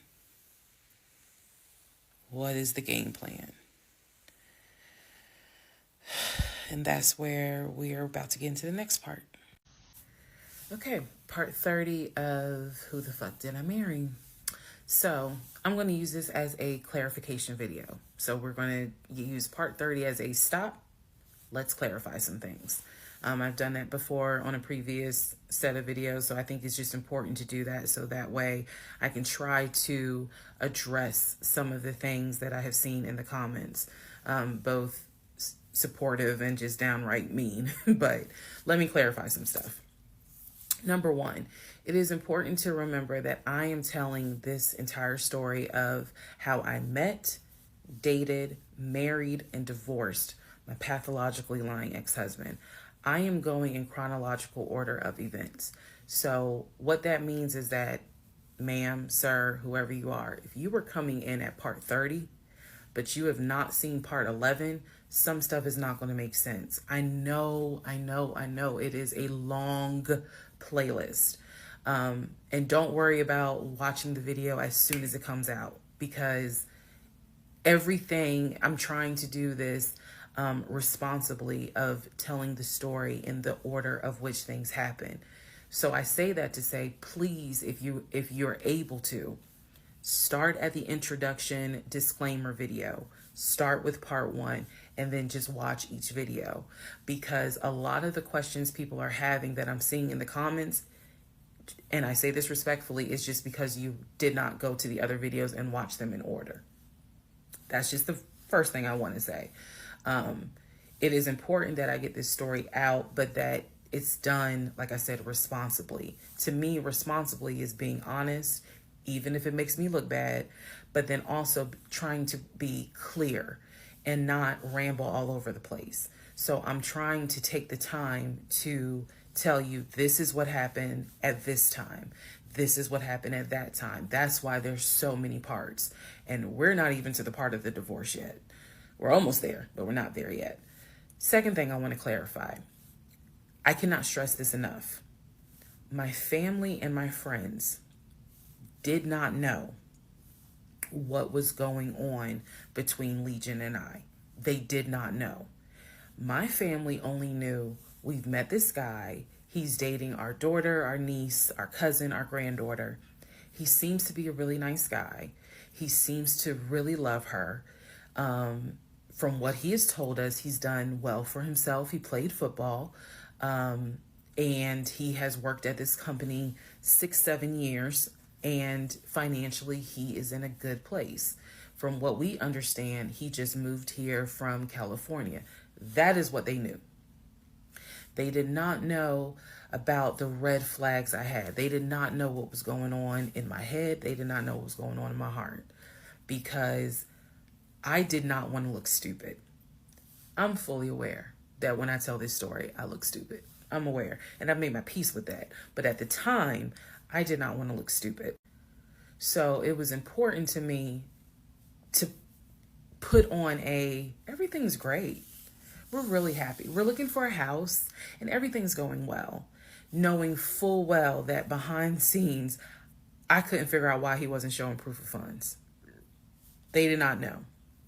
So I say that to say, I see the comments about how my aunt gave me horrible advice when I called her about the sexting on Facebook. And I want to clarify something. She did not tell me to stay with him. She did not tell me to leave him. That's not her place, and that's not what she would do. She simply was in shock that any of this had happened and did not know what to give me advice on. The one thing that she did say was, look, he's not your boyfriend. Meaning, It ain't as simple as, oh, we just gonna break up. Pack your shit and go. Because you married him. My aunt is the most ride or die chick I've ever met. You fuck with me, you fuck with her. And she is straight Jersey. So I love her for it. But I needed to, it's not fair for me to leave it out there as if, oh, she just was like, girl, I mean, go home and deal with it. No, never in a million years. So I want to clarify that. Also want to clarify about my mom. So my mom lived in Arkansas, and when she came to visit in April, we were already married. This is her first time physically meeting Legion. My mom will tell you she had no idea anything was amiss, but there was something that nagged her a little bit. She didn't know what it was, and my mom is the type where she's going to get on her knees in prayer. That's who she is. So for her, it was like, I don't know what it is. He seems like a nice guy. He seems to love my daughter. Because again, there was no arguing in the house. The house was peaceful while she was here, even though behind the scenes, we had just came off of the whole sexting incident with other women. So for her, it was like, I don't know what it is. She did tell me later on that it seemed as if I wasn't as happy as she thought I would have been. But again, she took it to the Lord in prayer. And her prayer was, God, protect my child. I don't know what's going on, but protect her. That was my mom's response. So she did not know, she did not pick up or overhear something that was going on while she was here. She had a candid conversation with Legion, and Legion kind of came across as, I miss my mom. He missed his own mother. And so he called my mom, and doted on her, again, putting on a charade. And so for her, it was like, bless his heart. That's what she said. Bless his heart. But no, she did not know the specifics. Nobody knew the specifics. They didn't know the specifics until we're talking May, June of 2021. They knew that we were looking for a house. They knew that the house fell through. They did not know about the proof of funds. They did not know that he wouldn't show me the savings account, the offshore account. So I just want to say that because to me, it would be irresponsible to not clarify what family and friends knew. Because these people have always been supportive of me, always had my back. I just simply did not share with them the things that I felt like were red flags, because again, my mindset at the time was, I want to be married, and what if he isn't lying? And I was making excuses for him to myself, so I definitely would have made excuses to family. Another thing I need to clarify, and I saw the comments on this about how a VP would never date someone that looked like me, and to the person that wrote it, that wasn't very nice. I need you all to understand, the relationship started in March of 2020. He came into my life as regional manager. Okay. That is how he came into my life. Then eventually he got promoted to VP of production or operations, some VP of something. That was later on in the relationship. He showed me the paperwork where it was basically a memo from HR. Your new position title will be VP of production. We'll just say production. Your salary, I don't remember the exact amount because it was a very specific amount, but it was over $200,000. It listed some of the benefits that he would have. He would have an office. He would be getting an executive assistant. That's where we get David from. If you don't know who David is, please go back and watch the series in order. He would be getting an executive assistant. He would be getting use of the company helicopter. He would be getting a company car. That is where we're introduced to the fact that he was starting to shop for a company car that could not be more than $90,000. That's what he told me. I didn't see this in the memo, the amount of the car, but that's what he told me. So that's where you get the car shopping for the Range Rover, the Jaguar, the BMW. He even test drove a Mercedes GLE, I believe. So I'm just trying to, again, bring some clarity to this so that way we all can understand what's going on. And hopefully this just makes a lot more sense for everyone. All right. Part 31. Part 31, who the fuck did I marry? So I found his mother's obituary online. It then told me it listed the it listed his brother in Philly and his wife. It listed Legion, and then it said his wife. I took the name from the obituary and I did a Metro Atlanta court search with that name. I found a divorce record. I found a divorce record with Legion and the same woman's name that was in the obituary.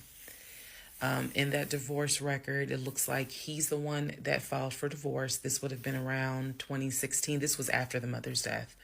He filed for divorce. She was the respondent. I think that's the correct terminology. Both had a temporary protection order against each other. He had one against her. She had one against him. The divorce ended up getting granted, finalized. Then it looks like he went on his way. In the course of the search for her name, I discovered that at one point in time, the two of them had lived in Rhode Island. So that's the connection with Rhode Island, because for the longest time I could not figure out who lived in Rhode Island. That's where that came from. The two of them, he and this woman, lived in Rhode Island several years prior, or a few years prior. I could not find the obituary for his dad.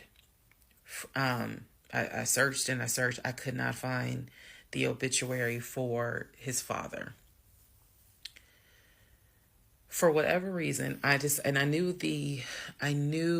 his grandmother's name. I just randomly decided to do a Google search of the grandmother's name. Initially, nothing came up because I was looking for the grandmother's name in Philly. Nothing came up. I looked for the grandmother's name down here in Georgia. Found a record, but it wasn't quite clear. What was clear was that she had died several years prior. So what I found was a different website where it was like a legacy.com type thing. So I believe legacy.com holds old obituaries. Did a search for her name, found a match. That is when I discovered that she actually had passed away in July of 2008. Read the caption of the obituary and verified that in fact it was his grandmother. Because at the bottom of it, again, obituaries tell you a lot. It names who she leaves to cherish her memory. So it lists all the different family members. It lists the brother in Philly. It lists Legion, no spouse, and then a brother in Nashville. Once again, it did not list the two sisters, Shantae and Kim. So I'm even more like, okay, clearly something, is up when it comes to Shantae and Kim. But what I do know is that he has talked to them multiple times in front of me. So I'm not sure what I'm missing. Maybe some family feud happened. I don't know. So that is how I discovered that when he told me the grandmother died from COVID and he was crying, boo-hooing and all that shit, she actually had died in July of 2008. I found this out the same time that I found out about allegedly, and I say allegedly because I'll explain, allegedly the first wife, or at least what I think is the first wife. So while all this is going on, Legion is almost bedridden from what happened with his knee. And I need to take a moment to address this issue with the knee. Again, the story started, he hit his knee. Then it turned into, it was an old football injury. And this has happened before. He's going to the doctor. The doctor's telling him to ice it and to elevate it. He eventually moves into the guest bedroom to be more comfortable. I'm going to make this statement. This is probably the only time I will make this statement. He was not lying about the injury that he had. I don't know where the injury came from, but what I do know was he was not lying in the fact that he was in pain. You could clearly see that he was in pain, and the pain was becoming debilitating. Please understand what I'm saying. The pain was debilitating enough to where he was taking my pain meds from when I had the miscarriage. And then also, it was hard for him to walk. He was not eating. So this is what made me believe this, whatever was going on with the knee, there was more to it, because he was not eating. When I met this man, he was a size 3X. At this point in time in May, he's down to a 2X. He is not exercising. He is not doing anything mobile. He's simply not eating. So there definitely was something going on, something concerning. Honestly, I thought it might have been cancer. But he kept saying, no, it's not that. It's from a football injury. It's from a football injury. I said to him, the next time you have a doctor's appointment, I want to go. It was that bad. And he kept making excuses like, okay, fine, I'll make the appointment. I'll let you know what it is. Cool, I will take off work. I want to be at that doctor's appointment, because whatever is going on with you is serious, to the point where you are losing weight rapidly within a 2-week span. So now we can go ahead and enter into June.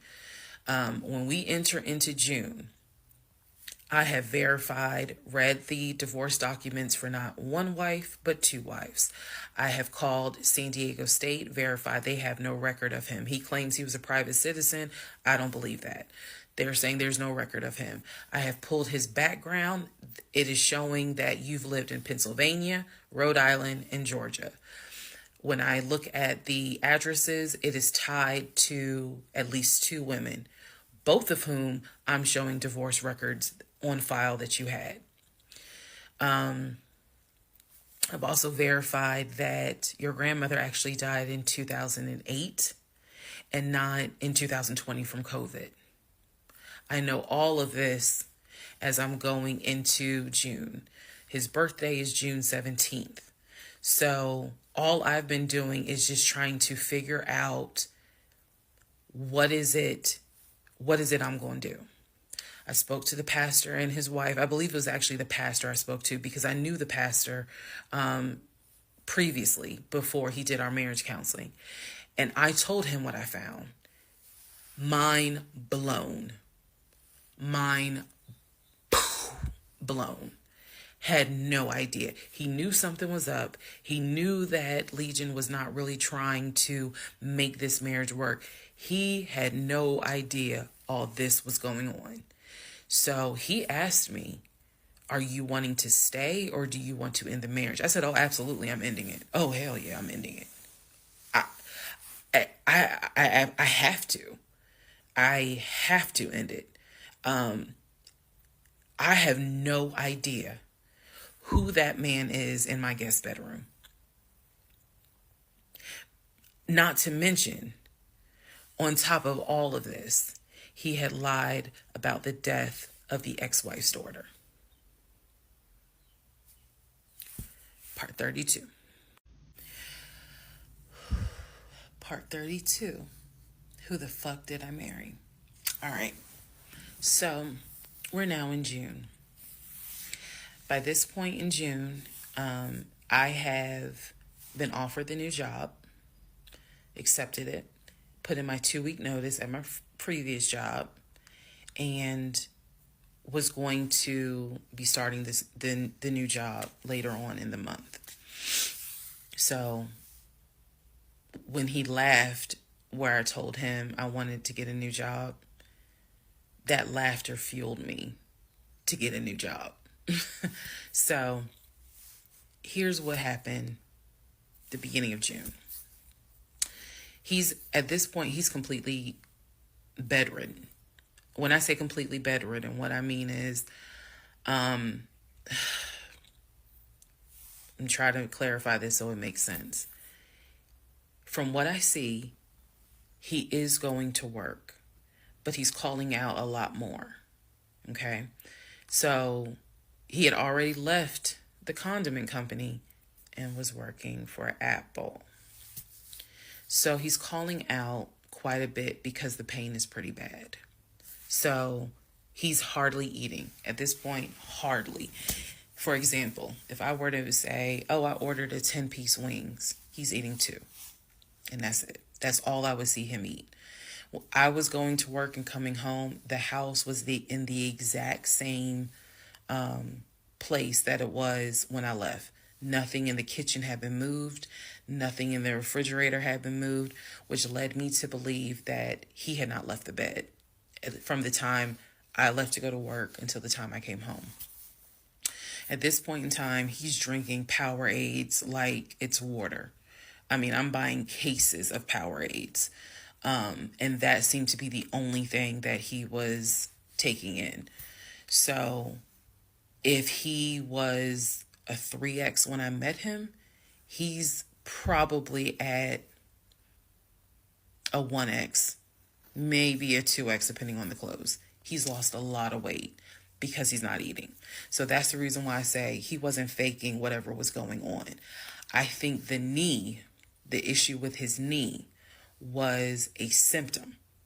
That was not some football injury. That was not, I hit it at work. It wasn't that. Something else was going on. I had kept asking him to, let me know when you have a doctor's appointment. I'm going to go with you. I'm going to go with you. And he just kept saying the doctor, he's calling the doctor, and the doctor told him to just keep icing the knee. But I knew better. What was happening was I didn't care because of all the stuff I was finding out. So, beginning of June, he is in the bed, sleep, and I get his phone. I ain't gonna lie. I got his phone. He had a work phone and he had a personal phone. It was the work phone that he had from the condiment company that apparently was never turned in. Follow me. It'll all come out. So he still had the work phone. It was deactivated. But he did not wipe the phone, if y'all know what I mean. Take all the data off. He did not do that. So I look through the phone and I see this would have been text messages. Text messages between him and a woman named Peaches.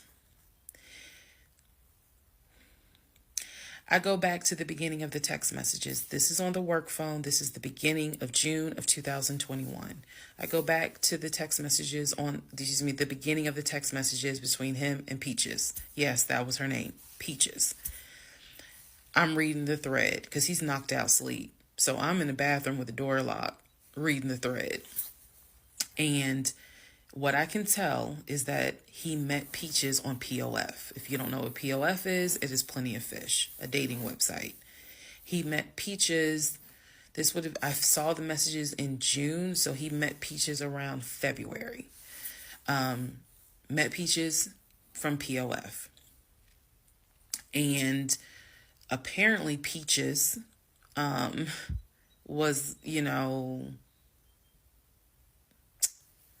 there's no nice way to say it. Apparently Peaches was a prostitute. So, and the reason why I say that is because in the text messages, she's listing the prices. So he asked for a hand job. This is in the text messages. She told him it would be like $40. He asked how much would it be for oral. She said it would be 60, because it was 60 and 80. One was the price with the condom, one was the price without one. So no messages after that. She sent a picture, he sent a picture. No messages after that. So in other words, these messages were not back to back every single day. There's breaks in between the messages. So like a message was in March, the next message is in April. Message in April, next message is like 2 weeks later. So he's asking her the prices. Next message I see would have been from a few weeks prior to the date of this. So this was the beginning of June. The message is from sometime beginning of May, where he is thanking her and says to her, thank you so much. That was really great. I hope I can see you again. Then there's messages where she said, hey, basically she was at a new spot. She must have moved. So he said, okay, I'm going to come through. I'm going to come see you.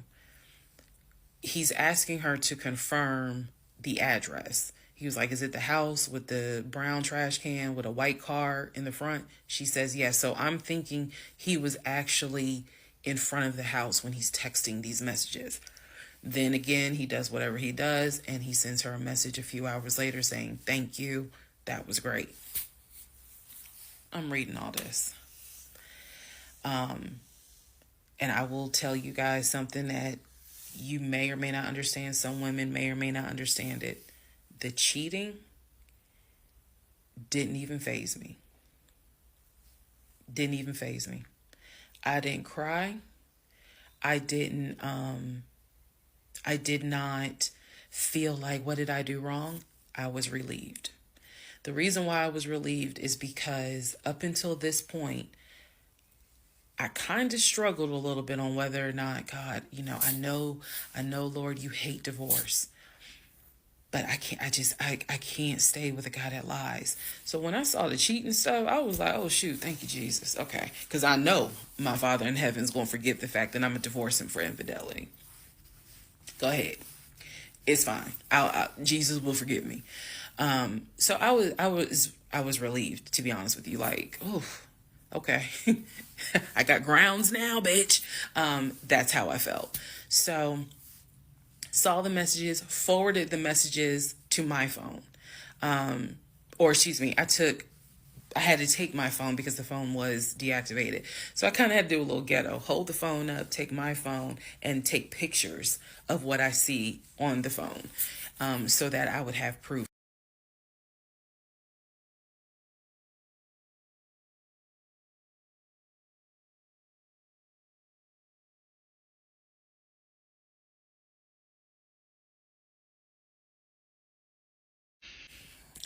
Part 33, who the fuck did I marry? June 17th, 2021. So, you guys have been on this ride. You now know exactly what information I did have.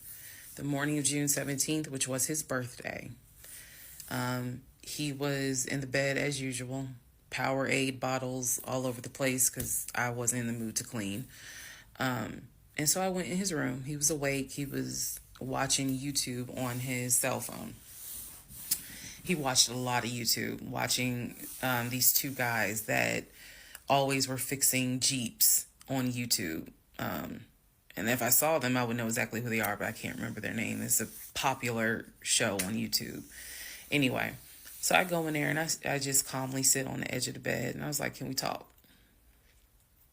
And he was like, yeah, what's up? I said to him, Legion. Obviously, I called him his name. Legion.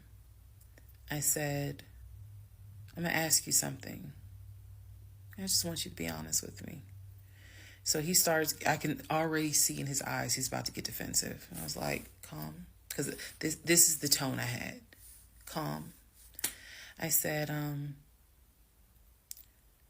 you never went to San Diego State, did you? He rolls his eyes and he's like, I said, calm down. Watch your tone. I said, you never went to San Diego State. I said, you never lived in California, did you? And he said, of course I lived in California. He's like, I fucking showed you the house I had in California. He said, and I told you about San Diego State. I was a private citizen. My dad paid for me to be a private citizen. And I said, okay. I said, I called San Diego State.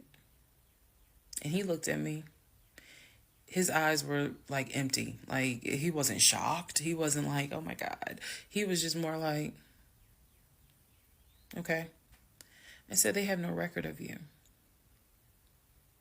I said, they have no record because you never went. You never been to California. So at this point, I'm very calm. And I'm just stating, I said, you never been to California. I said, I bet you've only lived in Georgia, Pennsylvania, and Rhode Island. At this point, now there's a little emotion behind the eyes. And I said, I don't think that this is going to work. And he said, what, the marriage? He was like, so what you saying? You don't want to be married to me anymore? And I said, I don't want to be married to you anymore. I said, we need to go our separate ways. We tried, but we need to go our separate ways. The way that I am talking to you all is exactly how I was talking to him. And so he was like, that's not what marriage is. Marriage is, you have to fight for what you want. I said, I don't want this. And I don't want to fight for it. I said, I don't want you, and I don't want this. And so he was like, I'm not giving up on the two of us. I said, you don't have a choice. I said, I think that you should call your brother or your sister now. And I think that you need to pack a bag.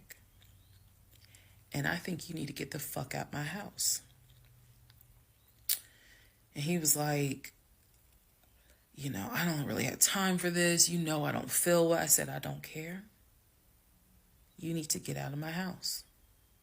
Again, the way I know y'all are going to be like, she's so dramatic. And I am actually a very dramatic person. But the way that I'm talking to you guys on this video is exactly how I was talking to him in the beginning of how this started. So I said, you need to call your brother, or call your sister because she's in Douglasville, and you need to go stay there. You need to get out this house today. Basically what happened was, at first, he refused. He wasn't moving fast enough for me. And so he called his aunt. And his aunt was on speakerphone. Let me preface that. She was on speakerphone. And so she was like, what's going on? And he was like, my wife don't want me no more. She claimed that I'd be lying to her. I ain't never lied to her. When I heard this, what's the analogy I can give y'all? When I heard him say to his aunt, I ain't never lied to her before, something in me snapped. The best analogy I can give you, do y'all remember that movie Carrie? When she was at the prom and everyone was laughing at her. The blood had fallen down on her. And there was a moment where her eyes just went wild. And you knew something was about to happen. You just didn't know what. But y'all had pushed her too far. When he said to his aunt, I ain't never lied to her, I snapped. The calmness left. The amount of rage that was in me. I could have fought every member of the Kansas City Chiefs and beat every last one of their asses. I could have fought every member on the Atlanta Falcons and beat every last one of their asses. I'm not a violent person, but I was there.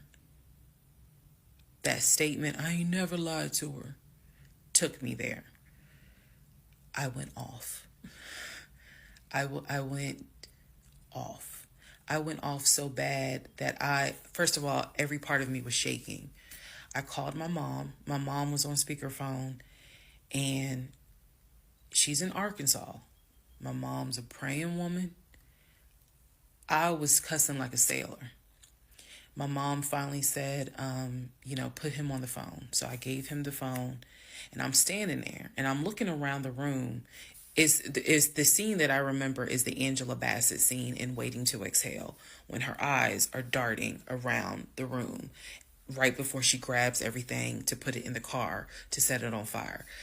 I was more so looking at what weapons were in the room. The lamp, the TV, the dresser.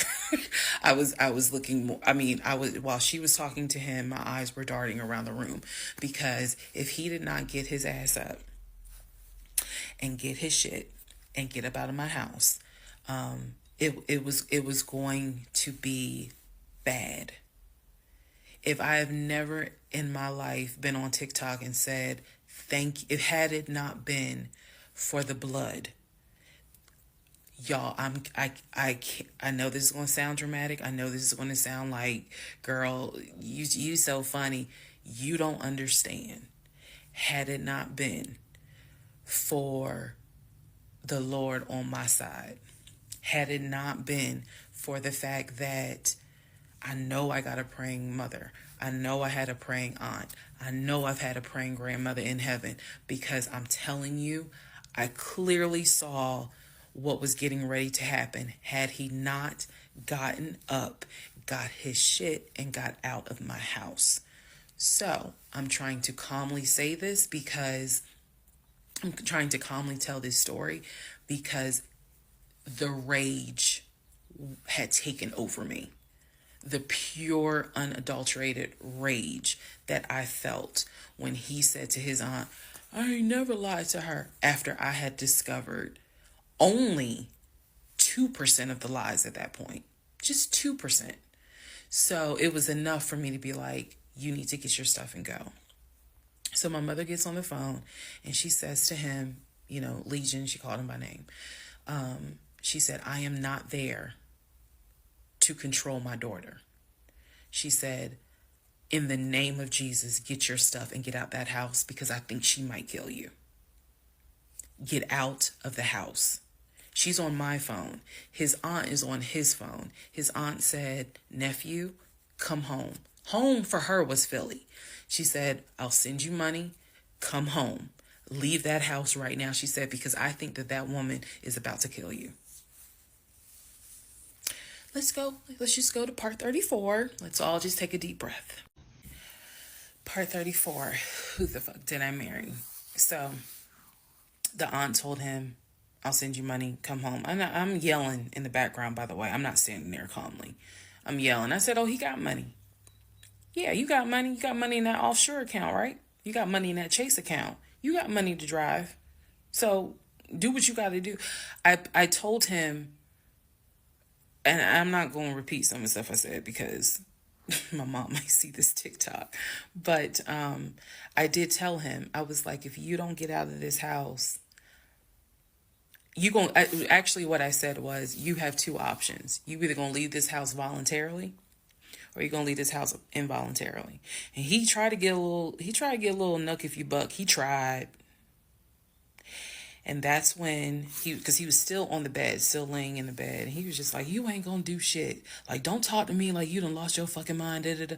And I calmly got close to him. I got like this close. And I literally said, I will beat you like the bitch you are.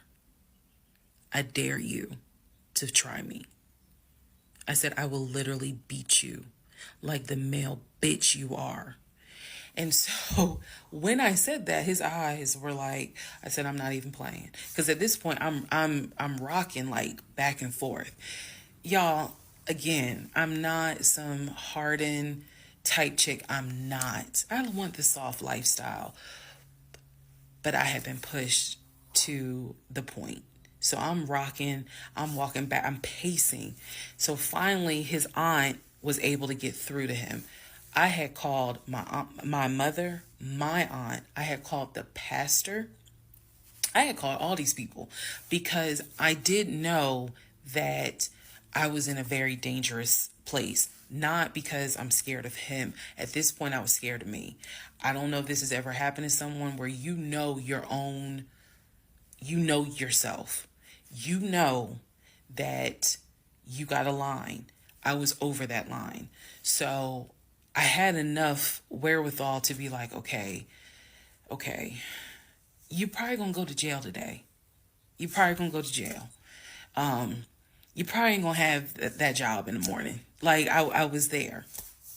And again, this is not to sound bragging at all. This was a woman who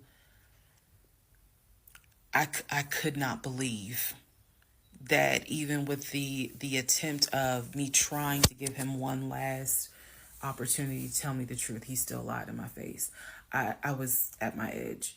So I yanked the covers back, and I told him, I was like, get up, get the fuck out of my house. Again, I'm saying it calmly on here. It was nothing calm in the house when this happened. So I'm throwing stuff up against the wall. I remember I looked at the lamp. He looked at me looking at the lamp. And I think something in him realized, okay, I'm in pain, but if I don't get up, she's going to do something with that lamp. So he does get up. He is still on the phone with the aunt, because the aunt was pretty much like, keep me on the phone. She did not want him to hang up. He throws some stuff together. Again, keep in mind, he has all his stuff in the house. So he basically packed like 2 bags worth of clothes. And he's limping around, and I'm standing in the hallway watching him like a probation officer. So he's limping around, and I'm looking at the condition of the bedroom. This is when I noticed Legion had been semi-bedridden. Remember, I told y'all that, because the knee and other stuff. I look at these bottles of Powerade, because he had been drinking Powerade so much at this point. He was not getting up to go to the bathroom. He was drinking the Powerade and then using the empty bottles to pee in. So there was about 6 bottles around the bed. And I was like, what is this? Because again, I hadn't really been going in that room. I was busy being CIA, FBI, and Homeland Security for the past 2 weeks. So I was like, what is this? He was like, I'm going to throw it out. He grabbed a trash bag, put the bottles in there. And I said, what are in those bottles? I said, tell me. And I think I started like twitching. Like, tell me. That is not piss in those bottles. He was like, I couldn't make it to the bathroom. I was in too much pain. So at this point, I'm even more like, yeah, get the fuck out. Get out. Get out of my house. So I helped him. While he was packing his bags, I went downstairs. I took the house key off of his keys. I went back upstairs. He had his 2 bags. I grabbed the 2 bags. Yes, I did. I grabbed the 2 bags. I had opened up the garage. I had already popped the trunk for his car and threw the bags in the car. I did that because I was like, you getting out of this house. You getting out of this house today. You can't come back. You can't come back ever. So it took him about 2 hours from the time of I will beat you like the bitch you are for him to actually leave the house. Again, I'm calm telling y'all this story. It was not calm in the house. So he eventually puts on some sweatpants. Now I can really see how much weight he has lost. But he puts on some sweatpants. He puts on a shirt. He's limping down. He's like, you really gonna kick me out on my birthday? I just looked at him.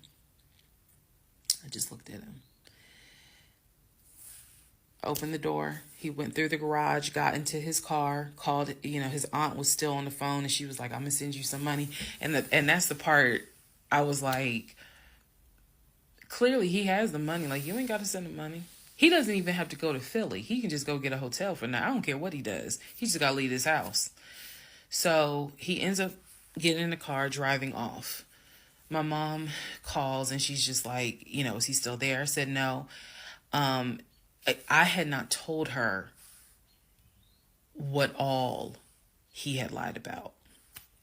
Even in the midst of me being angry and me going off, I never told him that I spoke to the ex-wife. I never told him I knew he was lying about the stepdaughter, because then he would have asked how, what makes you say that?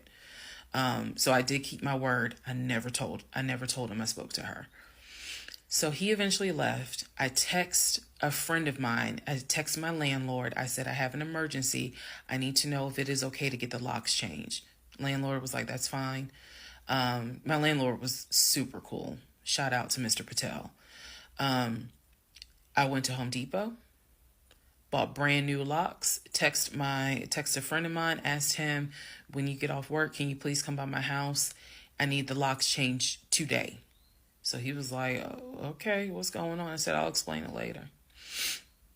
So to give you a timeline of June 17th, when I asked him about San Diego State and I told him that I know you've never even been to California, that was about 8:30, 9 o'clock in the morning. By the time he left the house, it was maybe going on noon, 1 o'clock. So this happened pretty quickly. If you're wondering, why did you even ask him? I already knew that I wanted out. I knew that. But for some reason, a part of me was like, let's just see if he'll be honest just one last time. And he wasn't. And it sent me into a rage. And then he lied to his aunt saying, I ain't never lied to her. And that sent me over the edge. So by 1 o'clock, by 1:30, he was gone. By 2:30, I had done a pretty good job of cleaning up the bedroom. He had thrown away the Powerade bottles. So I didn't have to touch those. I stripped the sheets. Anything that he touched in that bedroom, I stripped the sheets, threw them in the trash bag, threw them out in the trash can. And so most of this was adrenaline. Adrenaline was pushed because I hate packing. I hate doing all that stuff. I went on Amazon. I ordered oversized, large tote bags because I was packing up all his shit. Part 35. Who the fuck did I marry? So I packed up all his stuff. Okay. The reason why I packed up all his stuff is because, so I had a 3-bedroom, 2.5-bath townhome. One room was the guest room. Obviously, there was a master bedroom. And then we had a TV room that he had made like his Philadelphia Eagles man cave. I was going to put everything that belonged to him, pack it up, and put it in the TV room. Because the plan should have been that he's going to come back and get all his stuff. Okay? So that's why I did it. And honestly, it just felt good to pack up his stuff and go through it freely. Because when he packed in a hurry, he left obviously really important things. He left all his Invicta watches. He left all his WWE championship belts. And if you know anything about WWE championship belts, you know those things are expensive. He left all his Jordans. He left suits. He left Cole Haan shoes. He left all that because it was such a hurry for him to leave. So all that was still in my house. So around 2:30, I think I wasn't even at a place where I could start crying. I was just too angry, still shaking, packing everything up. One of the things that he left is a photo album with all the pictures of his mom and dad and his siblings growing up. Now, I had the thought of I was going to have a burn party. And I was going to put it on Facebook Live. I was going to burn it with my friends and drink and dance and play music. But it's his deceased parents. I do have a heart. So I put that somewhere special, meaning I put it up in the closet. He had told me that he was going to come back and get his stuff. And so I just did not, I didn't throw anything out unless it was like something I knew was trash. Other than that, I put everything up and kept it, in the TV room. So that's June 17th.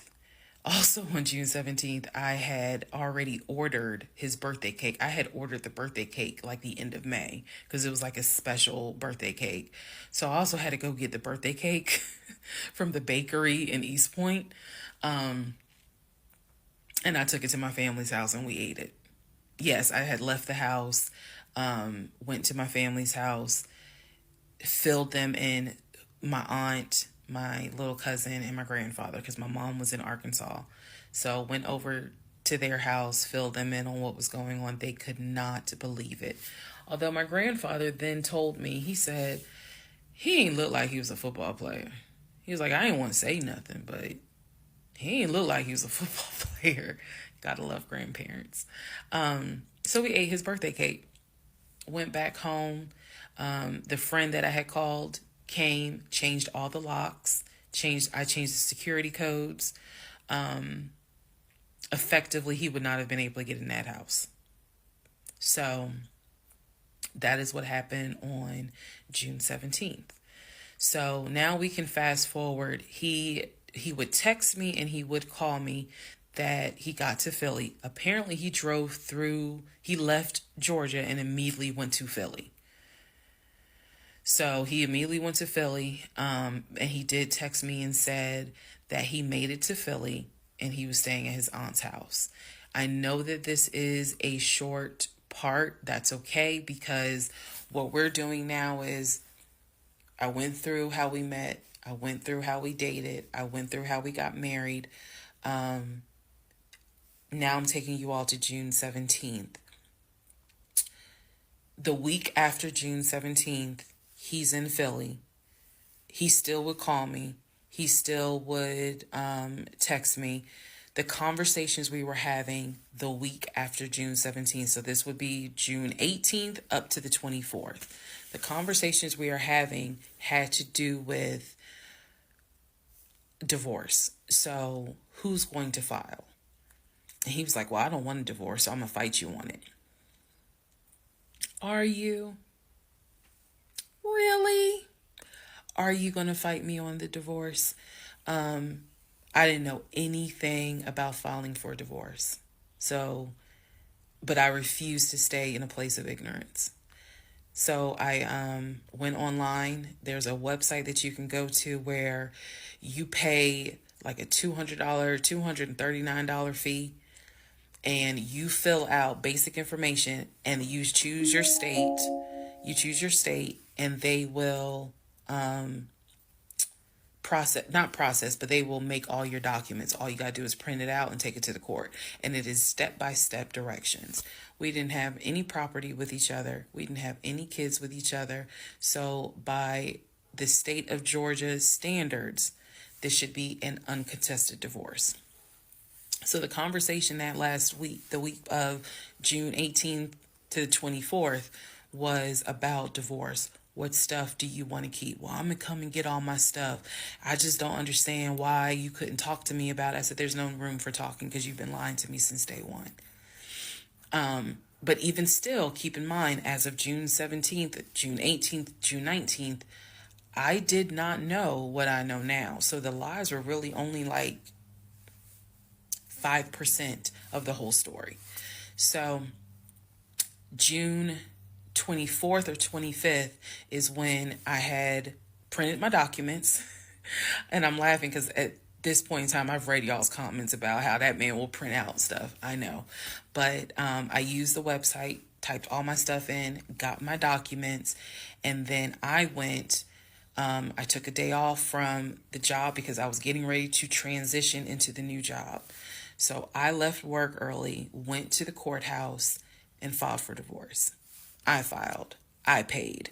And then I already had the documents where he would have needed to sign so that it could then be entered into for a divorce settlement agreement. So going into part 36 or 35, I know there's so many parts. Going into the next part is where I can tell you guys what happened with him, because he drove to Philly and he was in Philly for about a week, maybe 3 to 4 days.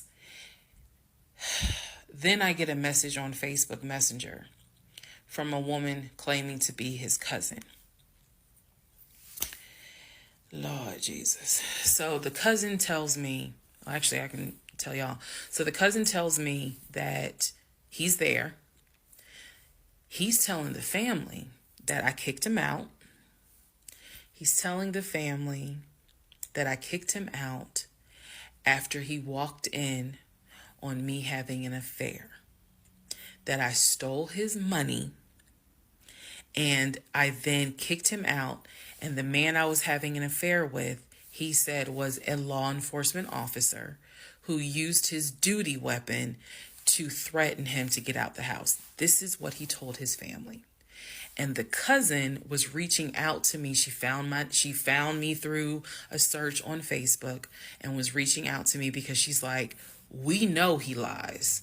So I'm just trying to figure out is this true? Because he's up here asking us for money, asking to stay on our couches. Like, what's going on? Then she explained to me, we didn't even know he got married. So this is the first time we're hearing about you. What do you mean you didn't know he got married? He talks to his brother every day.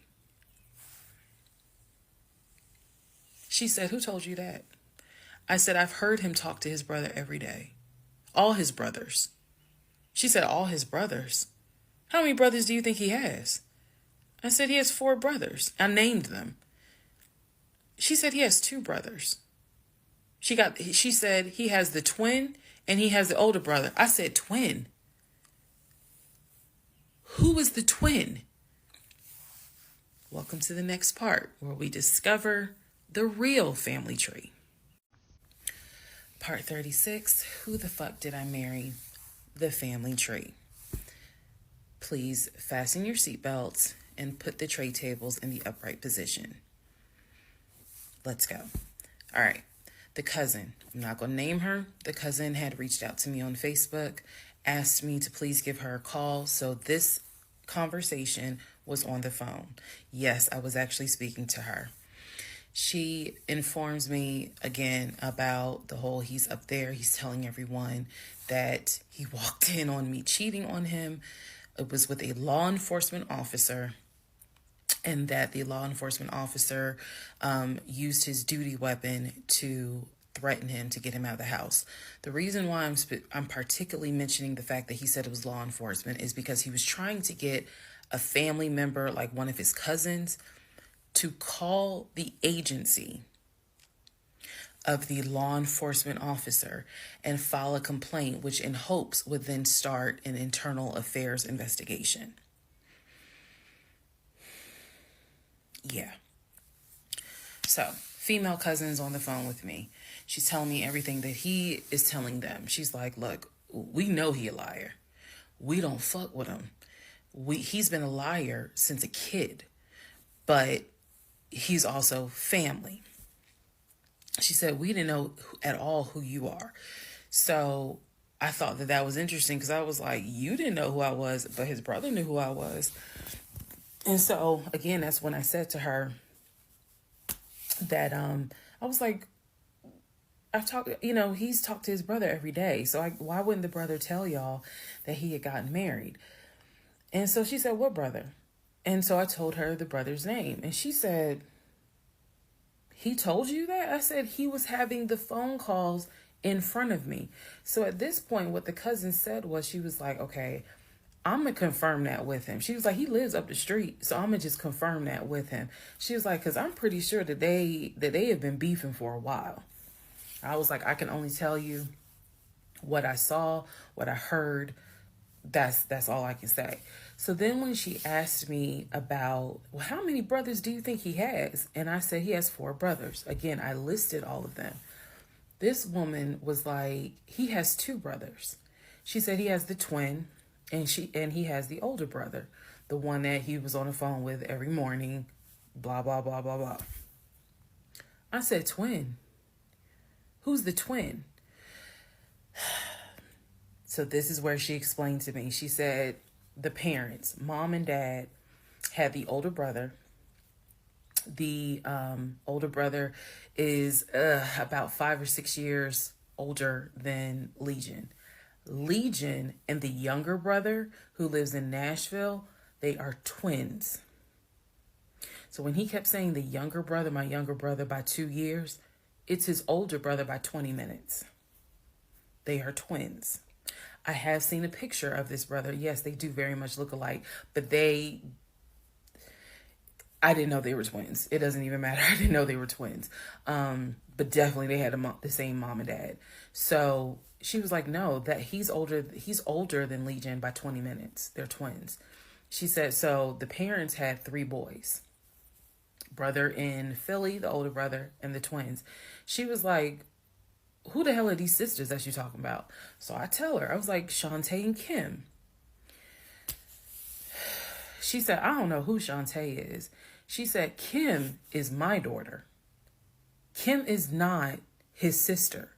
Kim is my daughter. And she said, that's his cousin. She was like, and they haven't spoken in about 20 years.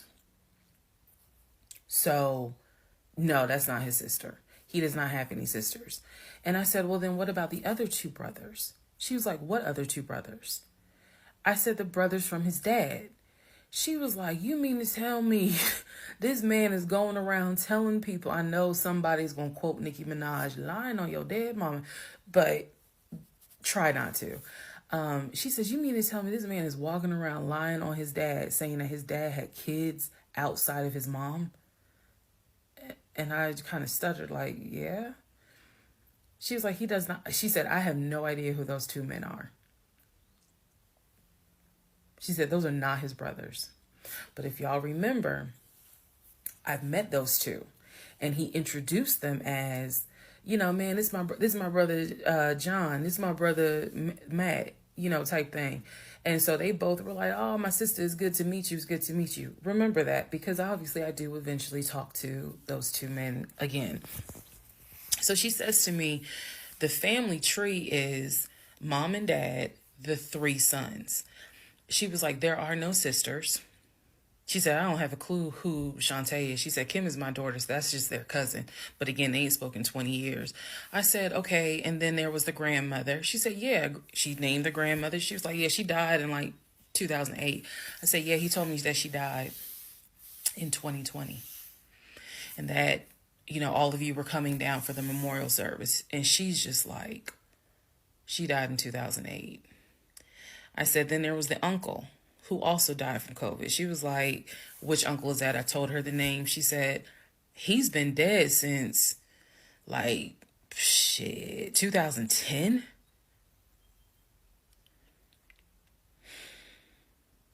I said, okay, what about the cousin nicknamed Junebug? Everybody got a cousin. If you're not African American, we all know a Junebug somewhere. And she just was like, oh yeah, you know, cousin Junebug. She was like, man, that's crazy what happened to him. And I was like, what do you mean what happened to him? Because I know he has talked to his cousin Junebug on the phone like a few months prior. He was like, and so she said to me, she said, yeah, he had passed away in like 2016. So this is now 3 people that she's naming that I recall him having either a story about or a phone call with. And she's telling me that they are all passed away. So this is when the conversation kind of changes. And she's like, you know what? She said, let me speak to the older brother. Because he probably wants to talk to you. She was like, you probably should talk to him. And a lot of your answers a lot of your questions will get answered. She was like, this dude's been lying ever since he was a kid. She was like, she said literally, we don't fuck with him. I remember her saying that verbatim. She was so adamant. She was like, and when he showed up here out the blue, talking about how his wife cheated on him with a law enforcement officer, and how the guy took his gun out and threatened him to leave the house. She was like, we knew something was up. She was like, that's why I had to find out who you were and reach out to you and find out the truth. I said, there was no other guy. There was no law enforcement officer. And she was like, yeah, because he was telling us where the dude worked and how we should go ahead and help him file a complaint so that this dude could lose his job. I said, there is no other person. I said, I kicked him out. That was me, all by myself. No gun, just my fist. And so she said, he's telling us that he had gotten married, and then she was like, apparently y'all had a baby. So she was like, so you got a kid with him? So I had explained to her, I said, no. I said I had a miscarriage back in June of 2020, and I had to have surgery in July. So she was just like, girl.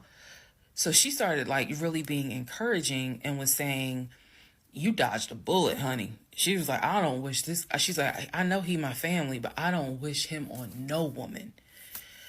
So we've had each other's numbers. She was like, if you need anything, please feel free to call me.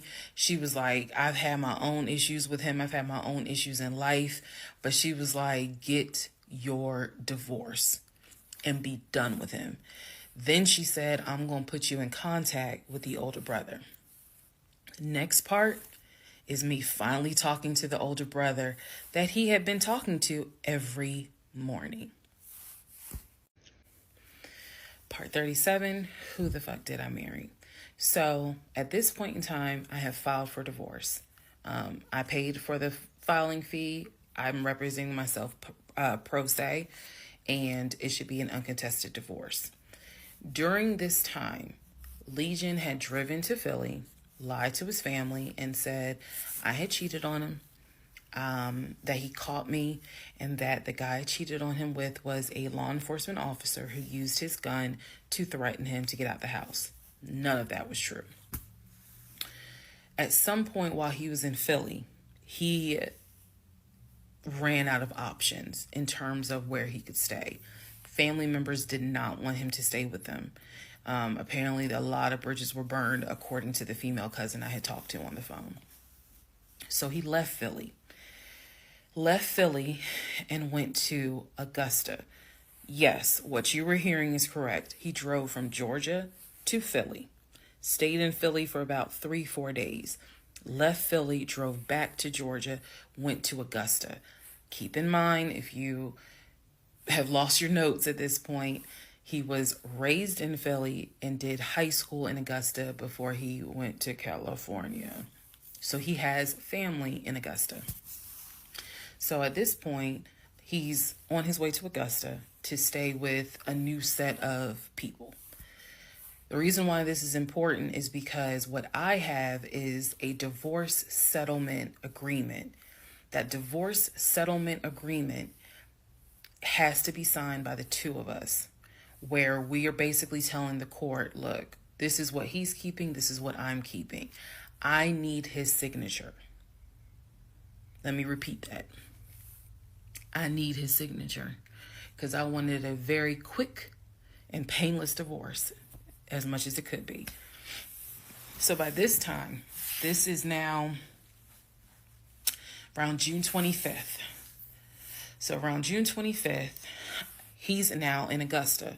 He had left the house June 17th. So between June 17th and June 24th is the trip to Philly, then leaving Philly, coming to Augusta.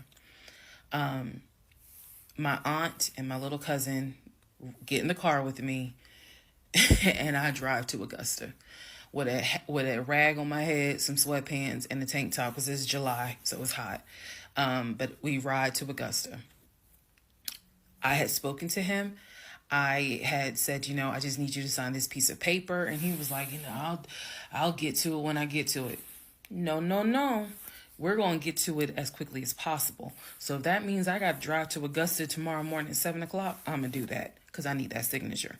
I ain't telling this. This was my attitude. Sure enough, went ahead, drove down there. I met him at the UPS store in Augusta. It's in the same Kroger shopping center. They had a notary there because I needed the papers to be notarized. So he pulls up. It's only been a week since I last saw him. It has been months since my aunt saw him. Okay? She had no idea of the condition that he was in. Again, I'm telling y'all, when I met him, when he met my family, he was like a size 3X.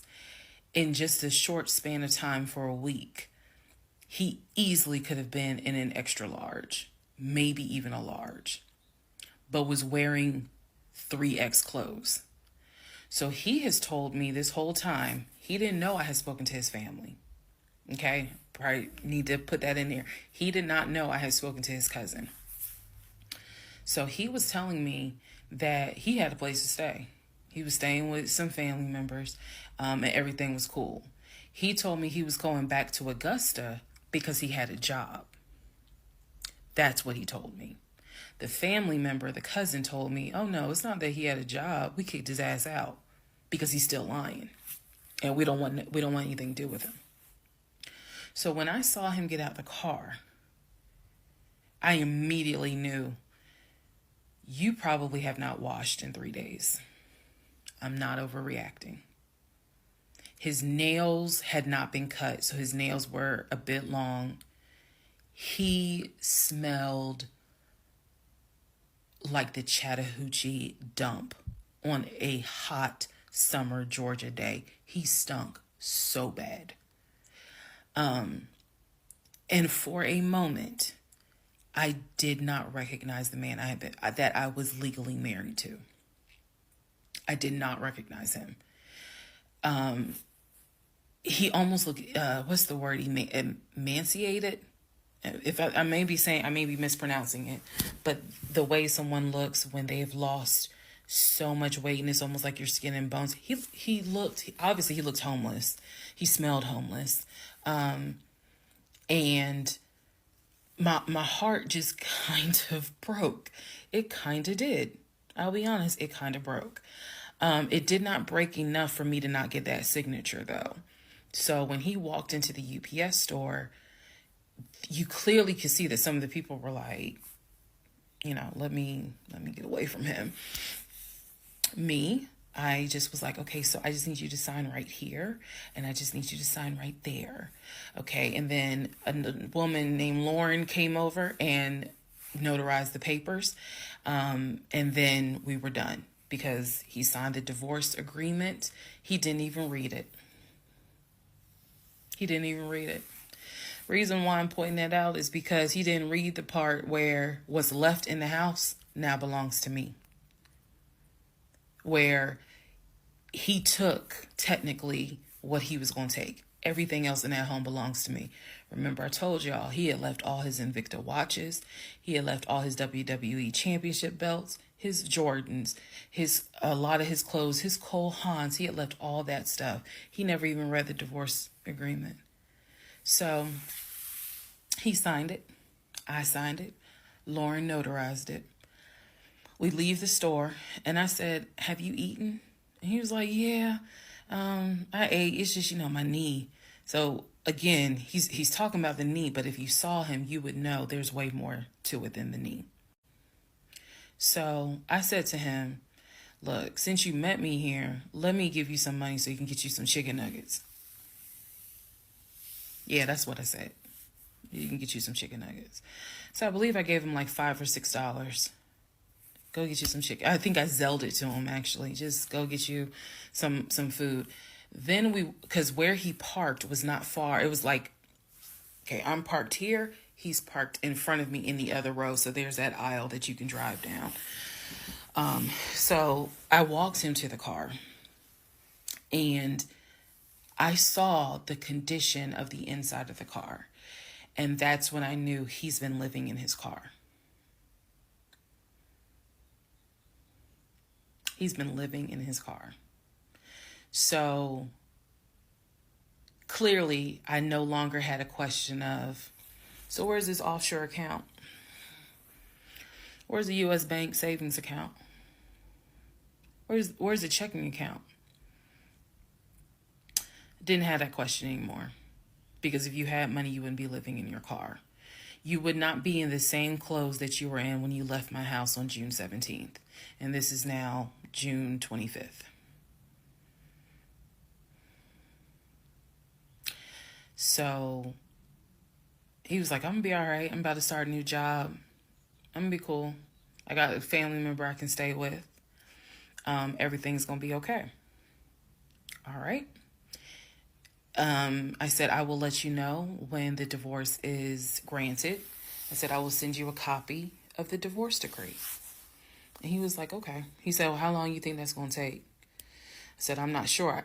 I thought I had to wait 30 days before I could file the divorce agreement settlement form. And then the judge would grant it in 30 days. So basically, this is like June 25th. I'm looking at the end of August that it would take for the divorce to be granted, assuming there were no hiccups, assuming he didn't decide he was going to pull a fast one. So I told him, I was like, I'm going to file this, and then once we get the divorce decree, I'll send you a copy. He said, okay. He got in his car. I got in my car. I drove all the way back home, and he went to wherever he went. Next part is the next series of lies that I was faced with. All right, part 38 of Who the Fuck Did I Marry? I'm going to call this housekeeping and missing pieces. So, housekeeping. First and foremost, as much as I know you all have enjoyed this series, and some of you have told me how entertaining you have found it, the story will be done this weekend. So, in other words, I don't care how many parts I gotta film, it will be done this weekend. We're not going to drag it into the new week. So I just want to let everyone know that. So please be sure to tell your sisters, your mamas, your aunties, your cousins, your best friends, hey y'all, go ahead and watch all the parts, because she's saying she's wrapping it up this weekend. But I'll leave the playlist up, so don't worry. Also, let's see. I'm sorry for the people who were like, I keep talking really slow. I didn't know that I was, and they're like, you're just long-winded. I'm very detailed. So that's probably what you're feeling, is that I'm detailed and I'm trying to get everything out, again, in a responsible manner. So, you all have asked me if I will do a live. Yes, I will. I don't have any issue doing a live. I feel like if you're going to put the story out there, you know you're going to get questions. So if you stand on business and you stand on what you said, do the live. So yes, I will do a live, and I will let you all know when I'm gonna do a live. So it won't just be some random shit. I will actually do a live and let everyone know. So that way, if you have questions, bring them. The issue with doing a live is that I need moderators. So because I just anticipate a lot of people have questions and I'm just one person, and I don't want to be accused of she's ignoring my question, which means there's holes in her story. Y'all, we all know how TikTok is. So, but I will absolutely do a live. That's the housekeeping. Missing pieces. So when I said before that it's important to me that I am responsible in how I tell this story, meaning I'm clear and I go in detail, I realized that I left out some missing parts. And it was brought to my attention by a number of you. Thank you, because I'm all for accountability. I did not go into how my ex-husband, Legion, left the condiment company and then went to Apple. I also did not go into detail on when my mom came to visit. Both of those were in the month of April. I was going to go into detail a little bit more on the Apple situation because, as you probably have figured out, of course something came out later on. But nevertheless, in terms of April of 2021, my mom came for a visit. She lived in Arkansas. She came to visit us. She came to visit us after We had that whole sexting on Facebook incident, and just after we had started marital counseling. There were no fireworks during her visit. Nothing was weird. I did talk about how, my family has always been there. And if you spoke with my mom, she would tell you she didn't see anything out of the ordinary. But there was something in her spirit that just didn't sit right. She didn't talk to me about it at the time. She did not raise her concerns.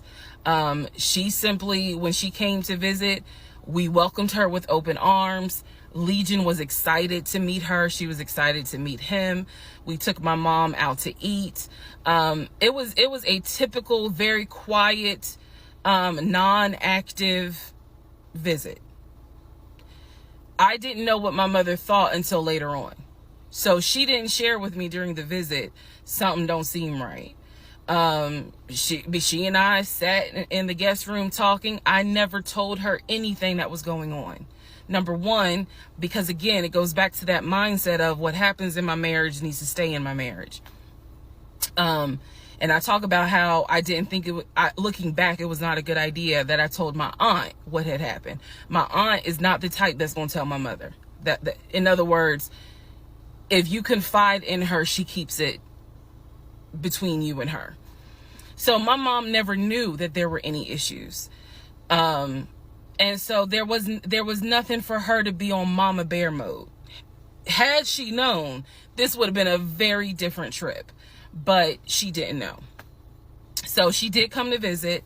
Everything went fine. He and I put on a united front. Oh, we're so happy. We're so, in love. And yes, behind the scenes was a whole different story. He talked to her about how he was looking to buy a house, and how he told her how work was going, how his job, how his job was going, bragging as usual, which I did tell my mom, look, he's going to talk about himself and money a lot. So, just change the subject. If he brings up a house, change the subject. That was my instructions to her, because I was like, I don't even want to get into the whole house situation. So other than that, uneventful. Now, once my mom left, this is still in April, everything was fine with him at the condiment company. As far as I knew, everything was fine. What ended up happening is he randomly came home one day and starts complaining about changes that are going on at the company. When he started complaining about those changes, it was things like, keep in mind, he is not VP of the company. He was VP of, I keep getting it wrong, but I think it was VP of production is what the memo says. So he was not the second in command for the company. He was upset that he was being blamed for, production stats, that the production was down. He was upset that his plant manager apparently had resigned. He was upset that some of the policy changes that were coming into play that would affect his plant. These are the things that he was coming home and complaining about. Literally, he would complain. He started complaining Monday. By Friday, he said, you know what, if they continue doing this, then I just need to find another job. He was like, I think I'm going to call my homeboy that I work with at Apple, and I'm going to see, what they have available. Yes, there were red flags going up. Of course there were. At this point, we're not even dealing with United Nations of red flags. We are dealing with the Olympics. We are dealing with the parade of all nations. Everybody got a red flag. So when he said that, I was kind of like, okay, because I had become numb to all the antics that he did. I was numb to it. So he literally said, I think I'm going to call my homeboy and I'm going to see what's at Apple. My response to him was, well, what about your salary? Would you take a pay cut? And he was like, no, I'm not going to take a pay cut. Like, I wouldn't leave unless it's going to be the same amount or more money. Y'all, the next week, last week of April, I'm at work, minding my own business. He calls me and tells me, I've decided to resign. You what? I've decided to resign. Don't worry. Don't get all crazy. I had talked to my homeboy. There is a position at Apple, and I'm on my way there now to go and meet him so that I can get some information on the position. We're married, y'all. We're married. So what I said to him was, well, will you get all this in writing? His words to me were, of course I'm going to get it in writing. I'm not stupid. You know what? I don't even want to talk to you no more. Click. That's the end of April. So that is how I was introduced to this Apple job. Again, if you stick with this series, you will find out exactly what happened. But that's how I was introduced to the Apple job. It literally was in a span of within 2 weeks.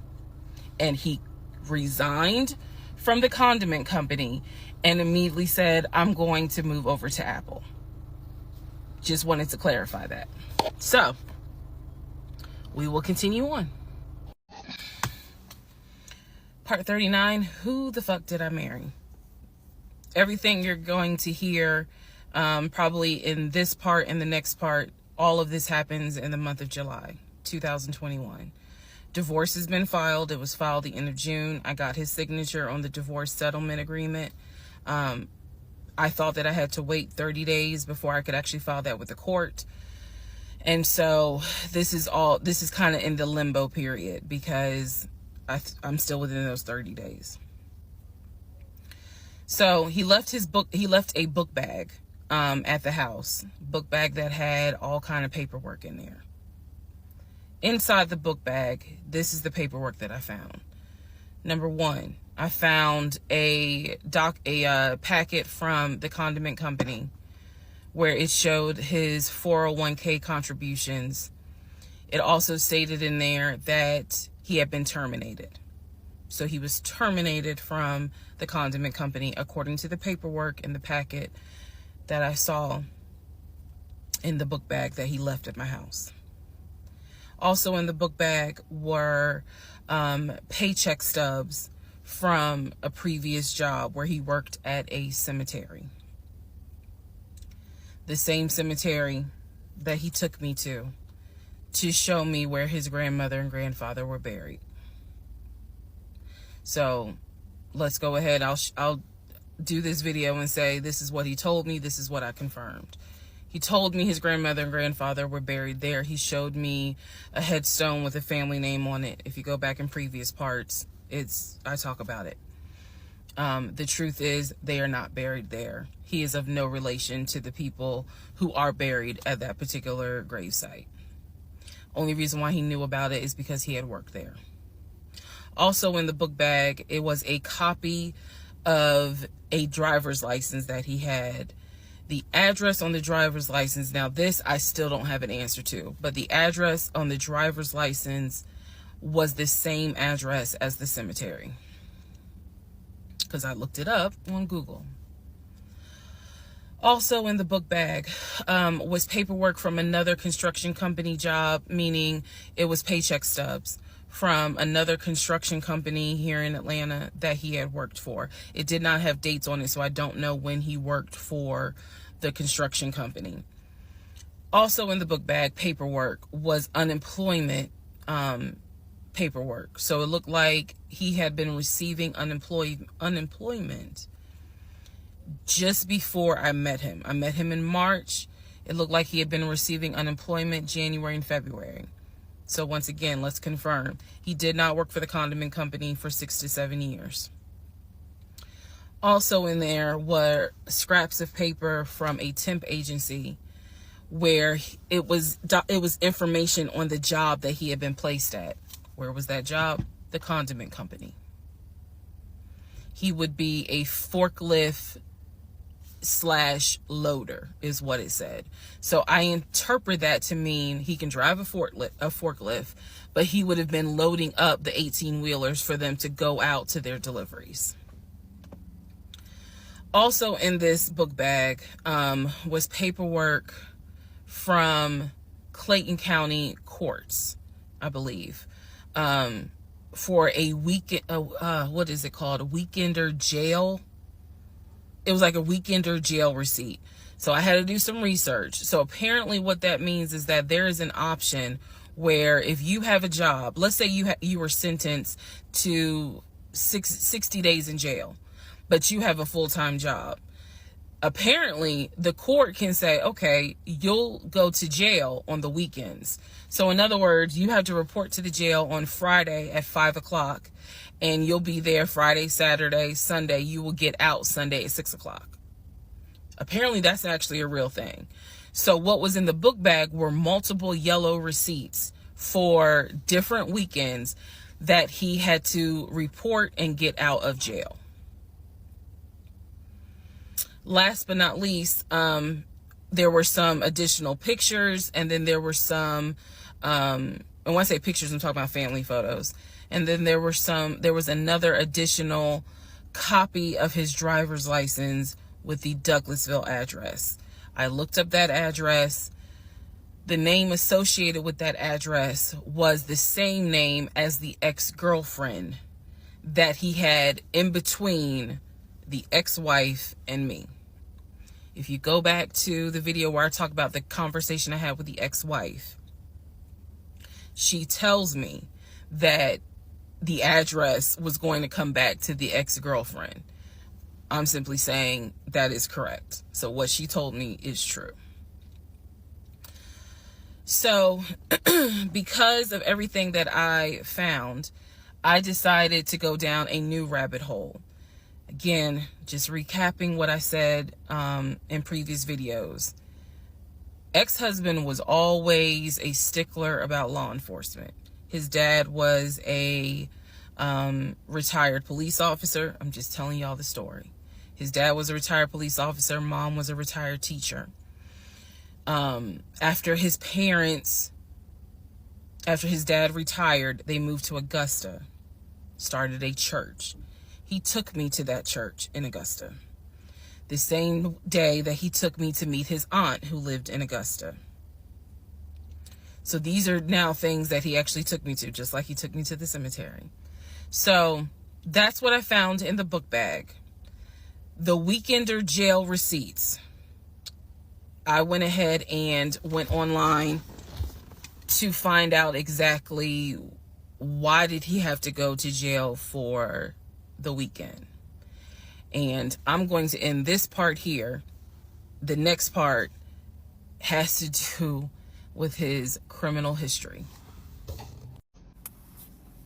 Part 40, who the fuck did I marry? So we are now at the point of July 2021. We're at the point where I've spoken to the female cousin, and she gave me the phone number for the older brother. For the purposes of this video, we're going to call him Chris. Chris was very nice. I called him. He was gracious. He was willing to answer whatever questions I had. And what he said to me was, he said, my brother has always been a liar. He's always been a liar. He said, but ask me what questions you have and I'll confirm what's real and what's not. First question I had was, when was the last time you spoke to him? Without missing a beat, Chris says, 2015, just after our mother's funeral.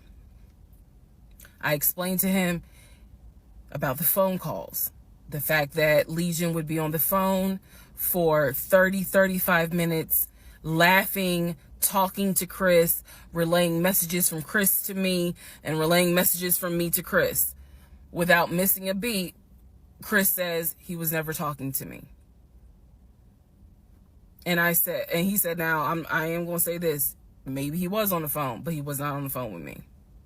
He said, because he knows that if I ever see him, I'm going to whoop his ass. And I'm laughing because obviously Legion loves to say I'm going to whoop somebody's ass. So for the people who were confused, like, wait, what does this mean about the phone calls?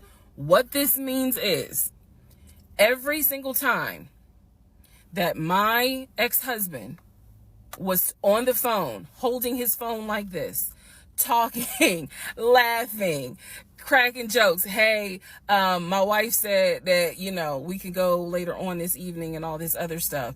Every time they were doing things like that, every time he was having a phone call or conversation that he claims to be with Chris, no one is on the phone. No one's on the phone. That is what that means. So I'm on the phone with Chris. My mind is spinning. It is blowing up like a volcano. I mean, I'm going crazy. I'm going crazy because what this means is that for the past 4 or 5 months, every morning that he is having a phone call with his brother Chris, I am now understanding in real time that phone call was completely fake. So Chris tells me maybe he was talking to somebody else, but it wasn't me. He said the only family member that Legion actually talks to is the twin. And that's only because for some reason, I guess it's their twins, he helps him out when he needs it. Legion only calls the twin when he needs money. And the twin, according to Chris, now this is the part that might blow some minds. The twin brother, the one that is older by 20 minutes, is VP of his company, is married, drives a luxury car, and lives in like a 4 or 5 bedroom house in Nashville. So Chris is saying to me, he was like, it sounds like he took the identity of the twin and was trying to act like that's his life. And it's not. He was like, that nigga ain't never had no money, ain't never kept a job a long period of time. And he was like, and you're telling me that he claims he was VP of a company?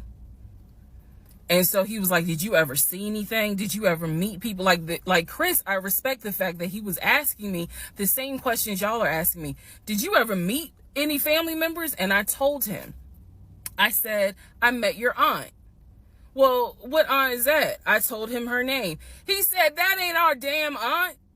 I don't know if y'all have ever dealt with people from Philly. So he was just loud. He was like, that ain't our aunt. He said, that is our mother's best friend. And I don't trust that hoe.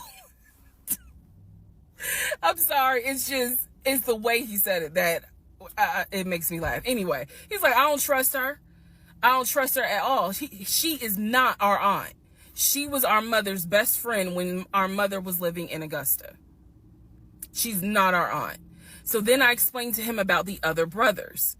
The brothers, remember, there were 2 half brothers from his dad. One lived in Baltimore, one lived in Augusta. Chris is on the phone saying, I don't know who them niggas are. They ain't related to us. He said, our dad never had other kids. He was like, so you mean to tell me this nigga going around telling people that our dad had kids on our mom? And I said to him, well, the way he actually put it is that the 2 brothers came before y'all. He was like, hell no. No. So then I explained to him about the sisters. He was like, who the hell is Shantae? And I was like, Shantae, again, I'm just telling you what I was told. Shantae is a sister that lives in Douglasville, married with 2 kids. He was like, no, we don't have a sister. Told him about Kim. He was like, Kim's not our sister. She's a cousin. And he said to me, and I know she ain't talked to him in forever in 2 days. He said, so everyone, the only people who are his family members is Chris and the twin. He's like, we got some cousins up here. I told him about Junebug. I told him about the uncle. I told him about the grandmother. And he's just sitting back like, oh my God. He said, he was like, I realize that every relationship my brother gets in, he gets worse. And it sounds like he is actually worse than what he was in the last relationship. And I thought he was talking about the ex-wife that I had spoken to. No, he had no idea there was another wife. Because again, he hasn't spoken to him since 2015. So he was like, the best thing I can say to you is this. He said, thank God you ain't have kids with him.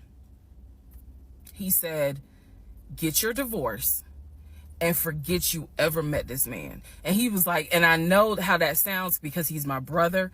He said, but if I didn't have to claim him, I wouldn't. And I said to him something that I shit is probably said in this whole TikTok series. This is not someone that you forget. This is not a situation that, man, I don't even remember him. No. What I don't remember is the version of myself before I met him, because nothing so far has turned out to be true. The only thing that Chris was able to tell me is true is that, number one, yes, there is a brother in Philly, him. Yes, there is a brother in Nashville, the twin. Yes, both parents are deceased. That is what I was told from the beginning. Those pieces of information are true.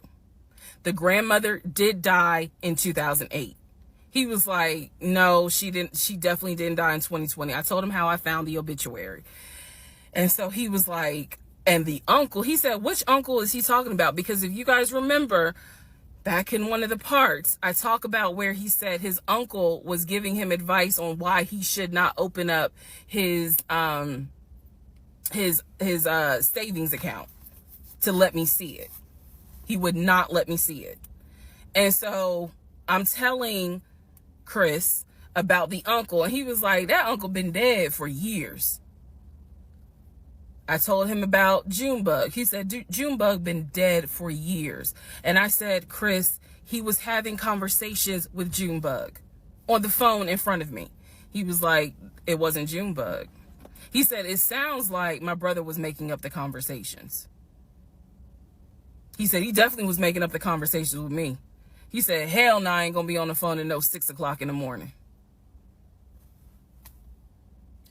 So the conversation with Chris solidified that this is the actual family tree. And no, there were never any conversations with his brother every morning when I was getting ready to go to work. They had never talked. On to the next part.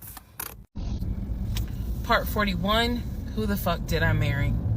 So this is a continuation of my conversation with Chris, which will then lead into some other stuff. So Chris has confirmed that he has not spoken to Legion since 2015. So now we know that the phone calls that Legion was having every morning on the phone with Chris when we were, getting ready to go to work, the phone calls were fake. I demonstrated in the last video how I think how he was doing those phone calls. Because he would relay messages from me to whoever was on the phone. So Chris and I also then talked about their parents. So if you remember in the beginning, I told you from the get-go, this man was, very respectful of law enforcement because his dad was a retired Philadelphia police officer. The mom was a retired teacher. And so he had the utmost respect for law enforcement. That's what he used to always say. Because, again, there's a lot that he lied about. So I'm trying to only highlight the big things because, truthfully, it got to a point where when he would say that as a VP in his company, he had a meeting with the local sheriff. Child, we know that's a lie. So I don't even need to go into detail about that because, again, why? So I told Chris what Legion said about their dad being a retired police officer. And I was explaining how he said the mom was a retired teacher. So Chris listened. Again, very gracious, very nice guy. He listened and he was like, so are you ready for me to tell you what's true and what's not? And at this point, I was already convinced I was going to be drinking heavily that night after this phone call. So I was like, go ahead. All right. So here's what Legion said. Legion said, my dad was a retired police officer with Philadelphia PD. When he retired, he and my mom moved to Augusta. I was there for high school and they started a church. He took me to that church in Augusta and showed me where the church that they started. The truth. Dad, according to Chris, their dad was nowhere near the church. That man ain't go to church on Easter. He ain't go to church on Christmas. He was like, my dad he ain't stepped foot in the church since the day he got married. That was the last time he went to church. He didn't have nothing to do with church. He said that their father was the furthest thing from a pastor. And he was like, I love my dad, but that man drank, smoked, and he was not a pastor. The mom was not a retired teacher. She did substitute teach at one point, but she was not a retired teacher. The dad was a truck driver. And not only was the dad a truck driver, at one point, he was a correctional officer. And so I said to Chris, I was like, I said I had no idea, of course. I had no idea. So now we know the truth. The dad was never in law enforcement. And I'm not knocking correction officers. I want to make very clear, because I know that sometimes people that work in law enforcement feel like, look, when I'm out there patrolling, that is not the same as being a correction officer, and correction officers may feel the same. So I just want to give the distinction between the two. So the dad at one point was a correction officer. However, his primary career was a truck driver. And so the dad would do long hauls. So Chris is explaining, no, he was like, now that's funny. He said, if you knew our dad, you would understand how funny that is to even insinuate that he was a pastor. And so I told him about the church that we went to. He was like, oh, okay. So he took you to a church in Augusta and told you that was our parents' church. He was like, now, our mom used to go to church, every now and then. But he said, our dad ain't been to church since the day he married mom.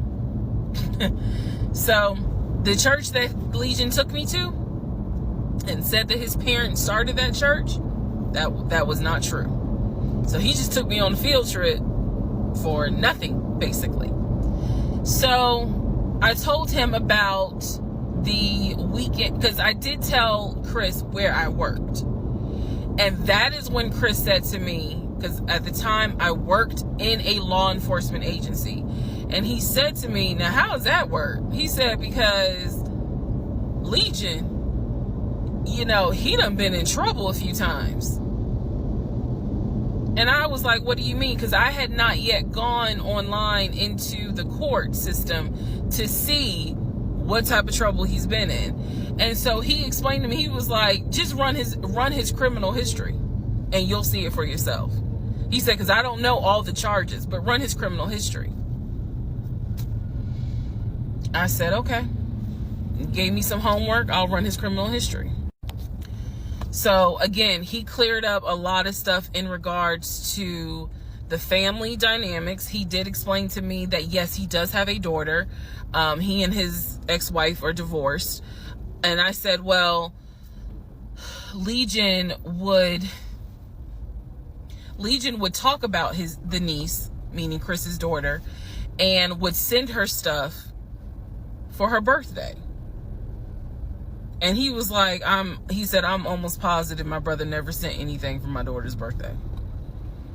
And I explained to him, I said, isn't your daughter's name Egypt? He said, no. Who the hell is Egypt? And I said, I was told that was your daughter's name. That's the reason why I'm saying the name on here, because obviously we're about to confirm that's not the daughter. So I said, I was told that's your daughter's name. I said, I went with him to Rack Room Shoes and bought shoes for what I was told was your daughter. And she lived in St. Louis with your ex-wife. He said, no. He said, my daughter and my ex-wife do not live in St. Louis. He said, I don't know who Egypt is. He was like, are you sure it wasn't for a woman? And I said, well, it was kids' shoes. And he was like, no. He said, and I told him, I said, I went to the UPS store, I mailed it, and it, they printed the label with the girl's name on it, and I'm thinking this whole time it's Legion's niece. Chris is like, I don't know who that is. That's not even the name of one of our cousins. So I have no idea, ladies and gentlemen, who my ex-husband was buying girl shoes for and had me sending them telling me it's for his niece. I have no idea. So Chris is like, yeah, he finally said to me the same thing the ex-wife said, which is pretty much whatever he told you is a lie. And I'm being honest with you guys. It is very hard to comprehend that everything is a lie. Like, there has to be something that's true. I'm like, how was he paying? If he wasn't working at the condiment company, or he got fired from the condiment company, how was he still paying the bills? Keep in mind, we never joined our accounts. He wanted to, but we never did, because he wouldn't show me the offshore, the savings account, which of course never existed. So I'm just trying to figure out, like, I know that I saw his checking account. I know that I saw his savings account, and he had money in there.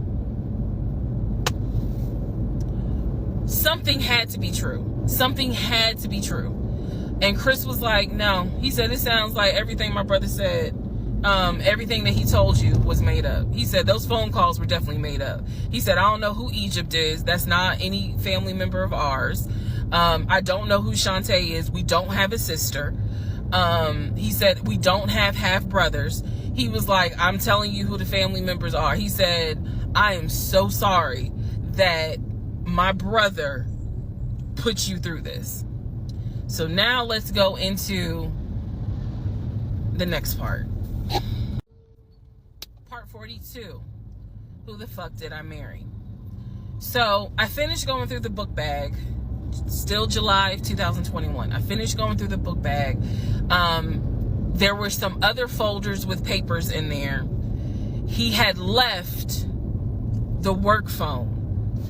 What I actually found out was that it was not a work phone. It was simply a secondary personal phone. He told me it was a work phone. I thought that the company was paying for the work phone. That's what I thought. No, because I found receipts where basically, and I didn't know this, ladies and gentlemen, I had no idea, but I found receipts where it was a prepaid phone, and he's paying to add minutes to it. So it's just receipts of, you added minutes to the phone on this date, you added minutes on that date. So the work phone whole thing, that was a bold-faced lie. Obviously it was a lie, because as we now know, he was a forklift loader. So the work phone that he's been walking around with was really just a secondary phone. He had left the phone. He took his personal phone, meaning the main phone, I should say, but the work phone he left. So I'm going through the work phone, just trying to find some sort of answer. Now what is really burning in my mind is how is it that he had all this money in the accounts, but again, the last time I saw him, he's living in his car. Like, the math is not mathing.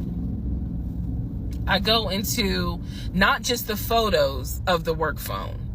I go into the deleted folder. So, ladies and gentlemen, if you're going to go through somebody's phone, which I will never do again, but if you're going to go through the phone, don't just go through the text messages and the pictures.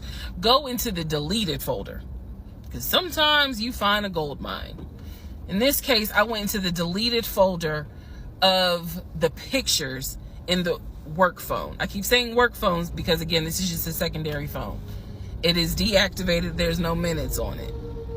So I go into the deleted pictures, and what I see is what looks like a screenshot of his checking account, the one that I saw with the available balance. Then there's another photo of the screenshot of the savings that he showed me.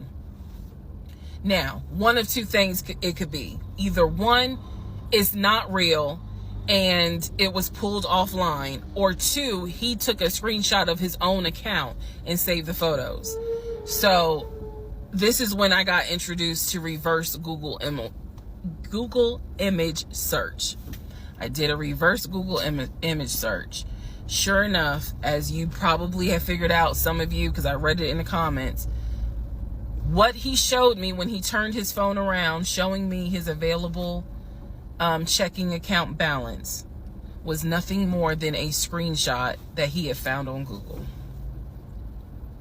When he showed me his savings, turned the phone around, because remember, I demonstrated for y'all how he was, and then, turned it around and showed it to me as if he was signing in.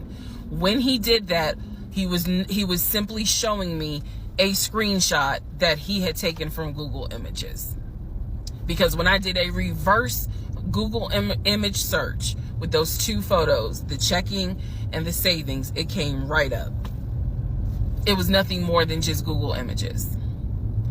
In my phone, I didn't even need this because, again, I already knew that he was not a VP regional manager, but still, for shits and giggles, I did a reverse image search of the charcoal BMW. Remember, I told y'all he had sent me pictures of the company car. Nothing more than a screenshot he had taken off of Google Images. The house that he showed me that he had in San Diego, Google Images. So, what we can now confirm is anything he showed me when he's turning his phone around is nothing more than an image from Google Images at this point. The checking account, the savings account, Google Images. The house, Google Images. The company car, that charcoal gray BMW 5 Series, Google Images. So at this point, I realized, okay, nothing is real. And I wasn't so much in a rage, to be honest with you. I wasn't in a rage then and there, as much as it was, I really truly had a moment where I said to myself, oh my God, what the fuck have I let in my life? Like, this is not even human at this point. That's really how I felt. Like, again, as someone who, I studied psychology, but I didn't graduate with a psychology degree. However, I have never dealt with a pathological liar. I have studied about them, but I have never come into contact with a pathological liar.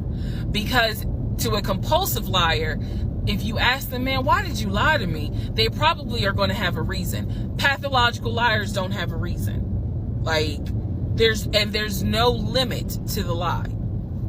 So I have now confirmed that at least 70% of everything that I thought I knew is now absolutely not true. Absolutely not true. So in between all of this, I get a phone call from the aunt in Augusta. The aunt in Augusta, who Chris has confirmed is the mother's best friend. She is not their mother's sister or dad's sister. She's the best friend of the deceased mom. She calls me, and this is the one I have met. This is the one that Chris was like, I don't trust that hoe, anyway. So she called because she wanted to know what happened. She wasn't trying to be nosy or messy or anything like that. She's just trying to find out what happened because apparently Legion is trying to come stay with her. So she asked me, sweet lady, but she said, what happened with you guys? And I told her we're getting a divorce. I said, because he lied to me a lot. He lied to me a lot. And so what breaks my heart about the conversation with her is that she said, so whatever happened to the baby? Mind you, we went to Augusta, told her I was pregnant. I thought he told her that I had a miscarriage. He didn't. He never told this woman I had a miscarriage. So she informs me, this is what she tells me. So now we're confirming something else. She tells me that on at least 5 times while I'm at work, Legion was driving to Augusta and telling her that he was going to visit the church of where the parents allegedly the church that the parents started. And I was like, what do you mean he went to Augusta? She said, I've seen him like 4 or 5 times. He's come down here, and each time I've asked him to bring the baby. And I said, what baby? And she said, the baby that y'all had. He told me that y'all had a baby boy. And I said, no, ma'am. I said, I had a miscarriage in June of 2020. And she said, oh my God. Oh, she was doing that whole thing. She said, this whole time he told me that y'all had a son in January. And I have been asking him for pictures. I have been asking him to bring both of you down here so I could meet him. And he always had an excuse as to why he wouldn't bring the baby. And the last time he was in Augusta, he said that he was leaving you and he was taking the baby with him and that you were at work. I am not making this up. That is what that woman told me. And I just was like, no, ma'am. None of that is true. There is no baby. I said I had no idea he was going to Augusta. Next part.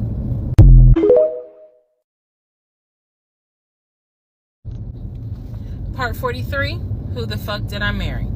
So after the conversation with the aunt, again, she's telling me that Legion has been keeping up this lie that we had a son.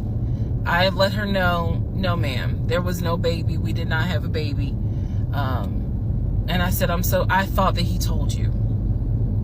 And she said, he's told a few people that you all had a baby. And she said, because I know some people were trying to send a gift to celebrate the birth. I didn't know anything about that. Didn't know anything about that. So she said, he's trying to come stay with me. She said, but I don't think I want him to, again, she's an older lady. She's like, I don't think I want him to come here because I don't really want to get involved with his divorce again. And I said, what do you mean again? I said, are you talking about the previous wife? And I said the previous ex-wife's name. She said, I don't know who that is. I'm talking about LaTanya, that one, the first one.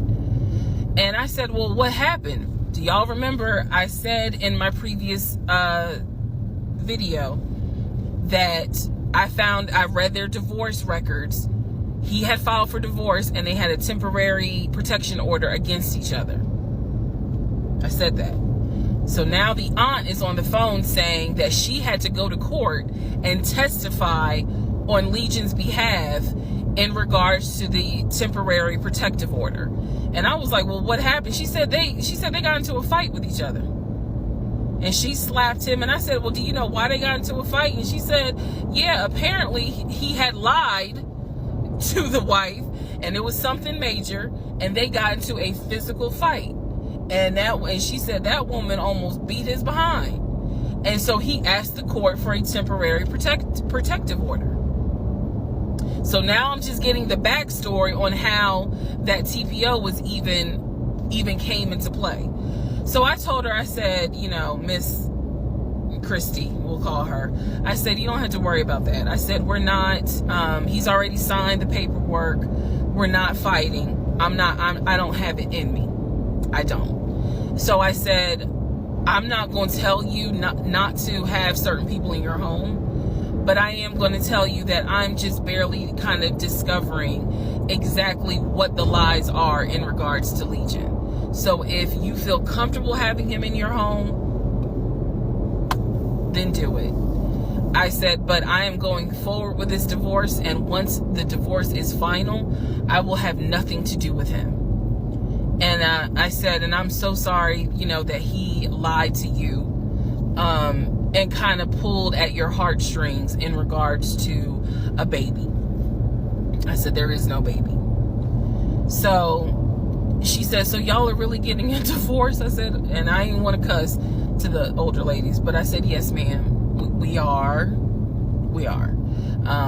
And so we get off the phone. Also during this time, Legion would call me every now and then. Legion had no idea. I've spoken to his ex-wife. I've spoken to his brother. I've spoken to his female cousin. He had no idea. I have now, if we want to go through real quick and talk about what we can confirm. We can confirm that there is no sister. We already knew there was no baby. There was no VP job. Again, he was a temp, and apparently he was making decent money. So what I believe, and this is just what I think off of putting pieces together, I think that he made enough money to pay the household bills, because it wasn't as if the household bills were so expensive. He made enough money to live on his own. But instead of him living on his own, he's living with me.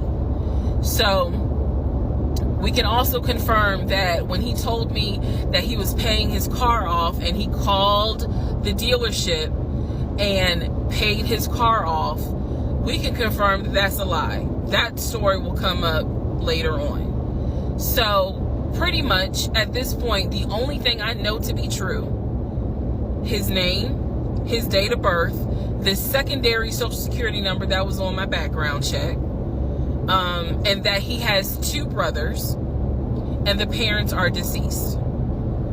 At this point in time of July 2021, that's all that I was able to confirm that to be true. So later on, Legion calls me. He calls me because he wants some money. He just needs a little bit of money to hold him over till payday. And so we're on the phone. The call, again, I was recording all my calls at the time. We're on the phone, and I finally kind of confronted him, number one, about having a twin. That's when he tells me, I don't know why I lied, but I don't really talk about him. Number two, I asked him why did he get fired from the condiment company. His story is that he got fired because he had helped a truck driver and he was not supposed to. I know it's a lie. Y'all don't even have to tell me. I know it's a lie. Number three, I asked him, why did you tell your aunt that we had a baby?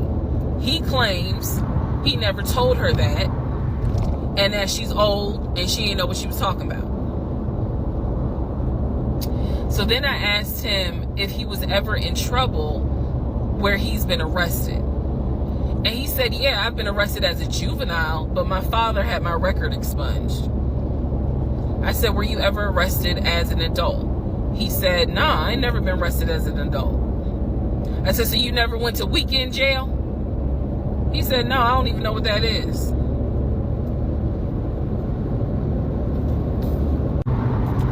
So he doesn't know what weekend jail is. That's his story. And so he was still standing by the lies he told me. So finally, I just asked him, and this is where let me just say it. I asked him, why the hell did you even marry me? Like, why? Why did you even marry me? Because you easily could have just stayed dating or been the boyfriend or just moved on with your life. Like, you didn't have to marry me. You didn't have to pull me into a marriage and make me think that this is what you wanted. This is what he said to me on that phone call. He said, I had to marry you. And I was like, no, you didn't. He said, yes, I did. He said, I knew full well from day one that there was no way you were going to stay my girlfriend for longer than a year. He said, I knew it. He said, I knew in order to keep you, I was going to have to marry you. Y'all, my jaw hit the ground. I could not believe he said that. And he said it so matter of fact. And I was like, that is the most fucked up thing you could ever say. Part 44. Who the fuck did I marry? The videos that you saw earlier were filmed earlier today. And yes, I'm aware. It was brought to my attention. I had to make a decision. whether or not to finish, keep my word, or stop, disappear. I mean, disappear. Okay.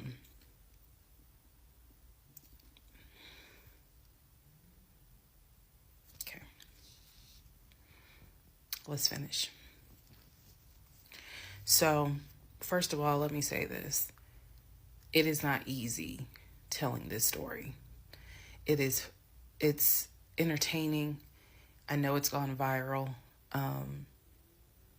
But it is not easy telling this story.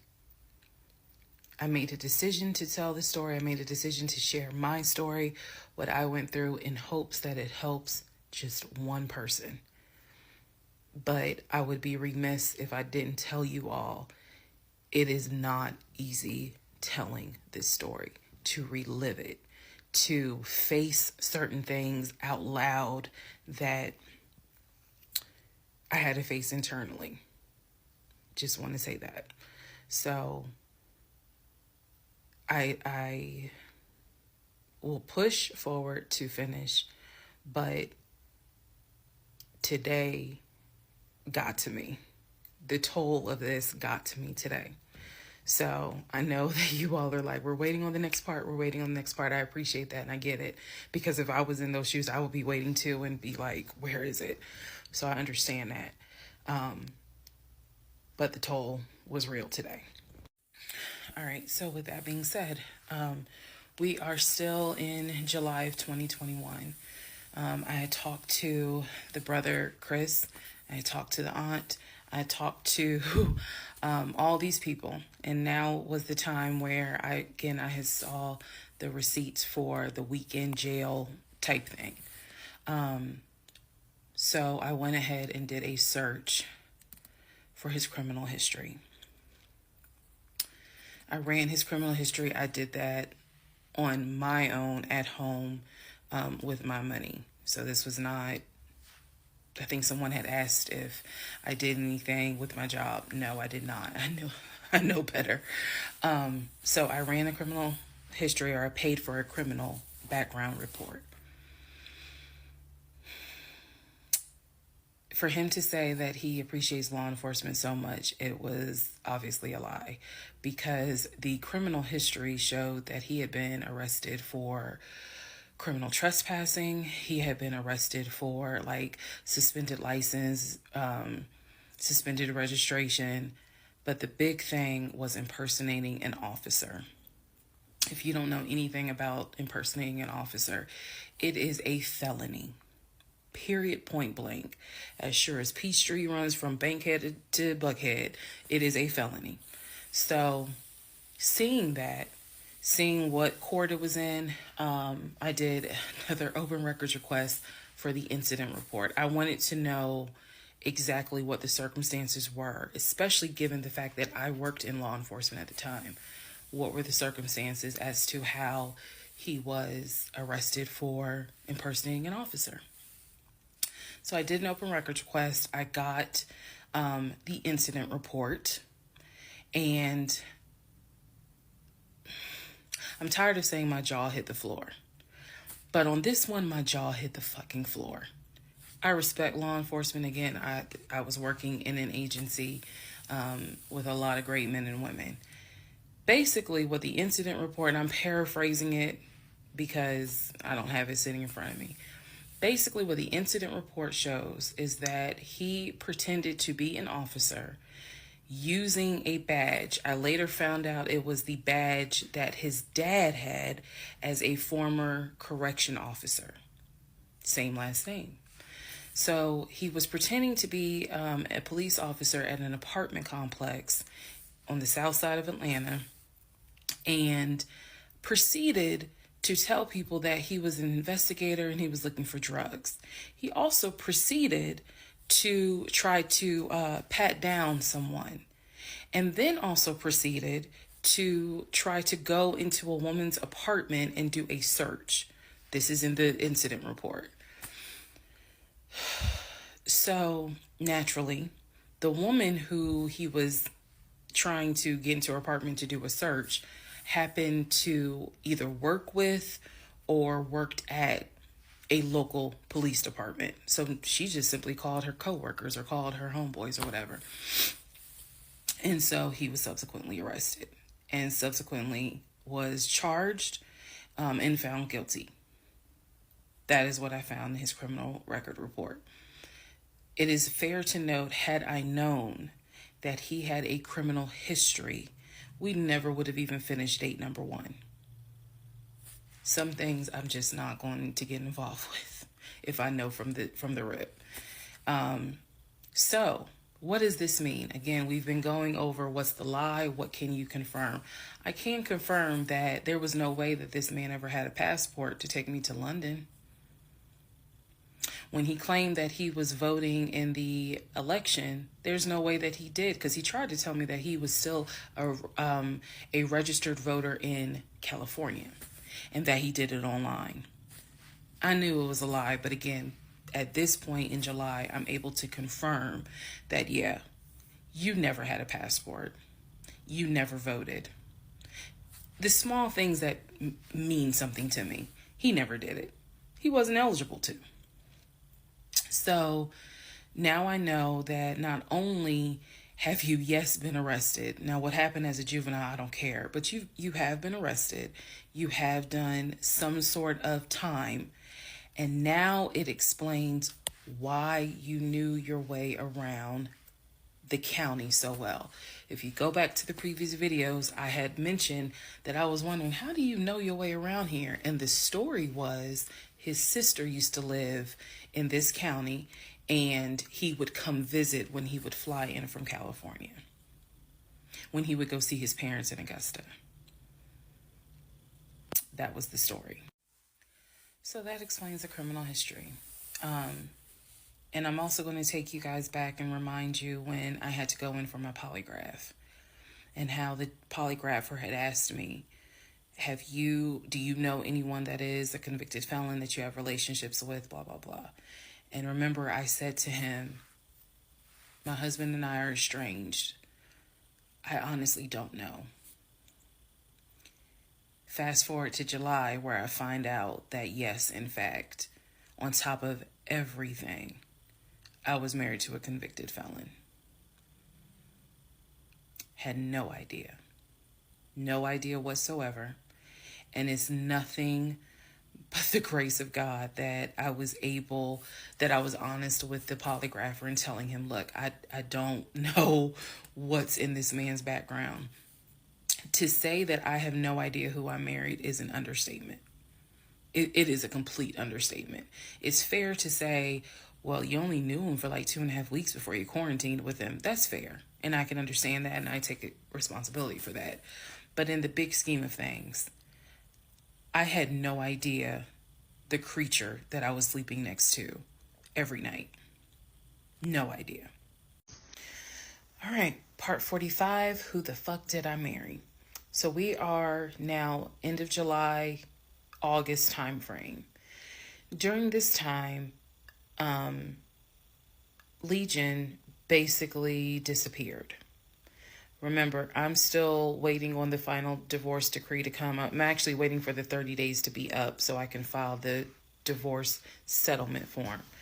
So I'm waiting on those 30 days to be up. I'm playing nice with him. I'm being cordial. I have uncovered all kinds of stuff. But just in case he was going to act a fool, I was trying to be cordial.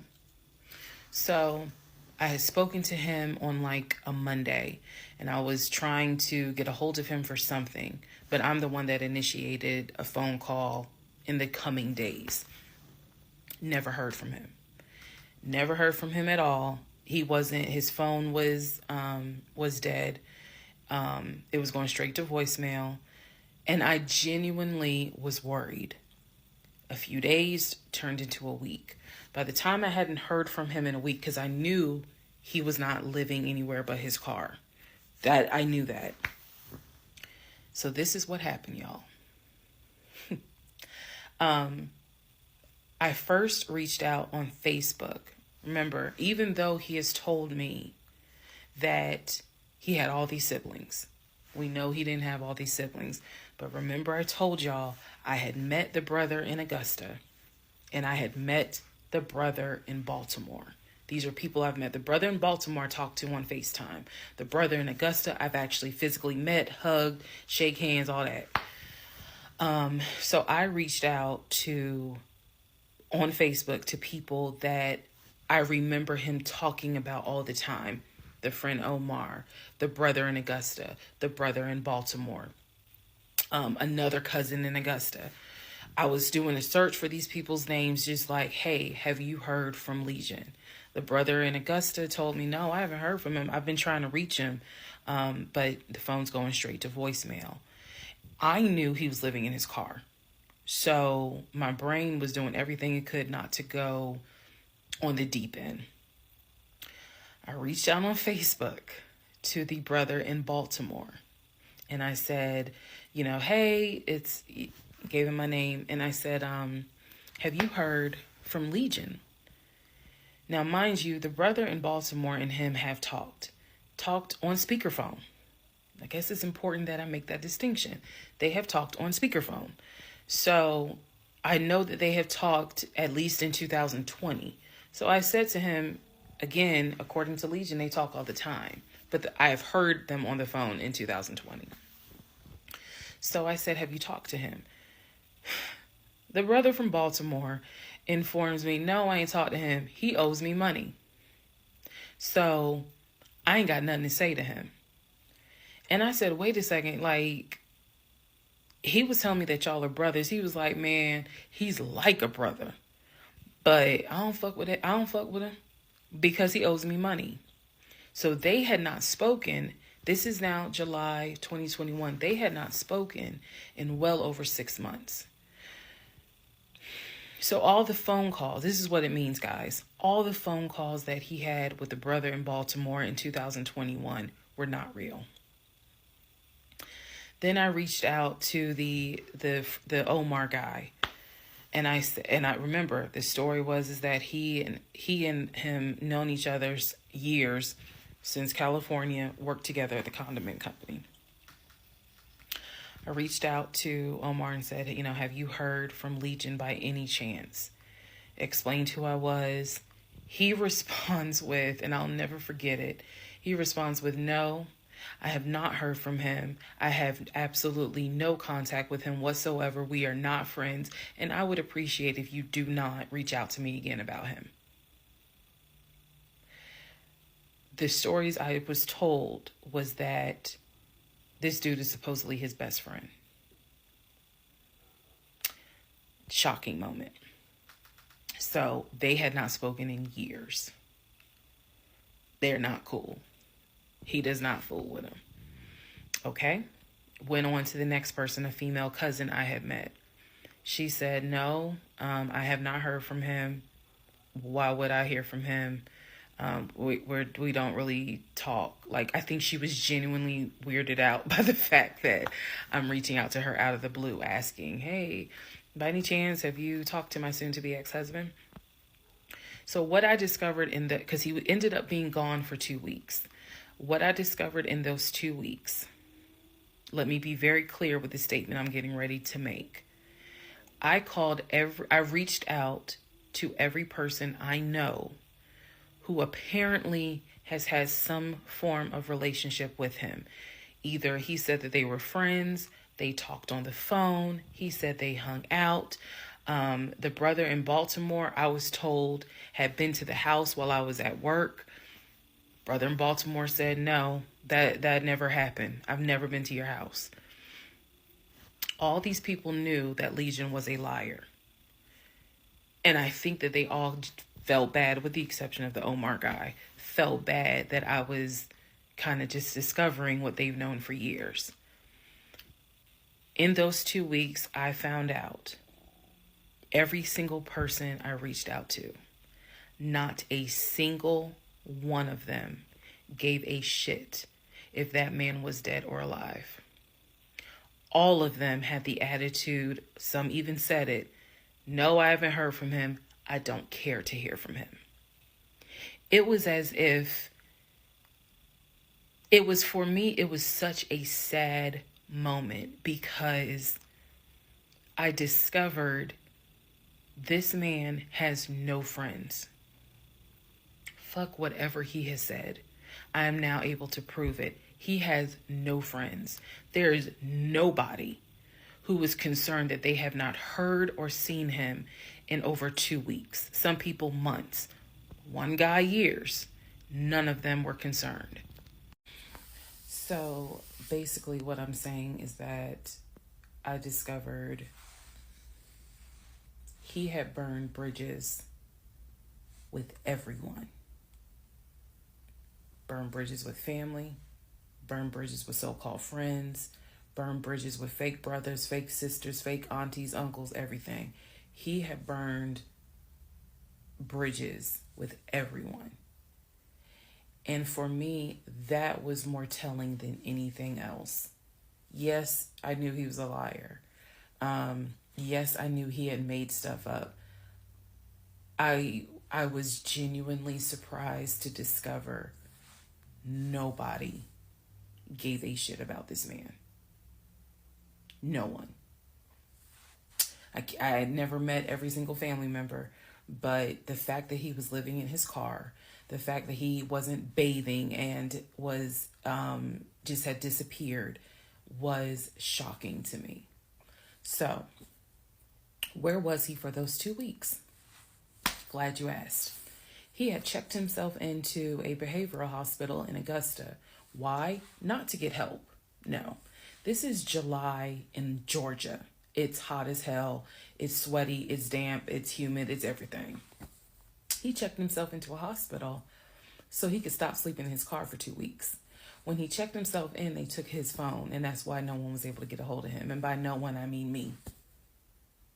He checked himself into a hospital so that he could have a bed for a couple of weeks. That's the type of human being that I was dealing with.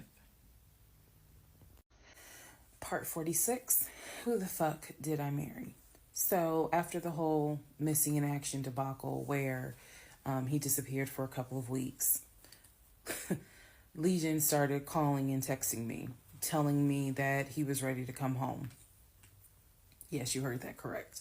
So apparently someone had told him that legally he did not have to leave the house when I kicked him out because it was a marital home and he had just as much right to be there as I did.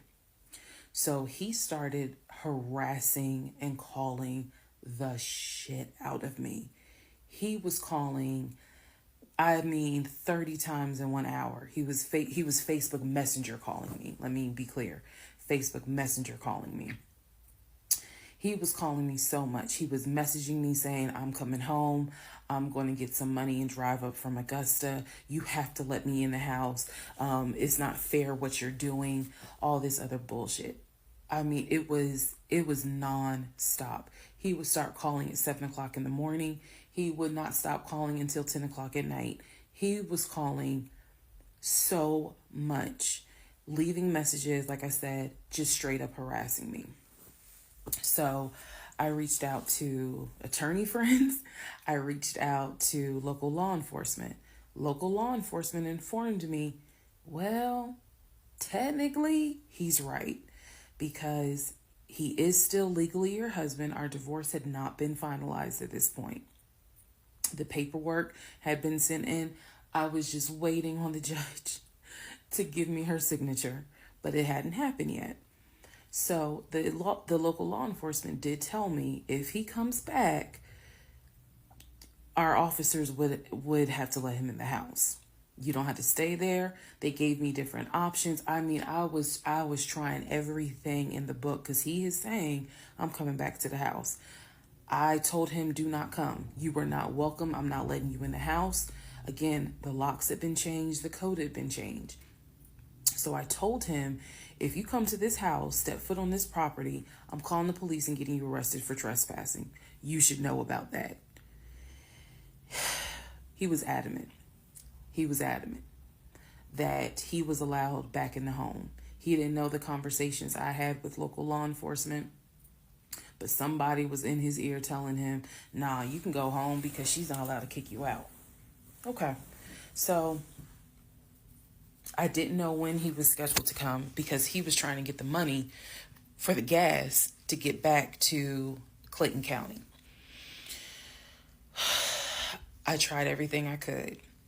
Basically, what my options were simple. Let him in the home, and I can stay in the home, put him in a room, just have no dealings with him. But again, I don't want to be under the same roof with him. This is what the local police told me. I could have an officer go room to room and let his body cam film the room to see the condition of the house. And if Legion showed up, I would leave the house. I can go to a family member's home and stay there.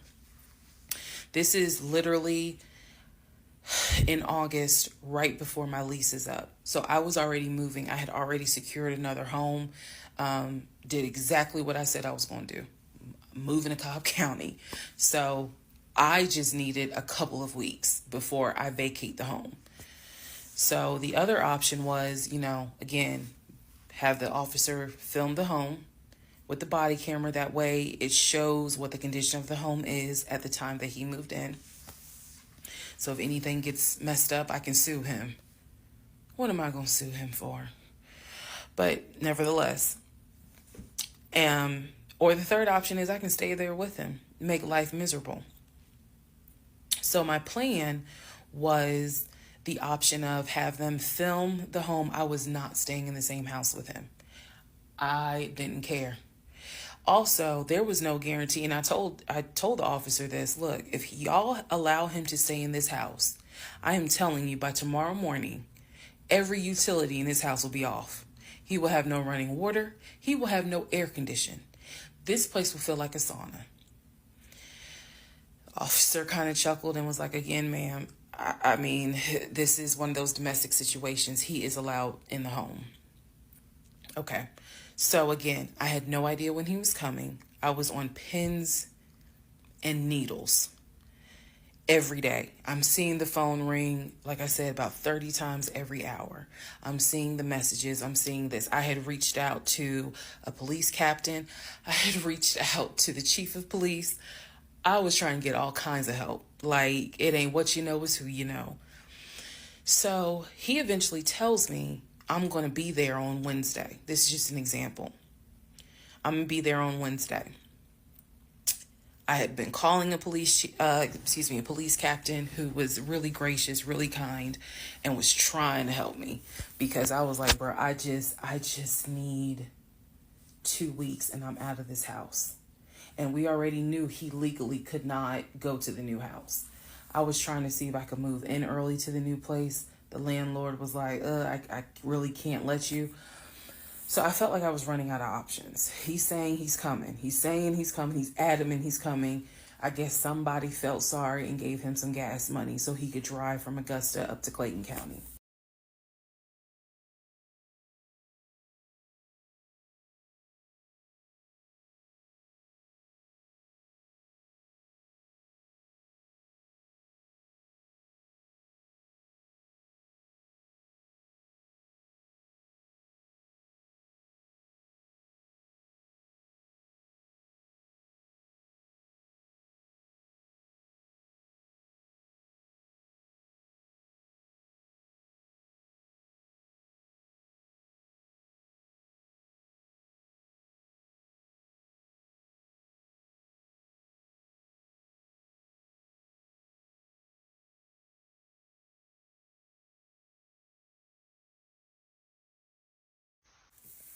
Part 47, who the fuck did I marry? So here's what happened. This was mid-August. Went to work as usual. It actually happened on a Friday. I had to look at the dates. It happened on a Friday. Went to work. Still, he was calling me, texting me, messaging me that he was on his way. And so I was a bit on pins and needles all day. I was dreading going home, and that is a horrible feeling to dread to go home. So he had called me and said that he was at the house in the driveway. I guess he had to use the restroom, so he decided to go to the Walmart up the street to go use the bathroom. I wasn't answering phone calls. I wasn't answering text messages. I simply called the police captain. I said, hey, he's saying that he's at the house. The police captain himself drove by the house, but I believe he drove by the house when Legion went to Walmart to use the bathroom. So the police captain was like, I don't see anyone there, but again, when you get home, if he is there, do not engage, call us. Okay, no problem, because I got you on speed dial. So I go home. I'm on the phone with both my mother and my aunt on a 3-way call. They're both like, oh my God, what do we need to do? I drive into my subdivision. What he did not know was that he had backed into the driveway up against the garage. Normally I park my car in the garage. But what he didn't know was that at the time I was driving a fleet car. So I wasn't even in my normal car. And I know that he was waiting to see my car, the Nissan Altima that he helped get, pull in to the subdivision and then pull in towards my townhome.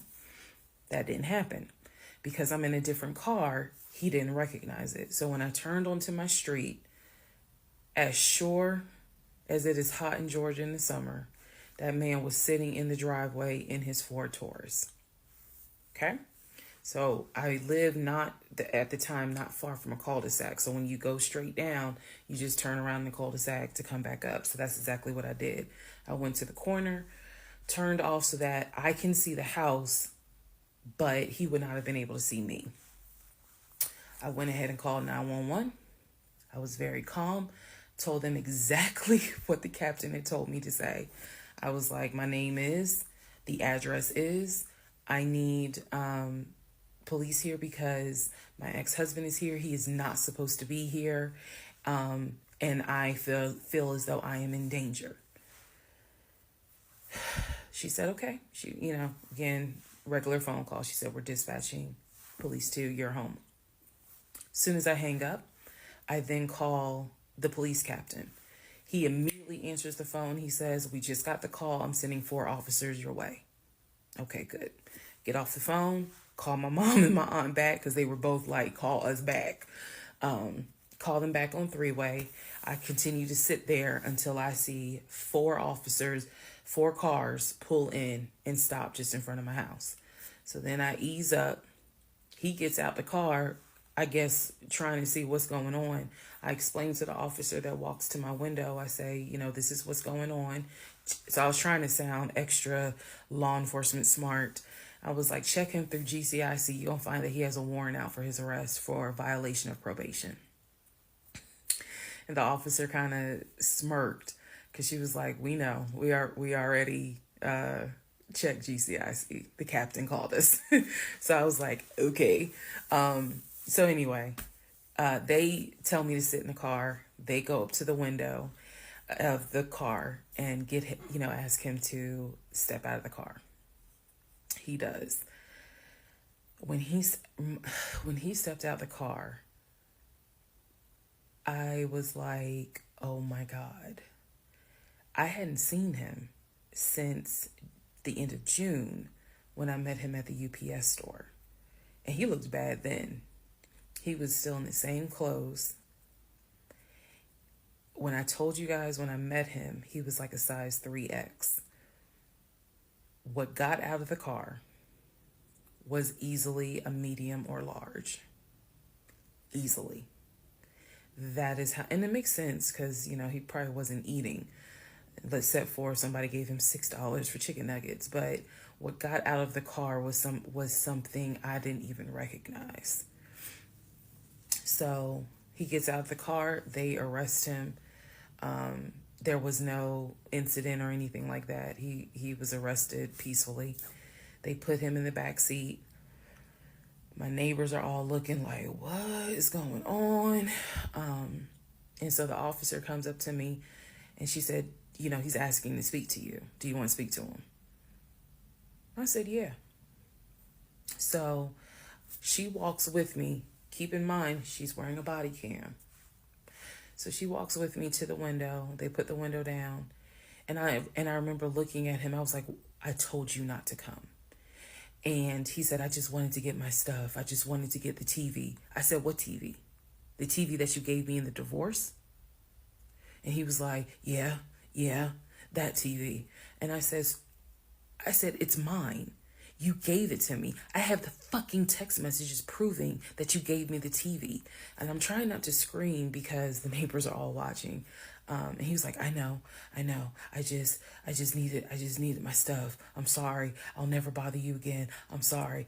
And so I look at the officer and I was like, you have me out here with 4 fucking police cars. You have embarrassed me to no end. You have made a fool of me. And you got the audacity to now be like, I'm sorry. I'm like, fuck, you're sorry. So the officer was kind of like, okay. I said, I never want to see you again. He was like, you won't. I'm sorry. I'm so sorry. So I walk off. The officer is like going through the stuff that was in his wallet. They took it out and put it on the roof of the car. So the stuff that was in his pants, like his wallet, his keys, they put it on the roof of the car when they had him get out the car. And so she's just like, I said, did you catch all that on body cam? And she said, yeah. I said, he gave me the TV. And she said, yeah. She's like, we're going to take him in and we'll have somebody look at him, because in her words, she said he's definitely having a mental episode right now in the back seat. And I just shrugged and I was just like, my God, I just said, I just want to be done with him. I just want to be done. And so she was like, I understand. I totally get it. So his car is in my driveway. The keys and everything are, they took it with them because I guess since it was on him, they took it with them for processing at the jail. I think that's how that works, because I didn't see the wallet or the keys afterwards. So at this point, 4 officers leave. I go into the house. Everything's peaceful and calm. A few minutes later, I go outside to check the mail. What's in the mail but a letter from the court? I open it up. I go into the house because, again, it's hot. I had my wig on. My head is all sweaty and stuff. I'm just angry and just angry. That raised my blood pressure. So I go in the house. I sit on the steps inside the house and I open up the mail from the judge, and it's my final divorce decree. And I'm smiling right now, but y'all, when I got that divorce decree sitting on the stairs, I broke down into ugly Oprah tears. I broke down. It was as if a year worth of weight came off of me. I broke down, and I mean, I wailed. I broke down. I broke down so bad. Next part. All right, part 48. Who the fuck did I marry? So after I finished breaking down, wiped my tears, and his car is still in the driveway. I couldn't park in the driveway. So I called the car company. I had called the car company once before when he went missing for those 2 weeks to ask them if they maybe had a tracker on the car and could track it. And the nice gentleman informed me that the tracker had not been giving a signal off for about 5 months. So he wouldn't really give me details on the car, but obviously the car had not, the car payment was not being made on that car. It had not been made on that car for quite some time. So he and I split in June, but apparently the car payment wasn't made long before June. Can't speak to that, but he still had the car. So Called the car company. I told them, I understand that y'all are looking for this Ford Taurus. And the lady said, yes, or you can make a payment. I said, no, y'all can come get it. Here's the address. When do y'all want to get it? And she said, well, I can have a driver come get it tomorrow morning. I said, no problem. That car will be ready for you to get it tomorrow morning. And so the car was repossessed out of my driveway the next morning, Saturday. The driver was there about 7 o'clock in the morning. He had the master key for the car, cranked it up, drove it, put it on the tow truck, and left. Here's what that now means. When Legion left my house in June, he left with 2 bags of clothes. Everything else was in my house. At the end of July, or towards the end of July, everything that he had left in my house had been donated to the domestic violence shelter, which means that the only thing that Legion had were the clothes that he had taken with him in the car. When he got arrested in my driveway, all of his clothes were still in the car. And when the car got repossessed Saturday morning, all of the clothes were in there. Which means that when he went to jail, whenever he got out, he only got out with keys to a car he no longer had, a wallet with probably no money in it, and the clothes that were on his back. Everything else was gone. Now we can fast forward to what happened around August 29th. So I was scheduled to move August 31st. Remember, I'm moving up to Cobb County. We had been checking the court documents. He had a court date scheduled for around August 29th or August 30th. I don't remember the exact date. The court time was supposed to be around 9 o'clock in the morning. My mom was watching the court filings online. And according to her, because I missed it, they showed him on the screen because this was still during Zoom. They showed him on the screen, and then he was ushered out of the court into like a back area. And an attorney spoke on his behalf. Between the time that he had been arrested and the time of the court date, I had never in my life slept so good. Truthfully, never slept so good. I was officially divorced. I had no ties to him. There was nothing in the house of his there was nothing of his that was still in the house. I felt free. So, when the court date happened and my mom told me what she saw on the Zoom, I was confused. Is he getting out? Is he having to serve time? What's going on? I called the courts. I tried to speak to his attorney, and his attorney had a horrible attitude and was like, why are you calling me? And I informed him, I said, look, I'm a bit afraid of this man. So can you please just tell me if he is being released, or is he going to be kept, or if he is going to be sentenced to a longer jail term? He said no, he's not being kept in a longer jail term because the warrant had expired. So when the police arrested him, yes, it was a valid arrest, but the warrant had expired. So I believe the warrant had expired like 6 months earlier, but of course it wasn't put in the system. Which means that if the court date is August 29th, he's going to be released August 29th or August 30th. I'm moving August 31st. So my mom was just like, please just spend the night at your aunt's house. Like, just spend the night at your aunt's house, then go back to the house during the day. The movers will be there, and then just move. So that's exactly what I did, because there was concern that he would get out of jail angry and catch an Uber with no money and come back to the house, either for retaliation or because he's just in a fucking manic mode. And so that's where he went. I really didn't want to take any chances. It's just that simple. I did not want to take any chances. I knew that at that point, legally, the law's on my side. Y'all are divorced. You have no reason to be at this home. I knew that that's what the police would say. But I wasn't 100% sure, because truthfully speaking, I did not know this man. We can make all the jokes we want. I did not know this man. I thought I knew him, but you never really know a pathological liar.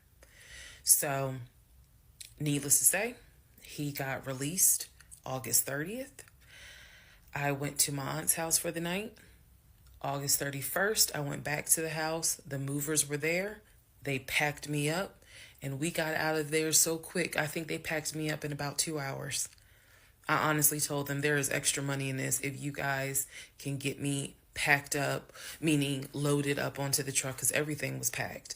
But I explained to them, this is a domestic situation. I need you guys to move quickly. When I moved out of that house on August 31st, anything that Legion touched, I got rid of. I sold the furniture. I sold dining room tables. I donated plates, glasses. When I tell you I moved out and I started over, I completely purged my life. Completely started over. I mean, I was not willing to take a single item into my new home that reminded me of him. From the dishes in the kitchen to the towels in the linen closet. When I tell you Amazon and Ross were my best friends, I mean they were my best friends, because I could not fathom moving into a new home, a new space, with anything that reminded me of him. I sold the bed, got a new bed. If he had bought me clothes, I got rid of them. If he bought me shoes and purses, okay, I kind of kept the heels. But everything else I got rid of. So I completely purged my life. Completely. Started over from the bottom in terms of just the move. I could not take any piece of him with me. Could not. Part 49, who the fuck did I marry? So after the whole, I moved and I started over, basically, completely started over. So there was a period of time where different people had reached out to me, people who knew him. Apparently, he was still trying to find a couch to sleep on. And so one guy in particular had reached out to me because I guess Legion had asked him if he could come and stay with him and his family, because he was homeless and had nowhere to go. And so he had lied and told the guy, because again, he's a liar. So he had lied and told the guy that, I had kicked him out. We're divorced. I had taken all his money. And so that's why he's homeless. So the gentleman simply was reaching out to me on Facebook to confirm what is actually true. And he and I talked, because he ended up calling me.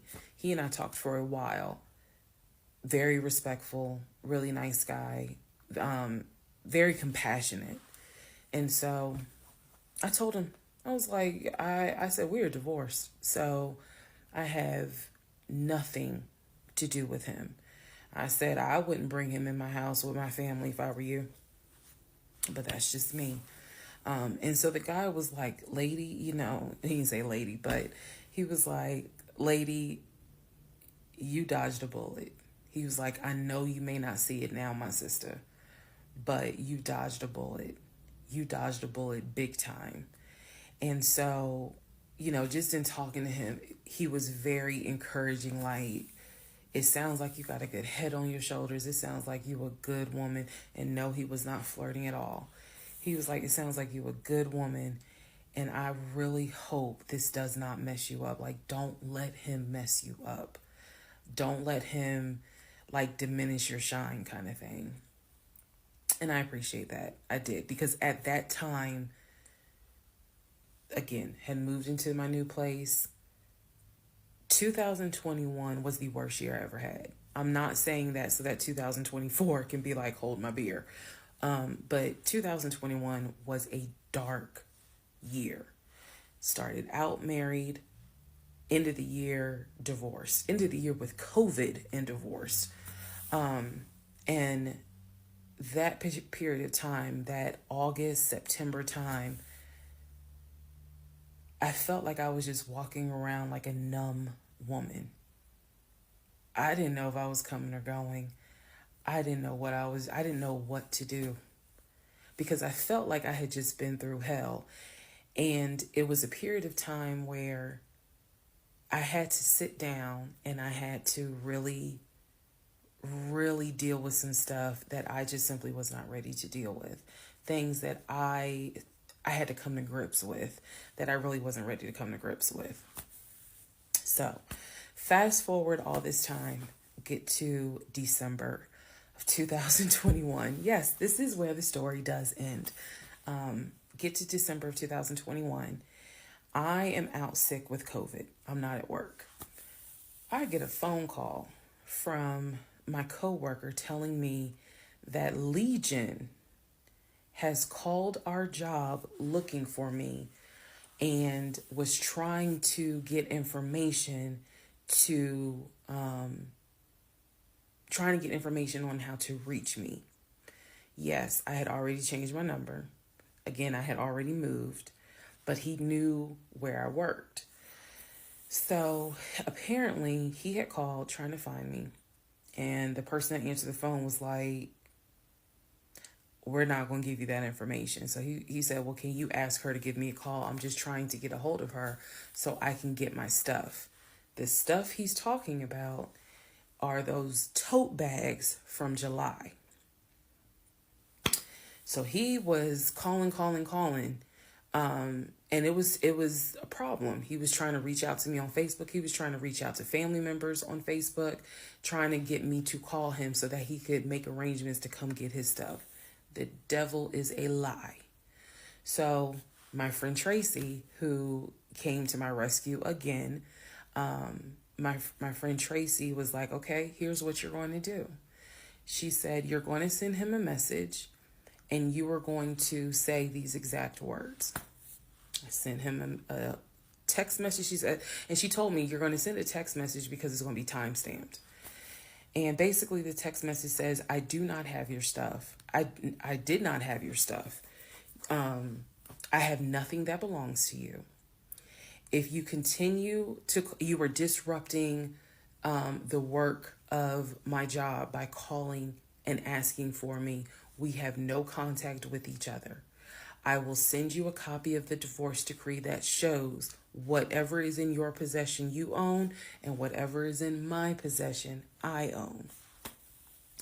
If you contact me directly or indirectly ever again, I will get a restraining order on you. Now, for those of you who are watching this in 2024, and you're probably like, wow, she's dramatic. Please understand that what I just said, I meant. I mean that. If you ever try to contact me directly or indirectly, I will get a restraining order. I have it in writing. I've always had it in writing. And if I need to rewrite it again in 2024, I will, because the boundaries still stand. And that, ladies and gentlemen, is the last time I had any contact whatsoever with my pathologically lying ex-husband. Part 50, who the fuck did I marry? So, the aftermath. There are some realizations I had to come to after the divorce and everything had passed. One, Legion never loved me. He never loved me. He doesn't love himself, so I know he didn't love me. Number two, he didn't even like me. He watched me get excited about things that he knew I was not going to get. And not even just the possession stuff. Like, of course, we know I was excited to be the woman whose husband is like, I'm taking my wife to London. I was excited to be the woman whose husband was like, yeah, I bought my wife a brand new BMW X5. You have to understand, as all the jokes that we make about the BMW. It was the time and effort that he spent in taking me to dealerships and being sure to put me in the car and test drive the car and, oh, I can see you in this. I like this for you. It seems safe. It was the effort to really make me believe that he was going to get this just for him to fuck with me.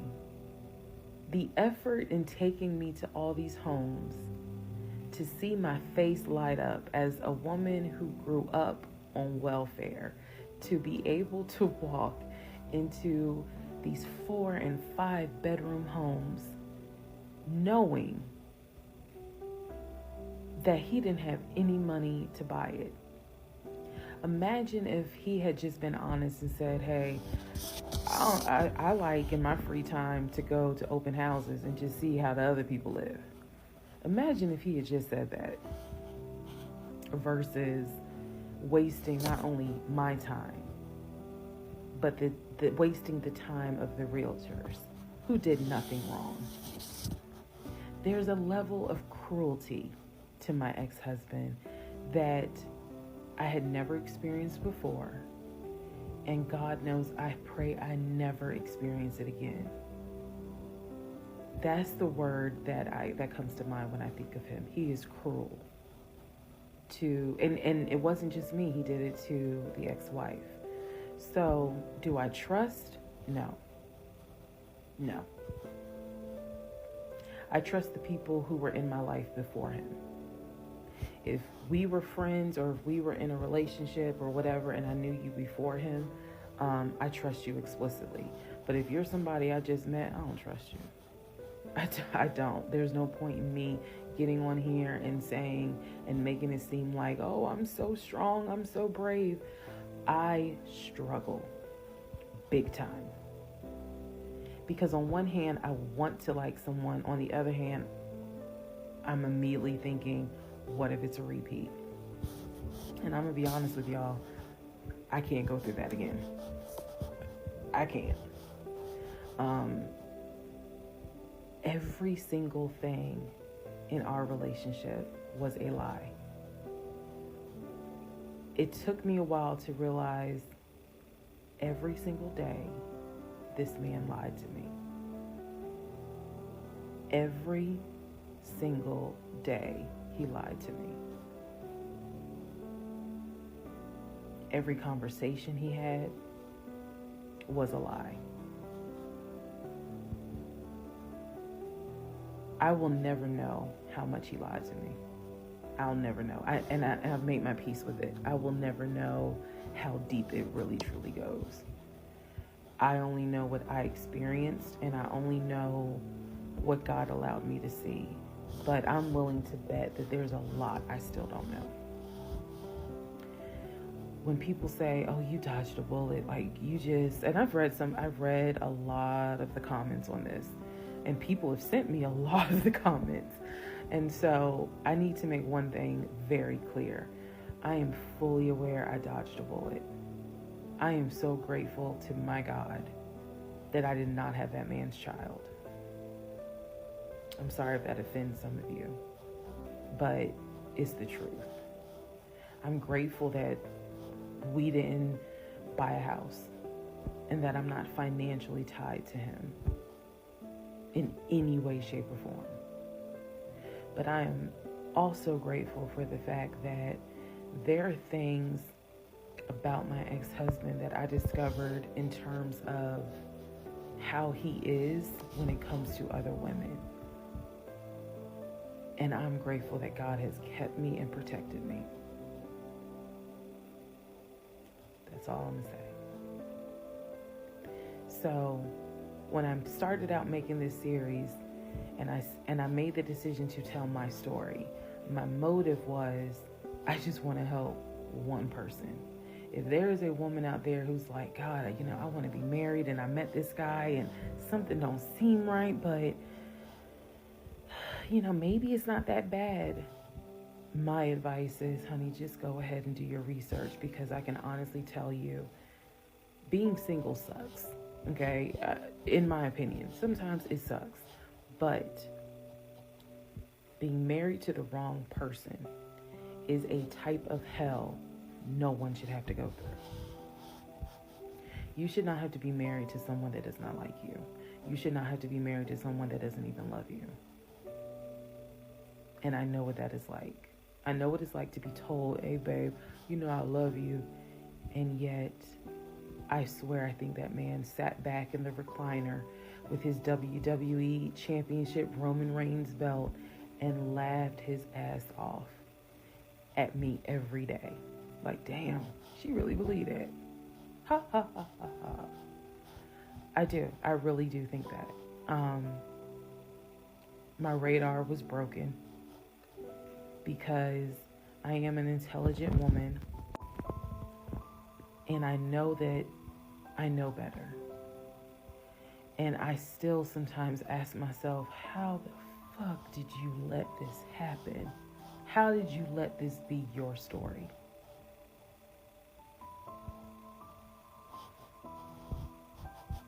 All because at the time I wanted it to be my turn. And I hoped it was my turn. And when people say, well, what do you mean by that? I just meant, we all see it, whether it's social media or real life, we all see where the woman she done been through some stuff, but she finally met someone who appreciates, loves, and respects her. And it is a beautiful thing. I had hoped that when I met him, it was my turn for that. And instead of being obedient, I wanted to be right and I wanted to do what I wanted to do. And the cost of that decision was heavy. The toll of reliving this whole scenario was heavy. It was. I'm almost surprised at how hard it was to actually finish this playlist. Not because I couldn't remember stuff. I probably remember way more details than what I actually put out. But it's just the fact that it's like I'm reminding myself, how did you let this happen? So, therapy is real. Therapy helps. Stella Rosa Black helps too. And yes, I will one day get to London. I will get my dark blue BMW X5 with a cognac interior. I believe I will get those things. Just got to get them a different route. So, thank you all for being on the playlist of Who the Fuck Did I Marry? I promise I will go live, and I will let you all know when I go live so that we can have a wine night full of question and answers. Thank you for watching.